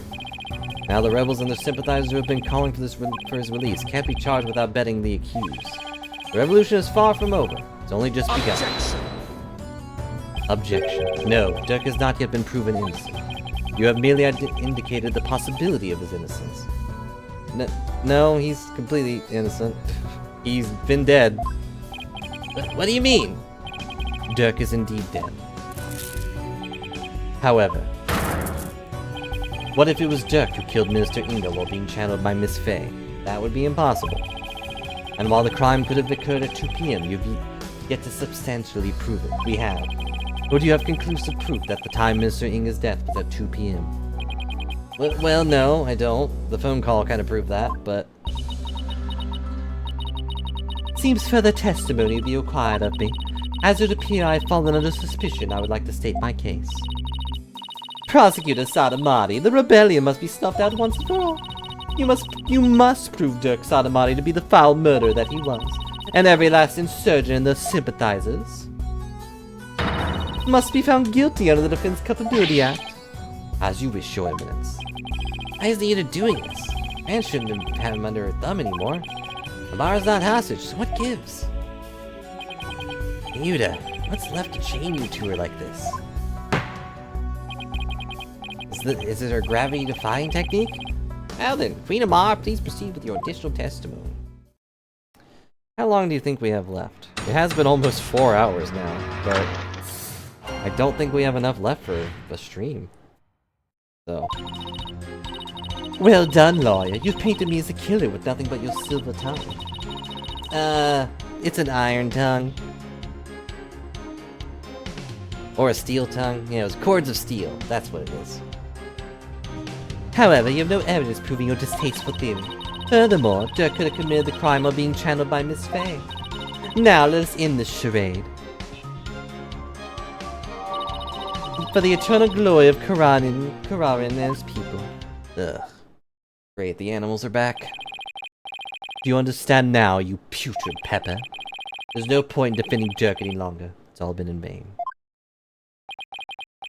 Let it go and move on, right? Well, not today.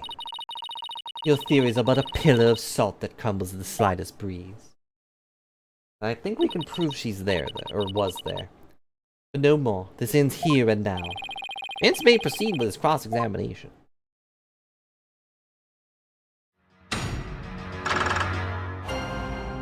There's still a thing we haven't identified yet.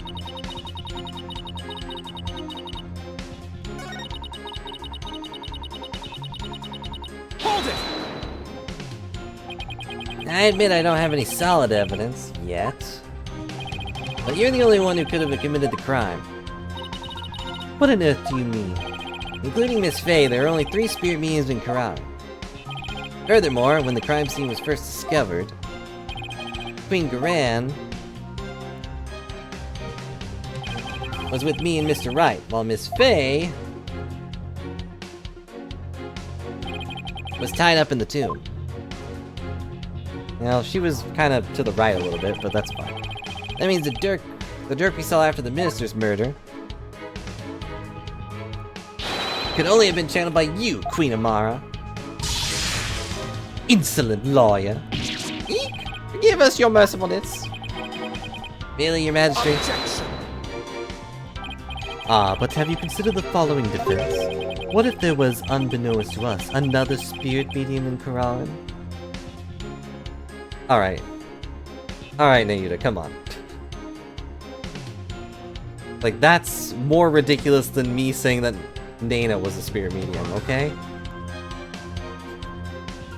Like, why are they allowed to say this garbage, yet I get yelled at when I do? Objection! Oh, come on. What are the chances? You lack the evidence to support your claim that Queen Amara is the killer. You lack evidence to prove there was another spirit medium. Which is why you had to use the process of elimination to zero in on her. Therefore, stands to reason that you would have to rule out all other possibilities as well.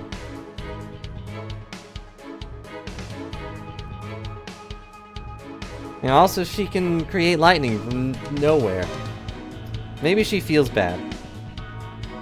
You know, she can only summon lightning after she summons an animal, and it always scares the animals away. Well, can you eliminate the possibility of another spirit medium defense? Can you prove it? Of course I can't! Under the circumstances, Apollo, there are 2 ways to establish Amara's guilt. You need to either prove she killed Inga, or prove she was in the tomb. Why are those dots green? Which one can I actually prove? I can prove she was in the tomb. I can prove that Queen Amara was in the tomb when the murder occurred. Seems you are ever bent on painting me as the killer. Well, if the shoe fits. Do you wear shoes? We didn't get a zoom in from your shoe. Wait, are you wearing Dirk's shoes still? Actually, if they channel a spirit, does the shoe fit? Do they take off? I guess Maya wears sandals, right? So it wouldn't really matter.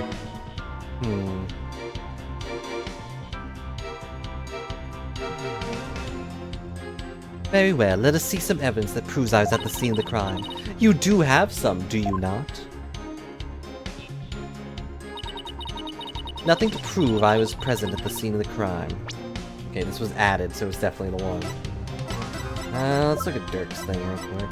As much as I don't want to.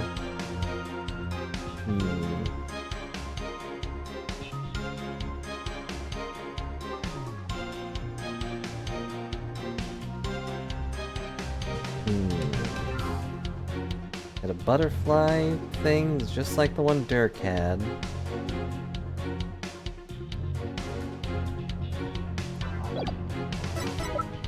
But the only thing I can think of is this one, because it has a fingerprint we haven't identified on.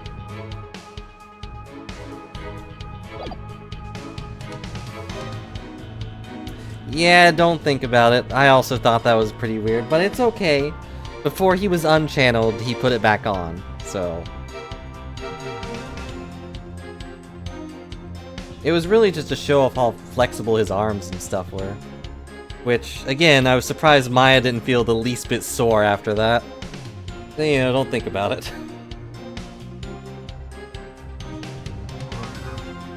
Objection! Queen Amara, does this pendant look familiar to you? Why, that is... You found it in the tomb and it has the minister's blood on it. Which means it was probably dropped in the course of the crime. Objection!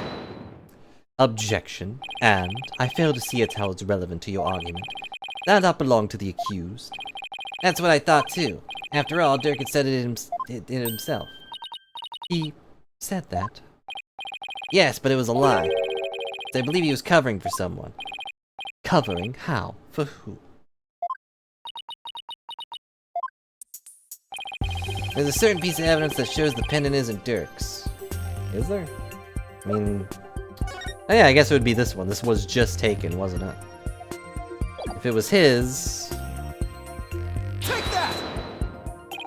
That's a photo of the accused's body, is it not? Yes, it is, and I'd like to call your attention to a certain spot in it. This right here proves the pendant that found in the tomb wasn't Dirk's. So hard to point to things. That's probably good enough, right? You'll notice an object near Dirk's left arm. An identical pendant, except it's blue. Oh, now that you mention it. Don't you find that a little strange? Why would he own two of them, but in different colors? Here's what I think. The pendants were meant to go together as a pair. A pair? What is a pair? If the blue tint pendant was Dirk's, then what about this pink one with Minister Inga's blood on it? Who do you suppose it belongs to? So she's waving her thumbs around. Objection! Or twirling her thumbs. Sorry to disappoint, but no fingerprints were found on the pink pendant. Therefore, we have no way of knowing who this belongs to. Objection! Hang on. Yeah, pair? We don't have any of those in Kararan. You'll have to go back to the United States for your distasteful fruit. That's where you're wrong, Prosecutor Satamati. Guessing you didn't know that this pendant is actually a locket. Come again. Now this is where it gets interesting. When we open this locket up, we found a faint fingerprint inside, on the back of the lid to be exact. What? No. So now the question is, to whom does this fingerprint belong?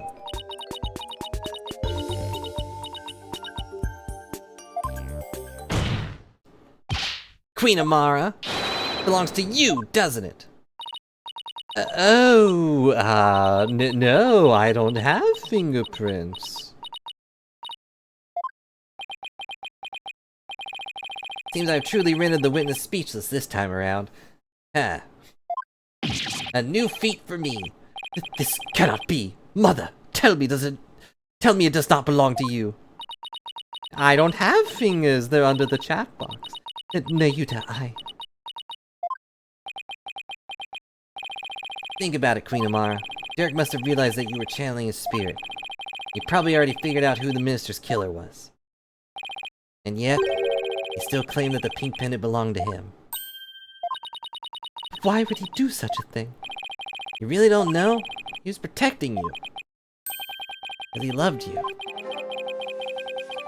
He loved you until his very last breath, and beyond. I have one more big secret. I'm afraid I can't tell you what it is. I'd be betraying a certain someone if I did. Dirk knew everything, even that he was being used. But he kept quiet, all for your sake. Dirk, why do you always... Well, Queen Amara, Dirk, the one whose love for you never wavered all these years. Are you gonna betray him now?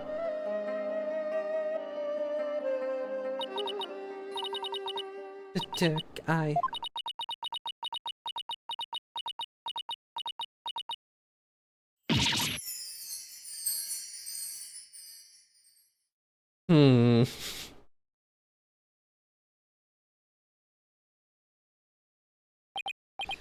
This cannot be.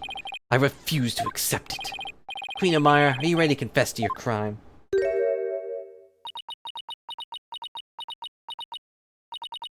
I can deny it no longer. The truth is, it was I, Amara Sikatar Kararan, who slew Minister Inga. That's preposterous! Why? Why do you keep doing that? He gets up real quick though.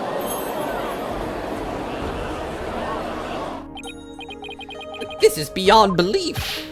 Mother, why would you? Forgive me, Nayuta. I never wished to cause you such sorrow. But I had no choice. It was the only way. The only way?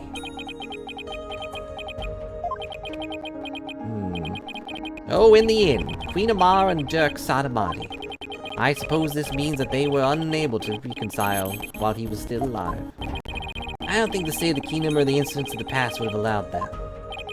They were prisoners of their shared history, so to speak. Queen Amara, something I need to know. It staged a near-perfect crime. So why did you bring this pin into the tomb with you? You should have known it'd come back to haunt you. I do not really understand it myself. I had nearly been assassinated by my own husband, yet I could not bear any hatred towards him. I was unable to discard this or part with it for even a short time.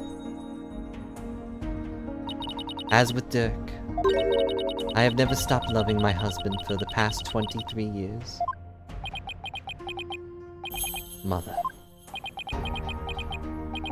Did you really believe it? That Dirk tried to assassinate her? Okay, updated. Your Majesty, is it not time? Time to declare Dirk innocent. I would ask that you do this for my beloved, who now dwells in the Twilight Realm. Very well, then. Your evidence, Prosecutor Sadamati, if you have no further objections. This cannot be my mother. I have no objections. Dirk, I did it. I finally did it. I proved your innocence. But... was there more? Very well, then. Being that Queen Amara yet lives, no longer charge the accused with the assassination that never came to fruition. As for the murder of Minister Inga, the truth has been laid bare for all to see. Therefore, I will now pass judgment upon the accused, Mr. Dirk Sadamati.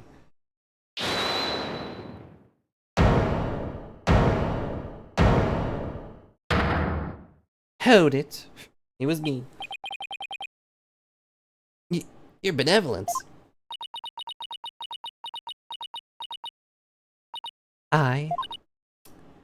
I cannot accept this. Is something the matter, your benevolence? Queen Amara is lying. It makes no sense. Queen Amara would not have killed my father. What's with her all of a sudden? Is some sort of lingering affection towards Nana? Rafa. Speak the truth, Queen Amara. Did you really kill my father? Yes. There is no mistake. He has confessed to the crime, thereby clearing the accused of all suspicion. As such, I see no need to continue these proceedings. But Bobhead, Hornhead, are you going to let this stand? Derek's been proven innocent, he's about to be declared not guilty. Even so, something doesn't feel right. Apollo, if you have any doubts, now's the time to raise them. After all, the courtroom's a place for finding the whole truth, and nothing but. It's all up to you. Definitely things that don't quite add up. Does this mean that the whole truth hasn't been brought to light yet? Did I push to continue this trial? Yeah, of course. Your Majesty, I have a feeling we haven't discovered the whole truth. The only way we'll ever find is to continue with this trial. Hornhead! Very well then, will the defense please tell us this? One important fact about this case is yet to come to light. Murder method. Amara's married. I don't know if we need to know that one. Yep, we got more gameplay. The motive? Queen Amara, something I still don't understand. What was your motive for killing Justice Minister Inga? I mean, yeah, I guess she wouldn't know that... Well, no, I guess she would've. But she wouldn't have a real reason to? That is a fair question, and one that I shall now answer. It was for the future of this kingdom that I slew Inga Karkul Kararan. To avert further tragedy, his death was an unfortunate necessity. Further tragedy? Over the past several years, Minister Inga has been rapidly expanding his power. He had established the secret police, and was relentless in his pursuit of the insurgents. He even had the overwhelming support of the people, but still he was not satisfied. Hungry for more power, he began planning a coup d'etat. You mean his plot involving the Founder's Orb, which led to Maya Fey's abduction? Yes, Minister Inga planned to use the orb to gain access to great spiritual power, after which he would assassinate Garan and usurp the throne. His machinations were reminiscent of that terrible tragedy 23 years ago, and as one affected by that incident, Amar vowed to never allow a repeat of such events.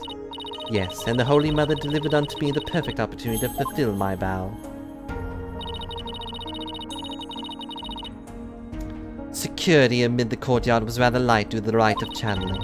Inga had barricaded himself into the tomb with his hostage, away from prying eyes.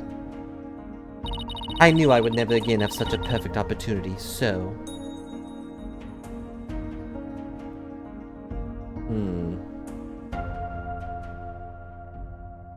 But he would have known Maya wasn't there, right? At 2 p.m. during the rite of channeling, I slipped into the tomb and slew the minister. Uh-oh. My bracelet! Now you don't stop me. Yep. Seems this trial's far from over. Queen Amara, I believe you're still hiding something. But if you want to keep on playing this game of hide and seek, let's start with that last statement you made. If I must. Is he gonna throw beads at us?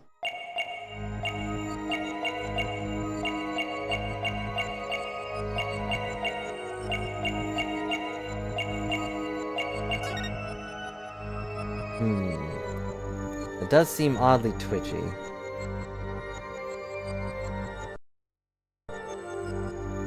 And I'll let her go through the first thing and see if it keeps twitching. Okay, no, so it's...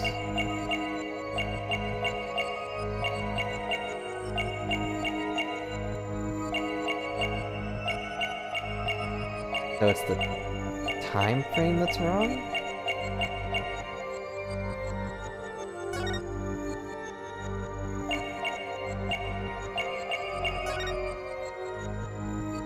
Also, hey, yeah, I can see the picture, I just realized. It looks like it's the Holy Mother and then a bunch of other random people praying around her. Weird. Gotcha! Gotcha!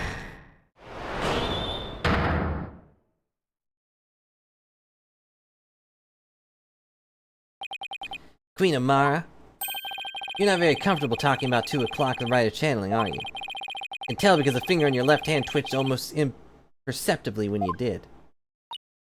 Oh! And that pose you made. There's something about your chest that makes you nervous? But whatever do you mean? Murder occurred at 2 p.m. I'm pretty positive Amara was in the tomb at that time. And why is she so self-conscious about her chest when she talks about the rite? The rite of channeling. Didn't Albie snap a picture of it? Queen Amara, I have here a picture of the rite of channeling. Secretly taken by a certain individual. Objection! Objection? Such insolence! I would have had the perpetrator's name at once. Sorry, no can do. You see, I just happened to find it on the ground, so... do you take me for a fool? Kinda. The hairdo's anything to go by. How about we discuss the photo's origin a little later, because right now... something much more pressing at hand. I believe this photo merits further examination. There was more to see in it than darkness and more darkness. Darker than the darkest darkness. Might be able to make out a few details with some image adjustments. Let's ask Emma if she can help. Bailiff, please summon Detective Sky to the Hall of Justice. Well, she's still here. I thought she just walked away. I'm back. Here you are. I was able to obtain much clearer image by raising the brightness. I see. Huh? What's that right there? An injury? No, wait. I think it's a burn scar.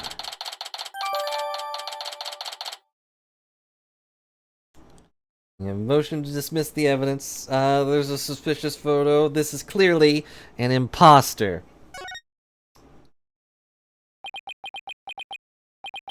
Wait a second. Your Eminence. You don't have a burn scar like that on your chest.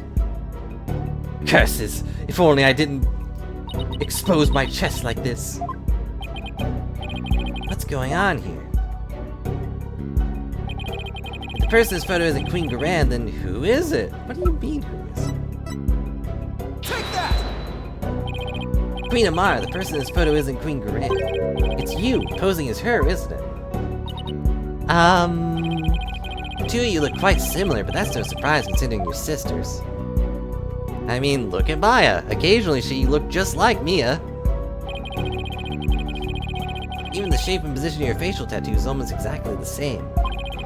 I mean, Amara's is a little longer. You're both capable of channeling spirits, allegedly. Therefore, it would have been easy for you to impersonate Queen Garan.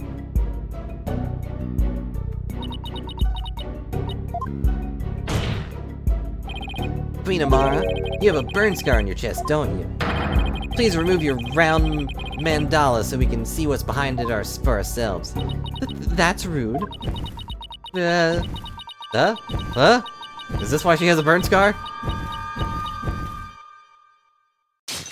I said remove it, not blow it up.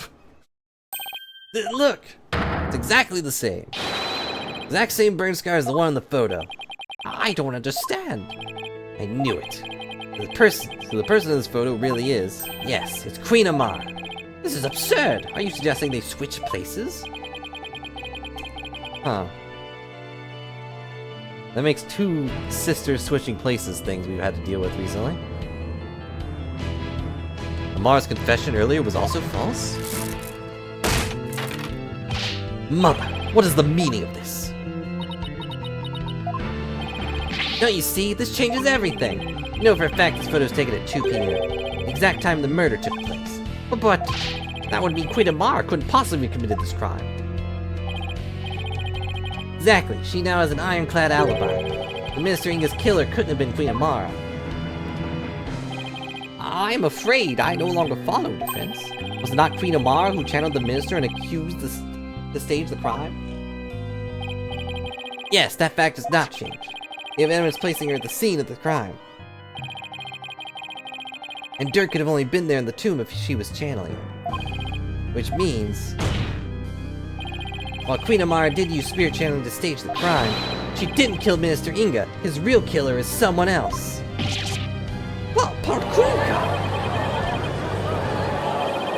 Hermusa was covering for someone? Queen Amara's not the killer, then who is it? Isn't it obvious? Literally only one other person. Why was this rite held in the first place if Queen Garan wasn't going to perform it?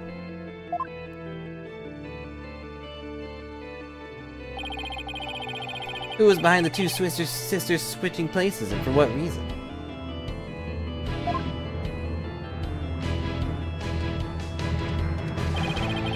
The answers to these questions, along with the establishment of Queen Amara's alibi, obliterate a certain someone else's alibi. Take that! Why, this is some kind of joke? No, your majesty, I could never joke about something so grave. The only one who seemed to have a perfect alibi at the time of the murder was Her Eminence, Garan Sikatar Karar. I mean, part of me can't really blame her for killing him. He was staging a coup, but... Queen Amara, didn't your sister Queen Garan ask you to pose as her? Perform the rite of channeling? And didn't she also have you drive Dirk's spear from Miss Faye's Baya? That body? Baya. Maya's Baya. And then stage the crime to make it look like he was the minister's killer? And at 2 p.m. while you're performing the rite of channeling as Queen Garan, Didn't she kill Mr. Ingo while disguised as Dirk? Well, your mercifulness. I mean... He... definitely would have told his wife about his whole confliction. Whatever. No use trying to hide it any longer. You need to tell us the truth now! Mother.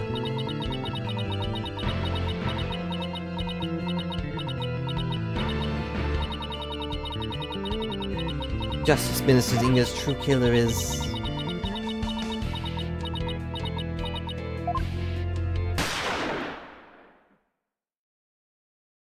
Oh no.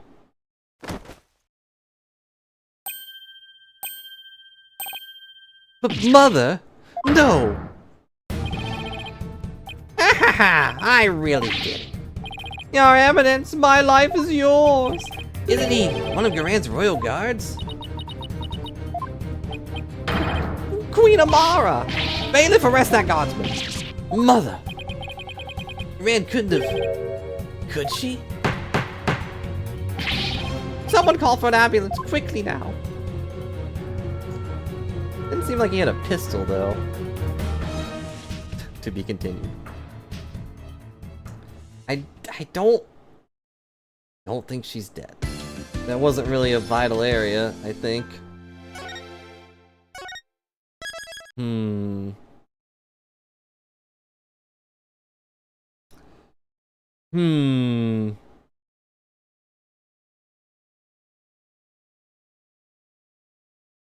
This is probably the last one, I think.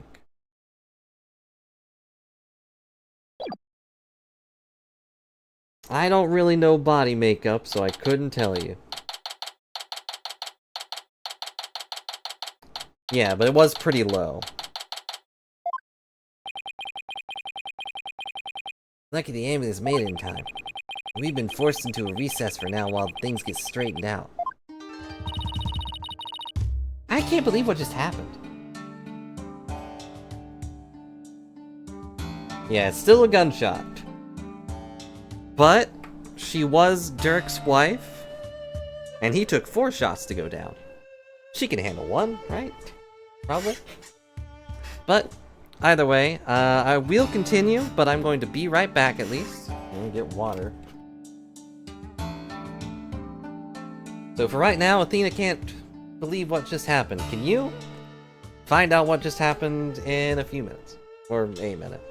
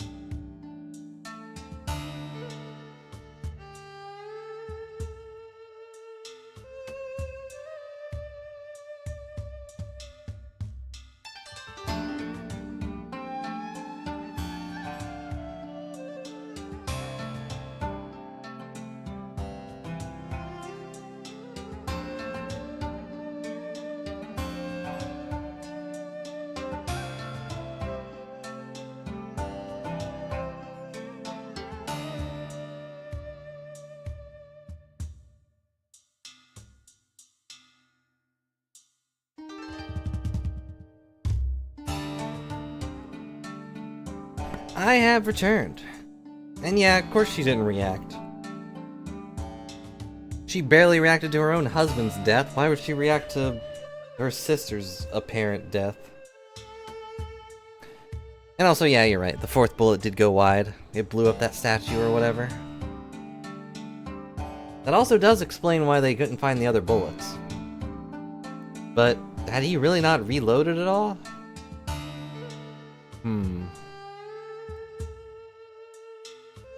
But anywho, hope everybody's ready for me to continue, because I think we'll just go to the end this time. That does raise the question of what I'm going to do on Wednesday, but maybe I'll keep trying to figure out the DLCs. Anywho, can't believe what just happened. Tell me about it. You think Duran put that guard up to it? If she did, she's gonna regret it. No one gets away with something like that on my watch. I don't think you're gonna be able to do much. Yep, 6-hour stream. It's been a while. I probably should keep having longer streams, but let's work. Poor Queen Amara. Your benevolence. Any news on her condition? She's undergoing surgery at the hospital as we speak. They are giving her a 50-50 chance of survival there. That grand. Justice will be served. Why? Why did this happen? Oh, just as we are finally reunited. Oh, Queen Amara. What was that about being reunited? Huh? Oh, it's nothing. Right. How are you, Hornhead? Dirk Sadamati was your father and all but blood, after all. Thank you for your concern, your benevolence. I'm fine. Right now, we still have a trial to see through. That was very kind of her. She's grown so much. That's what I'm going to stay focused on. Hornhead, you are sturdier than your stature lets on. Never mind. Just don't overdo it, okay, Apollo? Jack, that was a real shocker, alright. Can't believe the dragon is dead. Hey AJ, I was wondering. When Dirk disappeared after I freed him, that's because Amara turned back into herself, right? Yeah, I suppose so, but I don't know if it was because Dirk's spirit willed it. Or if it was part of Garand and Amara's plan. Man, our dream of revolution. Now what are we gonna do? Is this it? Don't give up yet. Very good chance that Garand's the real culprit in all this. We can prove her guilt in court. Hey, you're right! This could just be the push we need. The dream lives on. Yes, it does. You know what that means, AJ. Fate of the old revolution's raised squarely on your shoulders. All in a day's work. Who am I kidding? That's a ton of pressure. That is what Dirk gave his life for, so I have to do this for him. From the dead. The Honorable Rebel Dirk Sadamati. I would have loved to have spoken with him while he yet lived. Really? Well, why not? I mean, he seemed like quite an interesting man. Did you bump her head on something or something earlier? Trial's about to resume. Vince report to the courtroom at once. You know, these bailiffs have guns, but they never do anything. But I appreciate that they have a model. Still a bit weird that the American ones don't have a model. Already, after what just happened? First thing Garand will do is respond to the last accusation, so you better stay on your toes, Apollo. I will, Mr. Wright. Ready or not, Garand, here comes justice. Literally and figuratively.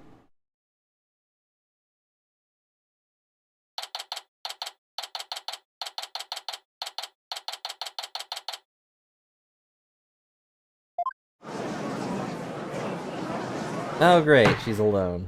That's not good. Now then, let's resume today's proceedings. Huh? Where's Nayuta? I must offer my apologies. I never imagined a royal guardsman would do such a thing. What? He was acting under your orders? How dare you cast suspicion upon her eminence? It is quite all right, your majesty. Suspicion is only natural under such circumstances. But rest assured he acted alone, for I knew nothing of his plans. Uh-huh. I don't believe that for a second. Not even a millisecond. Now then, your majesty, regarding the murder of my husband's minister, Inga, I'd like to offer a new possibility. A new possibility, you say? Indeed, for during the break, the real killer confessed to me. What? Bailiff, call the witness to the stand. The real killer confessed? What she got up her sleeve this time? They're definitely long enough. I have a really bad feeling about this. Who's the scapegoat? Why does it always start at the shoes? Uh-oh. What are you doing?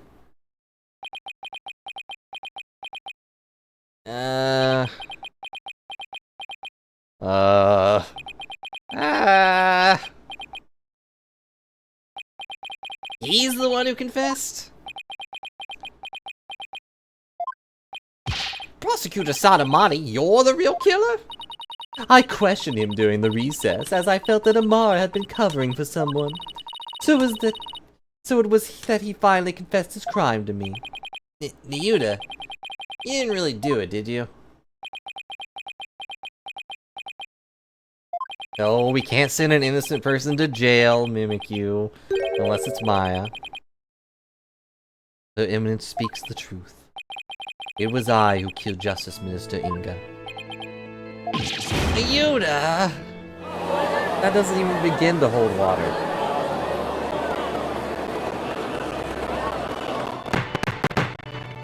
Just because someone calls you putrid doesn't mean you have to throw him in jail. He's only doing it because he's lonely? I don't know.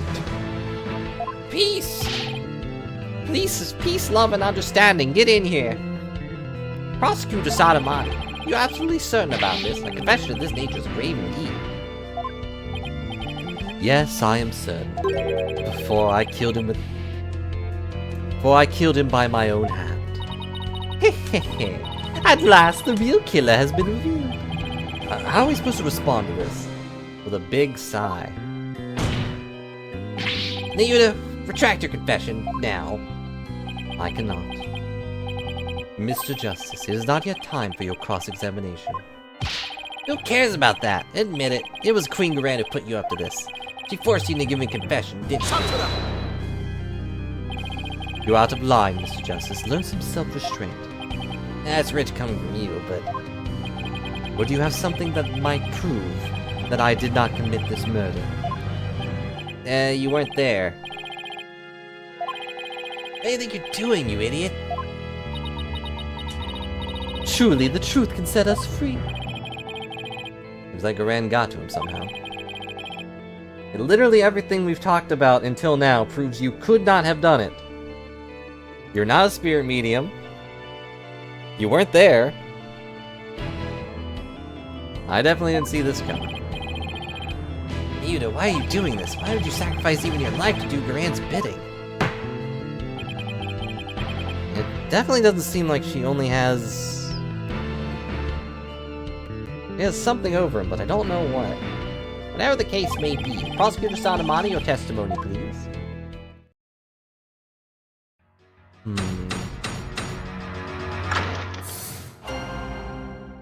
Alright, what nonsense will you spout? But not remain silent while her evidence fell under suspicion for this crime. It was I who murdered Justice Minister Inga. He had to die for the future of Karari. I consider divine judgment cast upon a fiend who sought to assassinate our monarch. My mother was simply covering for me, for I am ashamed I let her go. I am ashamed I let her go so far for my sake. It's his favorite set. It's the only set that doesn't explode and slap him. You do understand what you're saying, right? You're sentencing yourself to death if you're found guilty. If that is the court's verdict, then so be it. I must obey the law above all else. The law, Ryuta, or the queen? Objection! The queen is the law! Of course. Enough! This blather has nothing to do with the witness's testimony. Please address any issues you may have during the cross-examination, defense. Oh, I will. I'm gonna blow this problematic testimony to smithereens.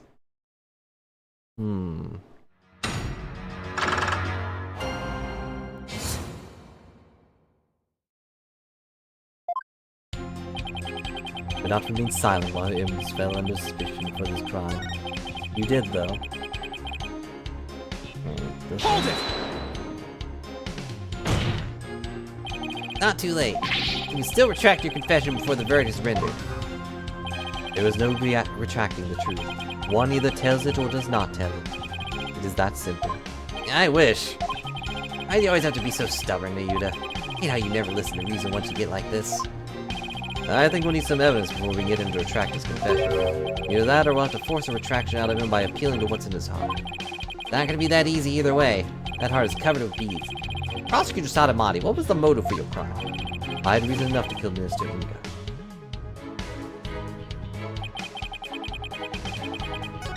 Oops. Hold it! Yeah, what does this one mean? What do you mean by that? Mr. Inga was planning to assassinate her eminence in a coup d'etat.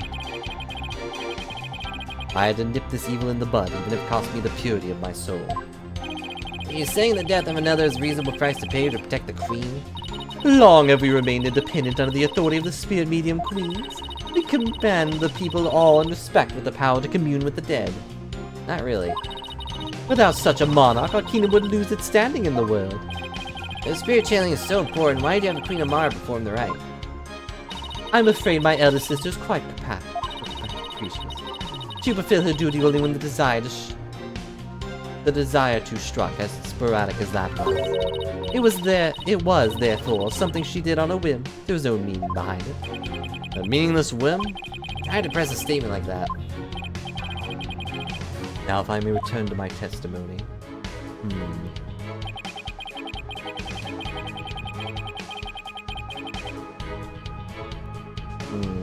Seems like this is the same thing. Hold it! This one doesn't make any sense either. You killed Mr. Inga and Queen Amara staged the crime? Is that how it went? Precisely. My mother is clever as she is kind. She sought to conceal my crime by taking all the guilt upon herself. Yet another lie. I need to poke a hole in this testimony, but how? Neither could it possibly be you...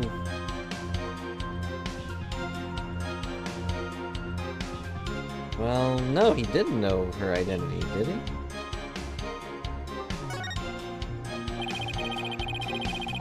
You didn't realize that Nana was actually Queen Amara, your own mother? That is not as strange as you might think. Much time has passed since we last met, after all. Right. 23 years ago, was it? When Dirk saved her after the supposed assassination attempt? No, Mr. Justice. It was 15 years ago that Dirk abducted my mother. Huh? That's weird.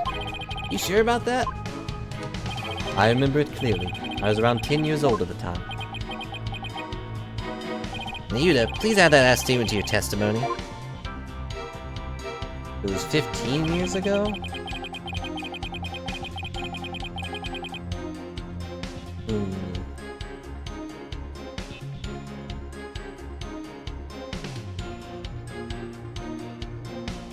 So that means I'm doing math.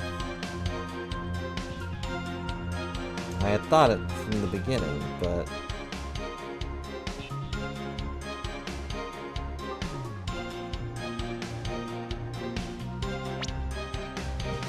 that would mean this one picture was...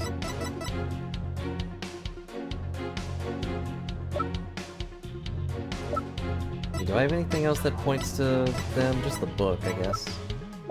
All this garbage, but that's about the assassination. I don't want to look at that one. And none of these other ones are relevant.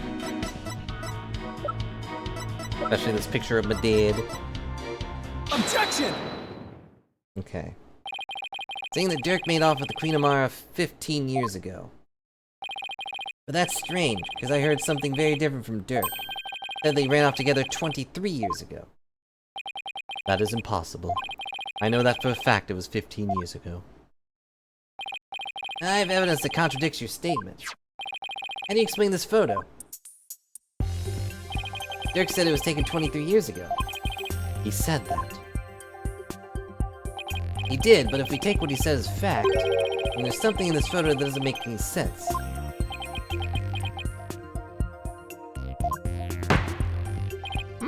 This isn't making any sense to me. It never does. So I suppose I should ask. What does not make any sense if the photo was only 15 years old? Good old baby. Muted, this discrepancy may not be directly related to this case. I don't think we can simply overlook it either. Dirk said the baby in the photo was you. That doesn't make any sense if the photo's only 15 years old. After all, you said you were around 10 then, right? Why did I say that? It's definitely sweating bullets over there. Over something. Apollo, if this baby isn't Nayuta... wait, you don't think... Did Queen Amara have another child while she was on the run? What? And just what if that child were being held hostage? Nayuta, is that why you obey Queen Garan's every command? You presume too much. Ah, and that's why Queen Amara was trying to take the rap as well. To protect this other child. A child born 15 years ago? Do we know anyone like that? It'd have to be someone who's around 14 or 15 years old now. This is just a guess. I believe I know someone who fits the bill. Also explains the strange behavior. This is the child who was born to Dirk and Queen Amara 15 years ago. Trucy. Always Trucy. Why is she even in my list of things? Could be anyone. Could be Maya. Could be Albie. He's 9.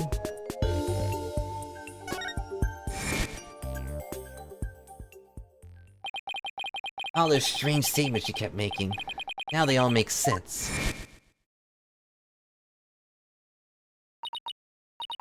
Prosecutor Sadamati, may I ask you something?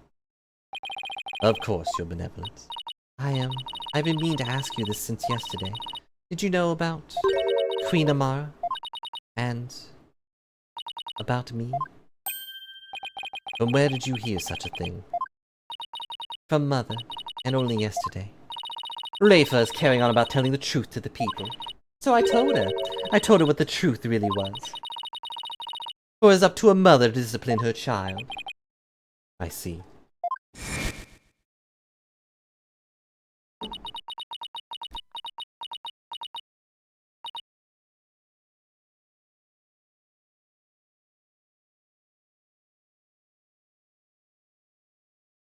Sorry, was dying.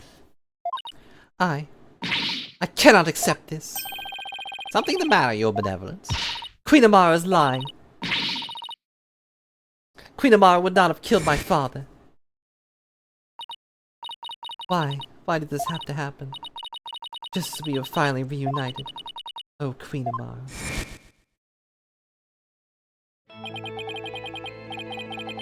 Now I see, Nayuta, why you do what you're told.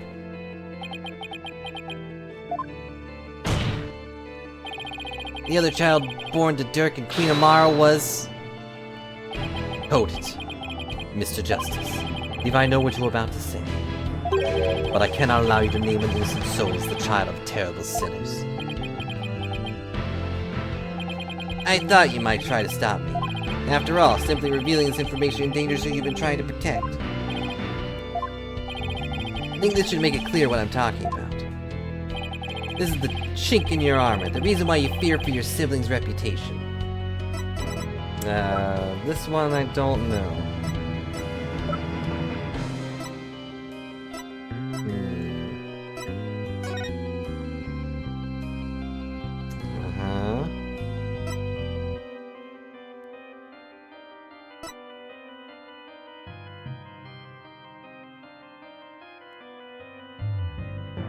Well, the idea that the sins of the father is upon the child deeply rooted in the minds of the Kuranese people.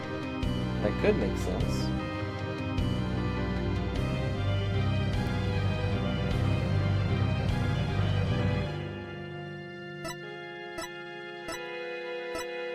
The rest of it isn't really relevant, though. But...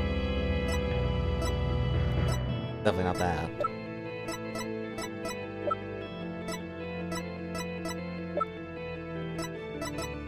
Yeah, that's the only thing I could see. I still got 3, so it's fine. Take that! And that is... okay. A file full of information that Dirk collected about what happened 23 years ago. Of a particular note right now is what's written here. On the 3rd page. 34th page. The sins of the father are visited upon his children. This deeply held idea is why you were expelled from the royal family. Which means it wouldn't bode well for your sibling either, if she were revealed to be Dirk's daughter.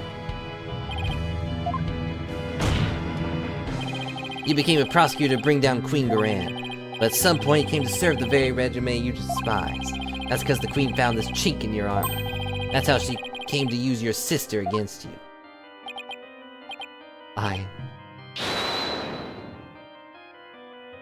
Hold it!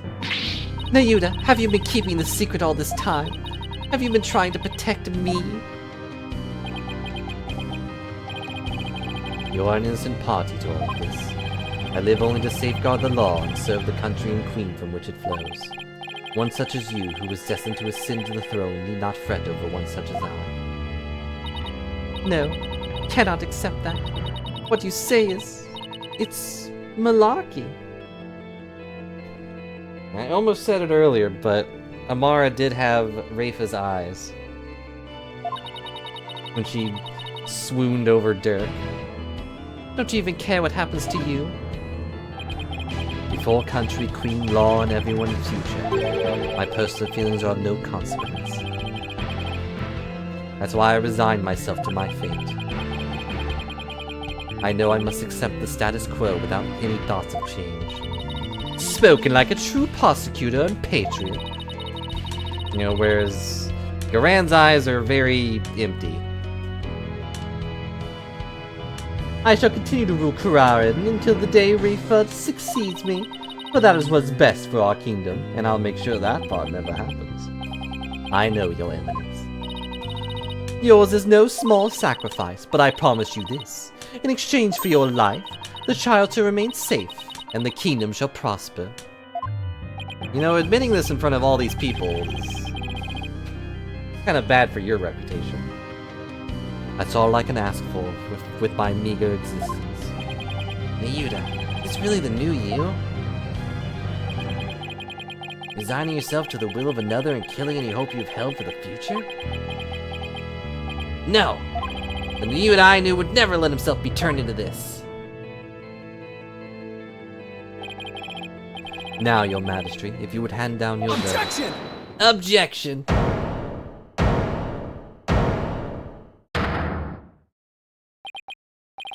And say you're simply accepting your fate, Nayuda. But I know that deep down, there's a light that never goes out. There's still a hope in your heart. Oh, Holy Mother, preserve me.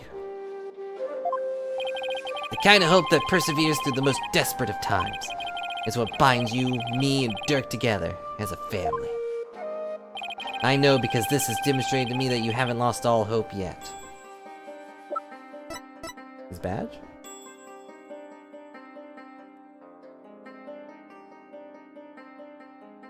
Take that! He didn't take it. When you interrogated Dirk, confiscated all of his possessions as potential evidence. I'll accept this. You take your attorney's badge too? No, I thought it strange, but just when it looked like he was going to take it from me, he changed his mind. So tell me, Nayuda, why didn't you take this badge? His badge. Couldn't bear to take it from him, could you? And I know why. Because this badge means something special to us. Hey Dirk, why are you still wearing your badge? You're not a lawyer anymore, right? This badge is my heart and soul, son. And I'll never stop trying to realize my dream. Not until my very last breath. A dragon never yields, right? Exactly. Nayuda, Apollo, I vow to restore Kuranin's legal system to the rightful state one day. I want to pass on to you a world where you can live free from the fear of the tyranny. You may say you've given up. But that's not how it really is it? You never gave up. You never will because you still believe that all the wrongs will be righted someday. Don't you? Will he say the line? No, you're just gonna say dots. So many dots. Boy, this silence is deafening. You are very perceptive, Mr. Justice. May very well be as you say. Why did I not confiscate this badge? Even I did not know until now. Perhaps I was waiting for him to save me. Save you? Yes, save me. Like he did on that day. Let's flash back to that day. Nayuta! Apollo! Hold on, I'm coming!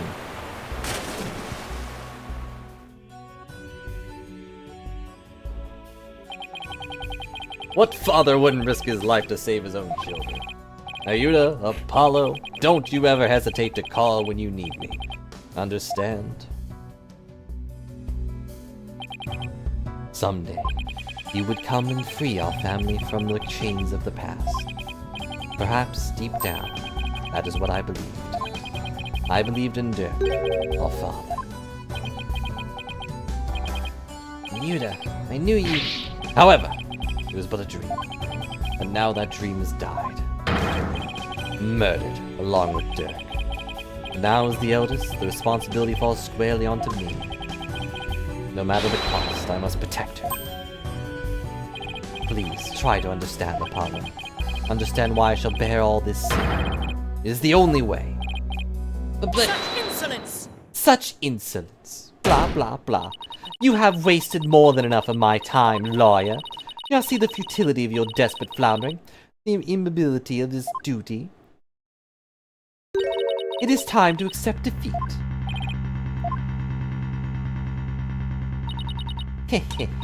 Now watch as the hammer of justice comes upon your dear brother.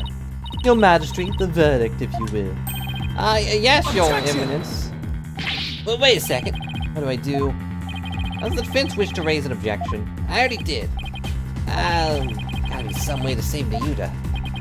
Apollo, all goes back to that incident 23 years ago. Branded him the son of a criminal. We can once and for all prove that Dirk didn't try to assassinate Amara. Right. Nayuta and Rifa's father would no longer be viewed as a criminal. I thought there wasn't any evidence left. Because it was all destroyed in the fire. And Dirk investigated the matter for years, but never managed to learn anything new. Really? Nothing at all? Could an exceptional lawyer like Dirk try that long and really uncover nothing at all? He had over two discovering something new. Must have secretly planted something to topple Garan with somewhere. Take another look at the evidence. This might find out what we need to break out this situation with him. You got it. The defense is done stalling for time. I shall now render my verdict. No, wait. About the assassination attempt 23 years ago. The defense has some new information it would like to share. You do? While we had intended to deliberate the case in the courts of this trial. Derek, did you leave something behind for me? There's some connection I'm missing here? Only one. Very well then. What's the source of your new information about the case 23 years ago? Take that! A photograph? Ha! You recall the traveling musician who died in that fire 23 years ago? How could anyone forget such a painful chapter in our history? Poor fellow was caught up in the blaze that was meant for Queen Ormara. He never knew his identity, though, as his belongings were burnt to ashes. Even that cool guitar. And his hat. Yeah, about that. Truth is, he was my biological father. Oh? What? Why, of course, with his photo and her benevolence. Exactly. Might be able to prove Dirk completely innocent. That would free her from the infamy of having criminal blood in her veins. Because here in Kararan, we can witness the final memories of the dead. What utter nonsense! And he could see who started the fire. There was no evidence left in the wake of that blaze. That's what you think. But Dirk went to the ends of the earth to bring his little souvenir back to us. He did. Yep, and boy is it the best piece of evidence ever. I mean, I could look at it all day. Sure hope no one cuts it in half in front of me. He knew that with it, we'd finally be able to conclusively settle the matter here in court. And save his children. Your Majesty, defense requests that we hold a divination seance for this new victim. Objection, what a waste of time! The events of 23 years past have already been deliberated and linked. Objection! Objection. Wasn't Dirk on trial for that incident as well today? Though we wouldn't be doing our job if we failed to look into this new lead, would we? You know, I kind of feel bad for the prosecutor's bench, her desk, that she's constantly scraping her nails on. As a presiding judge, I will now share my thoughts on the matter. Queen or no, the attempted assassination of Queen Amara is a case we can ill afford to leave open. I believe the final memories of the victim will prove to be very important. Therefore, it is the opinion of this court that we should conduct another divination seance. Why, your benevolence? If you knew the full name of the victim seen in this photo, you'd be able to perform a divination seance, right? Of course. Leave it to me. With that smug smile. Thank you. My father's full name is... Joe Justice. Alright. I hope he doesn't have a middle name we don't know. Oh, Holy Mother. Now, your benevolence, please commence the divination seance when you're ready. I swear, if she also gets shot... They wouldn't do that, though. Oh, Holy Mother, Yeah, I hope you guys like this we part. hold this divination seance in your name. Let the eyes of everyone here be clear, and our ears be unstopped. O dance of devotion, guide the victim's soul to me, so that we may receive their final memories in the pool of souls.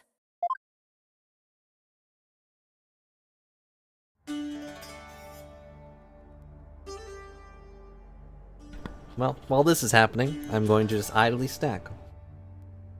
So don't mind me.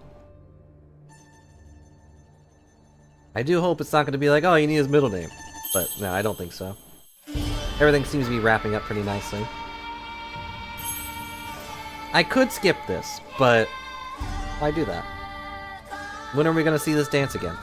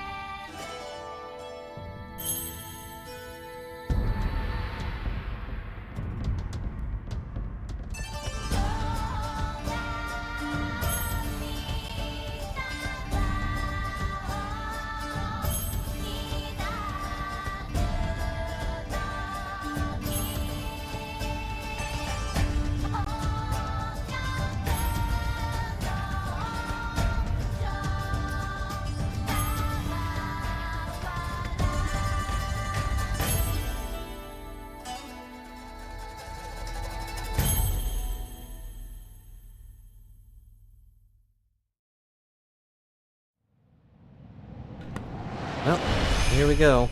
Hope you don't mind fire.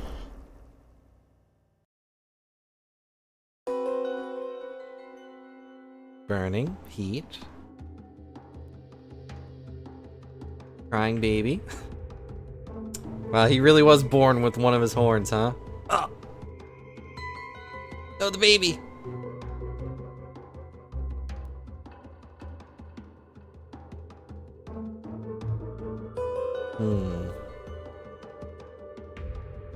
So he didn't just burn, he was outright murdered, huh? Wah.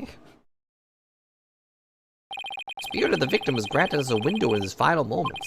It appeared the divination seance was a success. And those were my father's final moments. That baby we saw must have been you, Apollo. Isn't it weird to see yourself as a baby? I will now decipher the experience of the deceased. Are you ready, Hornhead? Yes, please proceed.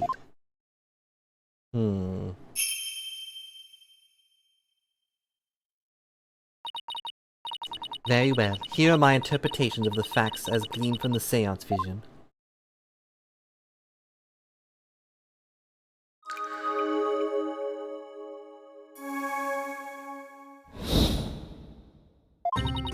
Someone attempted to assassinate Queen Amara by setting her residence ablaze. Hornhead's father happened to stop by and was knocked out by the assassin. Dirk's fingerprints were discovered on the lighter found at the scene of the crime. That is how he was determined to be the assassin. Hornhead's father tried to save his son, but sadly he perished in the attempt. That is everything the deceased experienced in his final moments. My father's final memories. They're right here for everyone to see, but any of them unlock the truth behind what happened 23 years ago?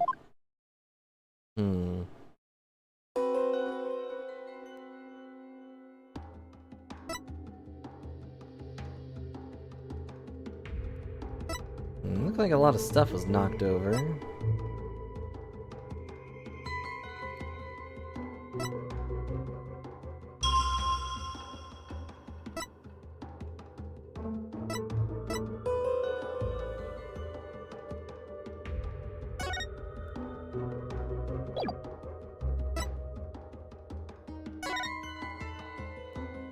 I can't actually tell what that is.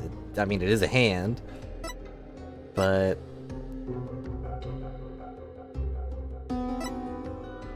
metallic sound, heat, pain.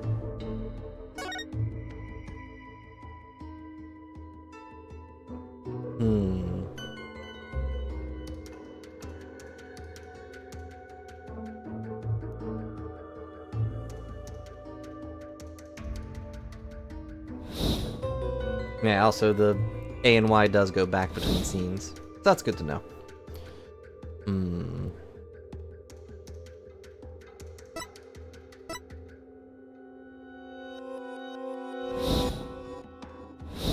Whoops. It's definitely Amara. Okay.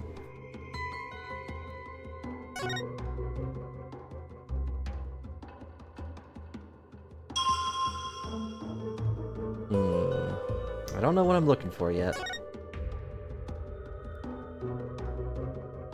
Other than that obvious hand. Wait, can we see? Does it say which fingerprints are on it? No, just it has his fingerprints.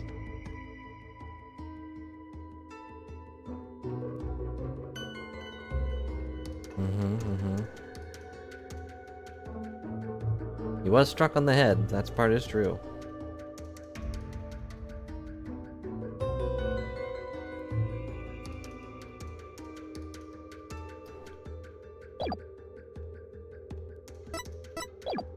Let's see, which one was the fingerprints? Would it be this?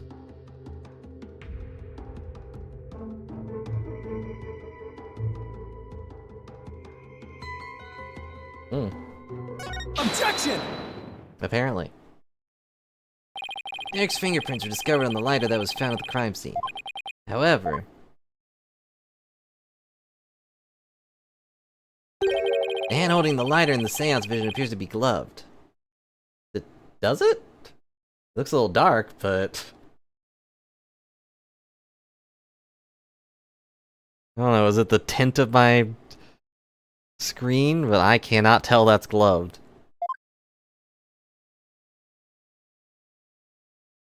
Ah! I believe you are right. What could this mean? Calls into question whether the hand on the vision really was Dirk's. If only we could make out the details a little better. Very well, I'll attempt to focus a bit more on what the deceased saw. Perhaps that would help refine the seance vision.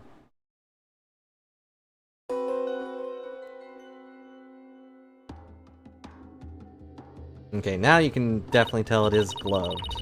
Or at least very dark. It does seem that there was a glove on the hand. And also, like a...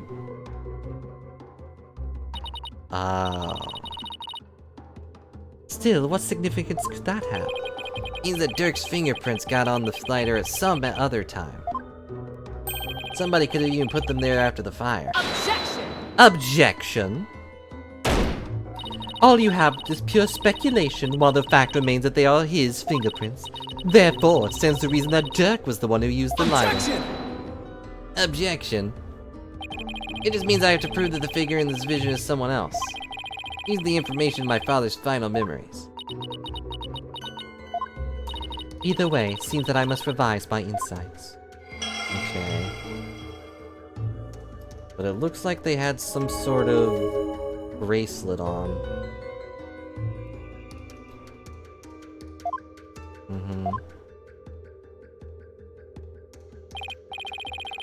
Which only tells me one thing. Time to go over them and see if there's any new inconsistencies to be found.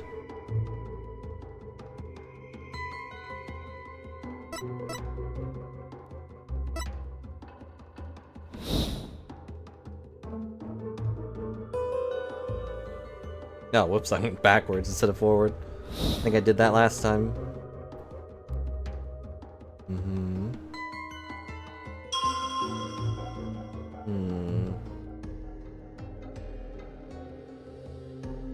Can I... Hang on. Oh, wait, was that it?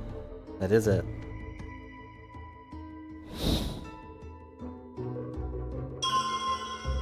I didn't notice that it moved forward, too. Objection! Okay. Now we know. Wait, this means that the real culprit is... The figure in this vision is clearly not Dirk. The distinctive band around their wrist gives their true identity away. That design, it can't be. Oh, but it is. This will prove just whose hand was captured in the seance vision. His picture, right? Yeah. Take that! A photo, so you do believe the culprit... You're referring to the cuffs of justice, correct? Yeah. I hear they're a traditional part of Kurani's justice minister's attire. And at the time... What does this tell us? It tells us that the figure in the vision is none other than Kurani's late minister of justice. Inga Karkul Kurai. No, not my father. We plotted the assassination of the former queen as well as the current one. Justice Minister Inga, so then Dirk's innocent of both charges? Defying dragons, they've been right all along.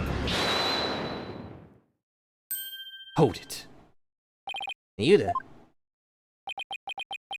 think he also realized what you propose is not possible, Apollo. But back then, Inga Kakul Kararan was not the Minister of Justice. What? The Justice Minister 23 years ago was... You, Queen Garand. What? Oh, right. She was served as the Minister of Justice before succeeding the throne. I guess she also prosecuted the assassination attempt 23 years ago as one. As one. So then, the figure in the vision was actually...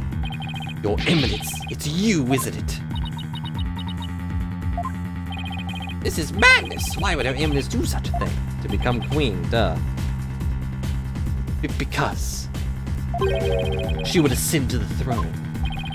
She wanted to usurp the throne from her sister Amara? That's why she tried to assassinate her? And also killed, apparently, 2 other people? I find this all very hard to swallow. Gulp. Your Eminence, are you the one responsible for tearing my family apart? Was it you who killed my father? Well, Your Eminence, asking you a question. Insolence! Now I knew she was the killer right away. You don't dress like that and not murder someone. Peasants. Always carrying on about things of no import. You do not deny it, then? You concealed the truth and used me for your own desires? Oh, Nayuta, spare me your feeble-minded line of questioning. Even if Dirk were cleared of all charges, it shall still be I who decides Rafa's fate. You do wish for her to be queen someday, do you not? Remember, the child lives only by my good graces. Now then, kneel before me and fulfill your end of the bargain by offering me your head.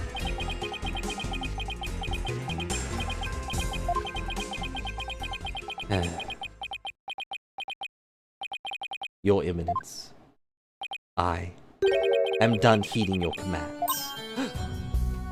Even as you used my sister against me, I still believed you. I believe that protecting your secrets was in the best interests of this kingdom. But you have been deceiving me all the while. Nayuta. Nayuta, you dare defy me? Shush. Your Eminence, I can turn the other cheek no more. You've slapped it enough. Therefore, I hereby retract my confession in the murder of Justice Minister Inga. Retract, you say? I hope he doesn't have to use his beads in order to slap away a bullet soon. Dirk, the final piece of evidence you left behind, has released Nayuta from his suffering. And now, he's finally free.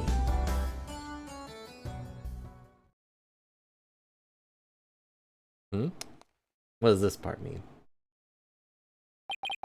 In all this time, not once did I reflect on my own conduct, for I believed all was fate. Lost in my own sense of resignation, I was unable to wake from my despair. But you, Apollo, you have awakened me with your demonstration of our Father's creed. Does he have the thing on his... Good. A dragon never yields. He said the thing?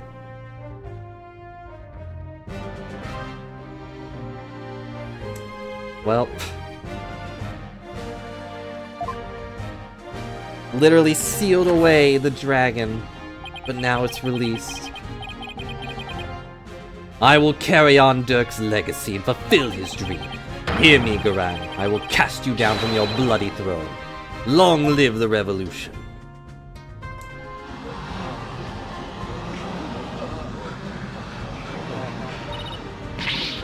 Insolent fool! Now even you prattle on about revolution. Oh, dang it, I just put those on. Would you look at that? Well, Apollo, it seems we're finally making some headway down the road Dirk carved out for us. Yeah. Now, if we could just prove Garan's guilt, continue down that road towards the revolution Dirk dreamed of. Your Eminence, you have been accused of the crime committed 23 years ago. Would you like to say anything in your defense? Not so fast, your Majesty, for the cuffs could have been stolen and used without my knowledge. But you see, they can hardly be considered proof of anything. Why, I believe you're right. No, wait, no, you're not. That's stupid. It's like, I wish just one time the judge would be like, no, what? That's stupid. I'm with the defense on this one. Just one time. Yeah, but we know she's guilty. Well, lawyer, is there any other evidence you'd have me refute? Unfortunately, the photo is the last piece of evidence Dirk left for me. As far as evidence goes, I got nothing else regarding that case from the past. However, now the prosecutor Sadamai's retracted his confession, I have to reliberate the current case from scratch. Yes. The defense speaks the truth. Even though it's clear who the guilty party is. You know, for once. Queen Garan, the defense accused you of the murder of Justice Minister Inga Karakul Kararan. Jeez, I hate saying his name. But do you have any evidence, defense? Evidence that will prove Garan was the killer? There is still one more avenue for us to explore, Mr. Justice. There is. Minister Inga's final memories. In the minister's killer posed as Dirk. Therefore, one must ask, how did the killer dispose of their disguise? Yeah, you're right. A lot of blood was splattered onto the killer. So the blood-soaked clothes would have to have been dealt with somehow. they're still around somewhere, then... Objection! I was wondering what absurd idea you would conduct next. Clothing can be disposed of most anywhere. I doubt you could find them now. Objection! Then you don't know us very well. Your benevolence. Yes? On the day of your father's murder, you had been watching the courtyard from 2 p.m. Now, during that time, you saw Queen Garand, did you not? Yes, I did. I saw my mother entering the palace from the courtyard. But I was told not to mention of it because it had nothing to do with my father's murder. Rafa, you would not dare! When the queen headed into the palace, did she have Dirk's clothes in her possession? No, she did not. So, maybe she disposed of them somewhere in the courtyard. Objection! The police did a thorough sweep of the area following the crime, but they did not find anything resembling Dirk's clothes. But you knew that already, didn't you, prosecutor? Yes, I admit no clothing was found. However... Heh, so you admit you were merely speculating, chasing phantoms and delusions of evidence that never existed. Makes no sense. Clothing doesn't just disappear like that. Garand wasn't carrying any clothes. She must have gotten rid of them somewhere. Somewhere where she thought they'd never be found. Is it in the stinking sarcophagus again? Where they'd never be found again, huh? I believe Dirk's clothes were hidden here. Take that! The tomb? You believe the clothing was hidden there? Yes, it's the only place it could be. Very well, where in the tomb? Were the clothes hidden? Take that! 3 times now they've shown me this picture. And I just haven't moved the finger. That makes perfect sense, of course. The clothes weren't simply hidden, they were returned to where they belonged. And by that you mean... The killer would have had to get rid of Dirk's... would have had to get Dirk's clothes from somewhere. And the one place no one would look! Again! For the 50th time. Luckily they were right there. Yes, of course. But the tomb is closed.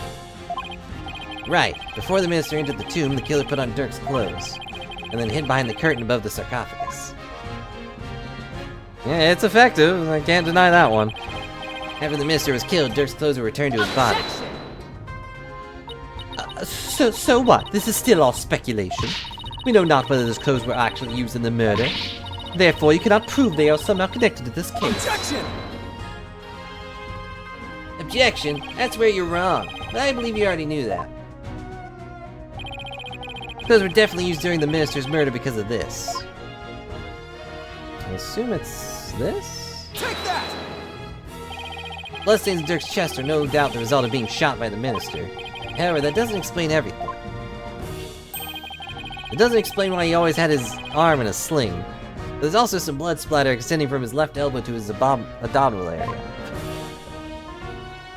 I believe this blood splatter came from... Wait, I have to say this? Take that! The killer wore these clothes during the murder. The blood splatter must have come from the minister Inga. I had thought it was Dirk's, but that makes sense. Only one way to be sure, though. Emma? I just sat down. Get those stains analyzed right away. Indeed. It's maybe conclusive evidence we need to prove the Queen's guilt. You cannot prove it was I who hid those clothes. They could very well have been hidden by a third party. But could they really? The possibility of someone other than Garand hiding the clothes does not exist. We've already established there is no other party. Nah, it's just not possible. Your Eminence, I recall you saying the following.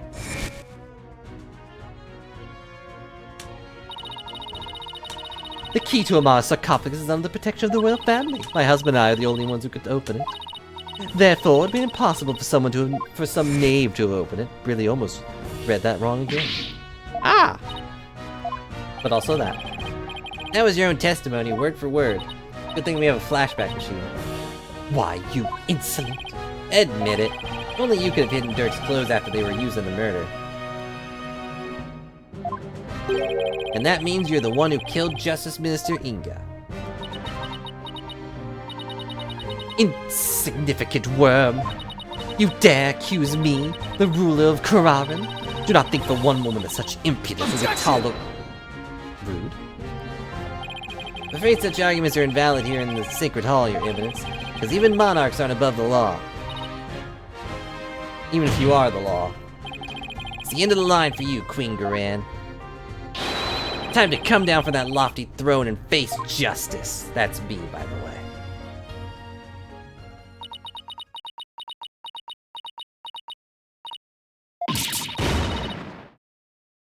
Did she snap all of her nails finally?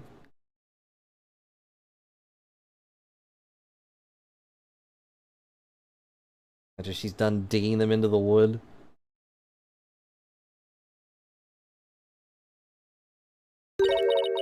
Heh heh heh heh.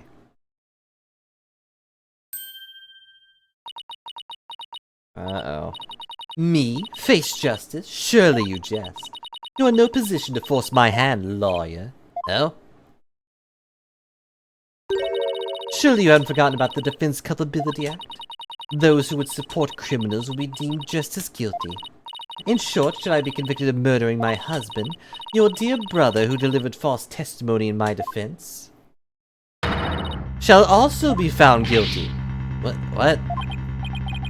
That can't be, can it? By delivering false testimony in the course of protecting a guilty party, you would certainly be judged by this court of having supported a criminal. The Defense Culpability Act would most definitely come into play. But that law is so broad that anyone can be convicted under it. When it comes to the DC Act, even I'm conflicted, and yet, as it currently stands. And yeah, she's literally just threatening us right in front of us. Like, she just admitted to the crime. It is the law of the land. As you said earlier, no one is above the law. Of all the absurd things I've seen, this law really takes the cake. And it probably ate it, too. Now what? What can we even do at this point? And technically, Amara never did give up the throne. Technically. You need not look so forlorn. Dirk has been cleared of all charges. Let us leave all thoughts of the real killer and revolution in the past where it belongs. You want to just let her off scot-free? And yet, I don't see any other choice. We cannot yield to her here, Apollo. If it will move the revolution forward, I will gladly face the DC Act. Now do it. Accuse Queen Garan of the crime she has committed. But Such insolence! What you speak of is not revolution. Our kingdom would not function without its sovereign. And Rafa cannot ascend to the throne, for she is yet incapable of channeling spirits. Thus, to accuse me is to wish destruction upon our fair kingdom, you terrorist. Terrorist? You still insist on accusing me, then as ruling sovereign of Kararan, I proclaim the following. You can't just keep adding rules.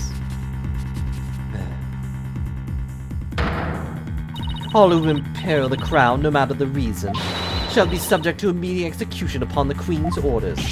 What? Immediate execution? You still not comprehend. Let me be clear, for the sake of this kingdom's future. In accordance with the laws of Kararan that I just made up, I command you be put to the death at once. Uh-oh. Hey, we're here!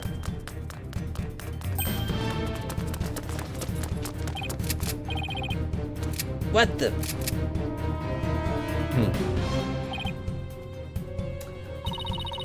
Ha ha ha ha ha ha. Isn't this going a bit too far? Why, it's the Grand Royal Guard. They are on standby in case of attack by foolishly optimistic terrorists. Now if you continue to oppose me, the very embodiment of the law, then under my regal authority you shall all be put to death. Objection! Objection? Oh, come on. This is insane, even for you. You can't possibly get away with something like this. This is a court of law. You can't just order our execution without due process. Now look, Apollo. The truth and due process are certainly important. But so is your life. Think before you speak again. There's guns around here, even though we can't see them for some reason. Like, he's right there, but we can't see him when we're looking at Phoenix. But please, Apollo, do not make this any worse than it already is. I cannot lose you to the Twilight Realm, too. Yeah, what am I supposed to do? How do I win against an opponent that can rewrite laws if she sees fit? How can I ever bring her to justice? Is really how it all ends? It is your life or your accusation, lawyer. You cannot hope for both. It is time to cease this insanity. What do I do? Should I accuse Queen Garan? Absolutely, who cares? I know what I have to do. Mr. Wright, you know that saying you're constantly reminding me and Athena of? Wipe the toilets? Oh, The worst of times are when lawyers have to force their biggest smiles. never fail to surprise me, Apollo. Neuda, you know what creed we've known ever since we were kids. A dragon never yields. Apollo. They're not merely words. They are what's carried us this far. But now it's time to honor these words and the memories of the ones who gave them to us. I'm not dead yet, by the way. Couldn't agree with you more, Apollo. Those words are more important to me than you know. If there's any time to remember them, it's now. It would seem, Apollo, that not one but two auspicious creatures dwell deep within you. A fierce dragon and a virtuous phoenix that shall scatter the clouds hiding the heavens. Well, isn't that sweet? I shall join in your death-defying bluff. Hey, it's not a bluff. I think I finally understand what those words really mean, and the resolve they embody. Yeah, and a magician, but, you know, she's the one that summoned them. Are you smiling, even in the face of certain doom? To no end to your defiance? Unfortunately for you, no. I won't let fear or even the law force me to abandon the pursuit of truth. There is another saying in my country, the truth will set you free. Indeed, that is precisely what Dirk sought to do through his trial. He wished for us to break from the certain despicable spiders immobilizing silk threads. Won't be intimidated by unjust laws or given to fear. Saying the truth like that, just not a part of my playbook. Only one path before us, revolution. It's time to make Dirk's dream a reality is upon us. Your Eminence, you are the law here in Kararan, and your very existence is wrong. Does your desperate bleating know no end? I know it's a bit late to ask, but what's the plan? I don't really know how to deal with guns. Not if they hit my back. Well, if Garan's gonna execute us upon the spot under the Defense Capability Act, and the law itself derives its power from the authority of the Crown, there's only one thing to do. We dethrone her, right here, right now. Alright, but how? Not like we have a lot of time to come up with a way to do it either. I doubt she'll allow you to perform another cross-examination while we think. Don't worry, I'll come up with something. We'll be fine. Time for brain power, right? Can't give up, not now. Have to keep on fighting till the end. Can't allow these broken trials to go on. It's time to make things right. I always am. Yep. I had a feeling. I accuse Garan that Yuta will be subject to the Defense Capability Act. It means he will be put to death according to law. The only way out of this is to dethrone Garan right now. Right this second. Would this be the key to dethroning Garan?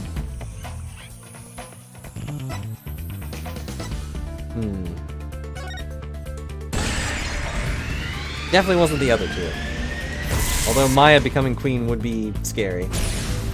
I'm thinking is super hard. Dirk is convinced that the orb is the key to the revolution, Kararan's future. Lying to Garan's obsession with the orb makes a large amount of sense. How he doesn't want anyone using it to gain spiritual powers and rights to the throne. Inga definitely tried to do just that, but that's where it starts to fall apart. Inga couldn't have channeled the Founder, even after abducting Miss Faye after all.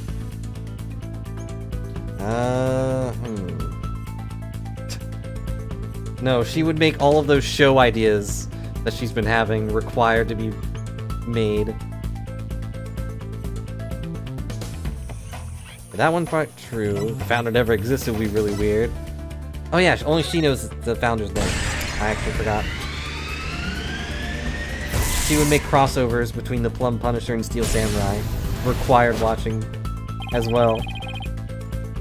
The name of the Founders only know those who become queen. It means the only people who currently know her name are Garan and Amara. Even if someone else had the orb, they wouldn't be able to channel the founder. That begs the question, why is Garan so fixated on the orb? Okay, let's not overthink this, even though we literally are. Garan's obsessed with the orb because she can't channel spirits. That's the only way to dethrone her. Could it be? It's hard to believe, but... If she wants spiritual power, does that mean Garan can't channel spirits? Explain why she had Amara perform the rite of channeling, and why Amara is still alive. Is that why she let Amara live? To stand in for her when it came to channel spirits? So if Garan can't channel spirits, you have no claim to the throne.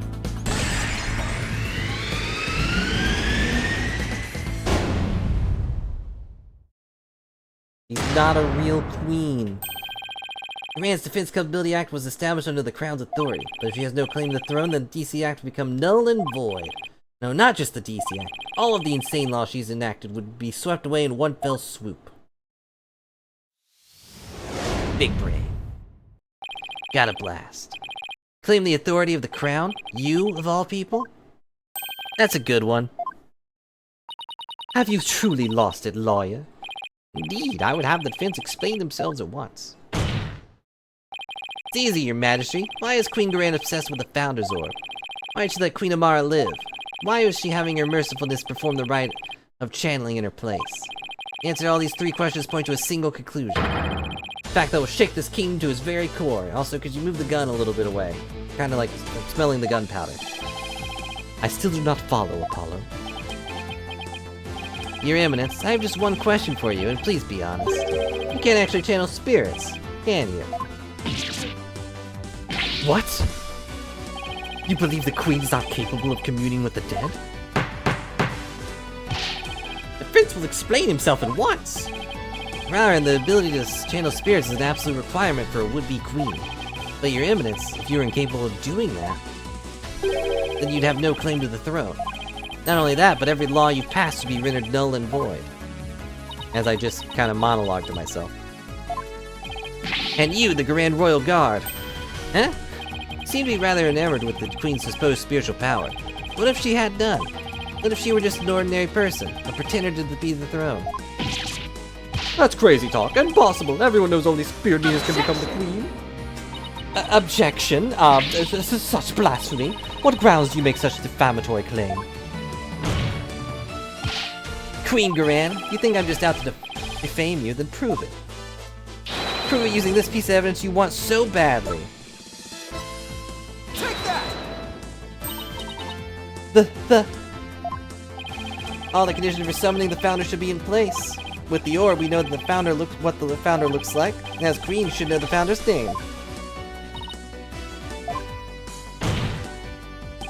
Now, if you would, your Eminence, please show us the great spiritual power you bear as the Grand Priestess of Carrara. Oh, to witness her Eminence's great power with our own eyes. The Holy Mother will appear before us. Oh, great miracle of miracles. Praise be your Eminence. May your mighty spiritual power show us the way.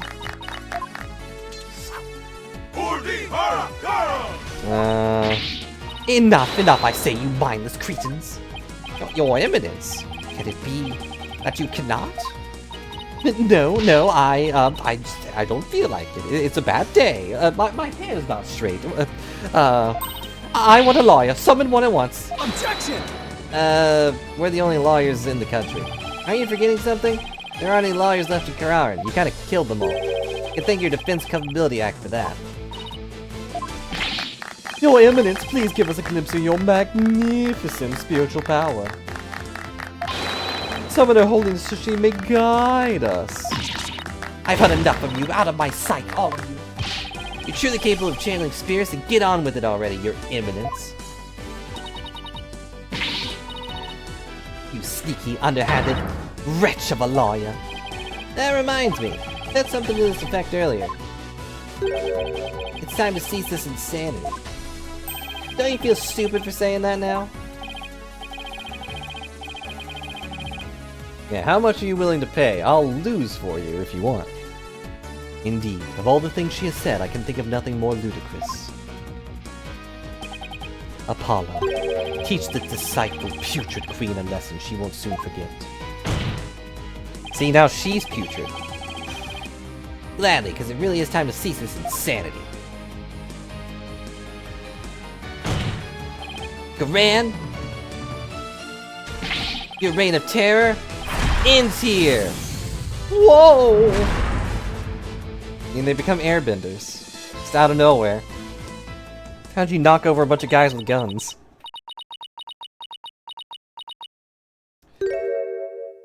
Very well. Demonstrating my facility as a spirit medium is simple enough. I'll just, do it over there. Behold, the magnificent power to commune with the dead. Your Eminence. You gonna do the dance? Oh, she doesn't have a voice line for it. Rafa is better. Heed the secret covenant of the orb, and appear before us. Oh, here it comes.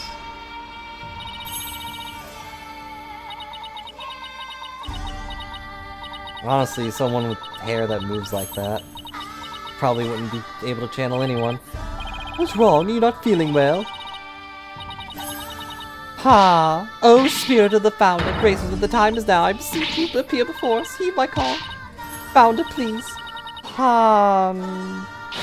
Yeah.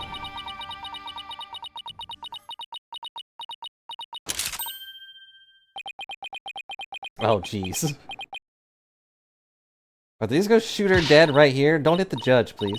No, wait, I was just warming up. The ride actually starts from now, look. Blah, blah, blah, blah, blah. Blah, blah, blah, blah, blah, blah, blah. Holy mother. Why did she pass out?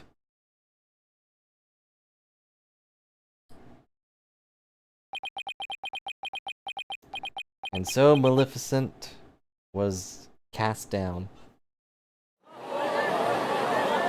I was kind of hoping her model was still there.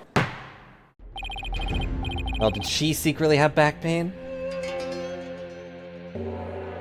Prosecutor Sanamati, how is her evidence? I mean, whatever. It seems she now believes that she herself is the Holy Mother. I see.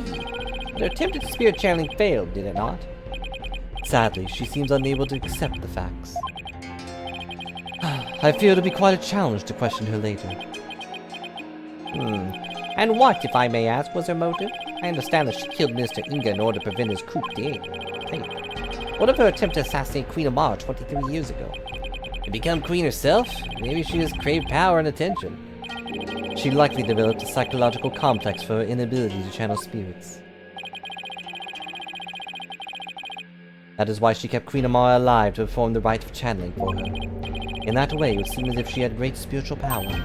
In short, she built a cult of personality upon fear and lies. Isn't that a cool song, Apollo? Then again, do not all tyrants? So then she never really intended to kill Amara, huh? I don't understand why Queen Amara even listened to Gran in the first place, especially 14 years ago before Rafa was being held hostage. Why would she keep letting the people of Kararan think she was dead? While she kept quietly performing the rite of channeling for Gran. My mother's a gentle soul by nature, and loves her sister dearly. When Gran told her to hide because Dirk was out to kill her, she believed it. What's more, she did not wish to tarnish the name of her beloved sister. That's why she acquiesced so obediently to Gran's request to keep channeling for her. Until she fled with Dirk and was told the truth, that is. So that's what happened. And since Rafa was being held captive, I imagine Amara had no choice but to help cover the truth behind Inga's murder. Yeah, leaving secretly as Rafa's servant, Nana. No doubt to only deepen her love for her daughter. She'd do anything to keep her safe.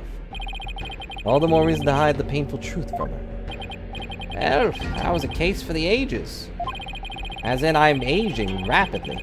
Prosecutor Sadamati has been cleared of all suspicion of the murder of Minister Inga, as has Mr. Dirk Sadamati in the assassination attempt on Queen Amara. Now then, I think it's high time I handed down my verdict on Dirk and Nayuda Sadamati.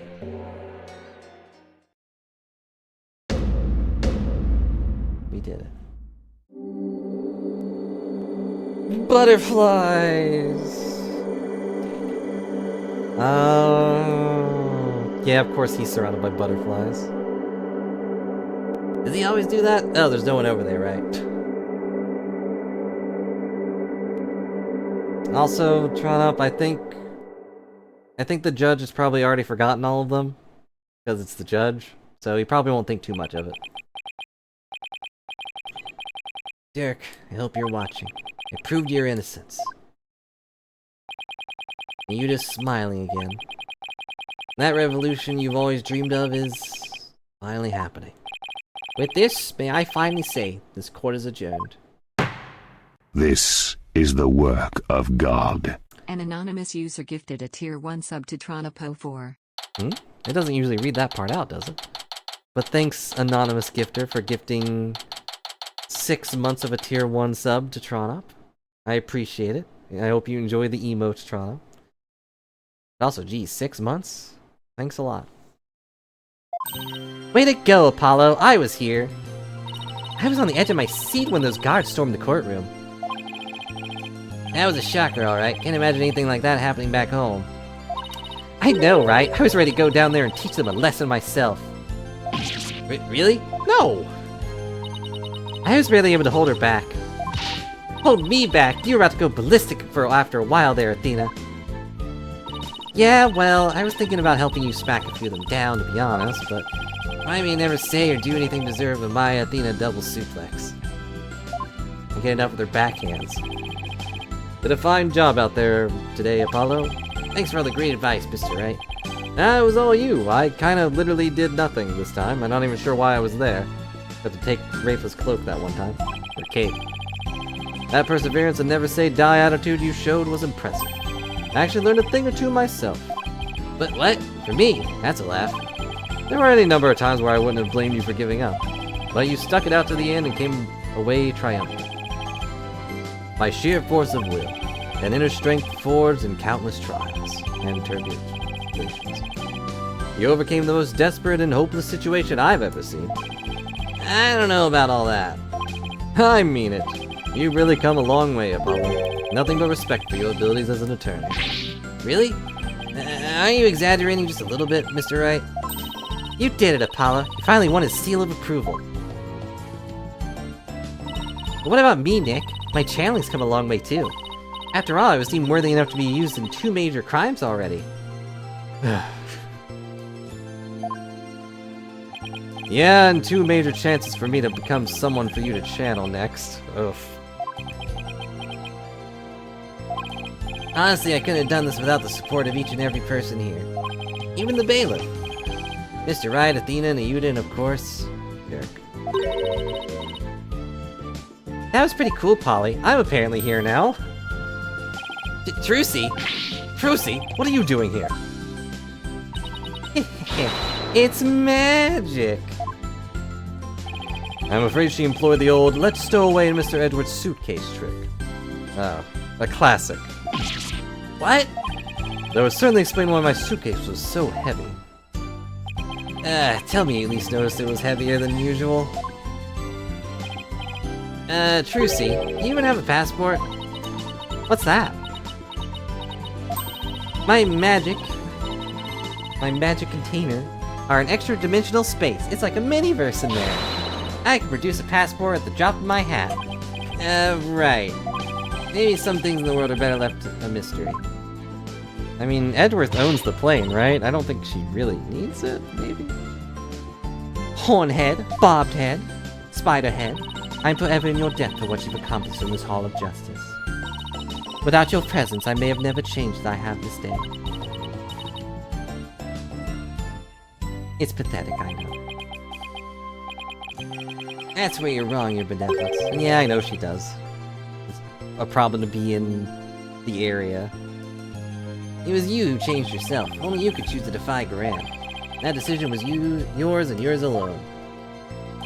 That's right. All we did was present you with the opportunity.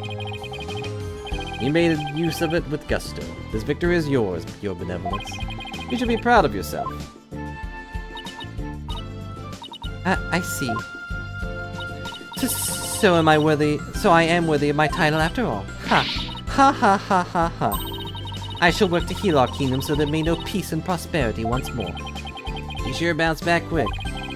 Say, your benevolence, think you learned the truth about your origins? That you are the daughter of Dirk and Queen Amara? Yes, my mother. I mean, her eminence told me. She said it was part of my discipling.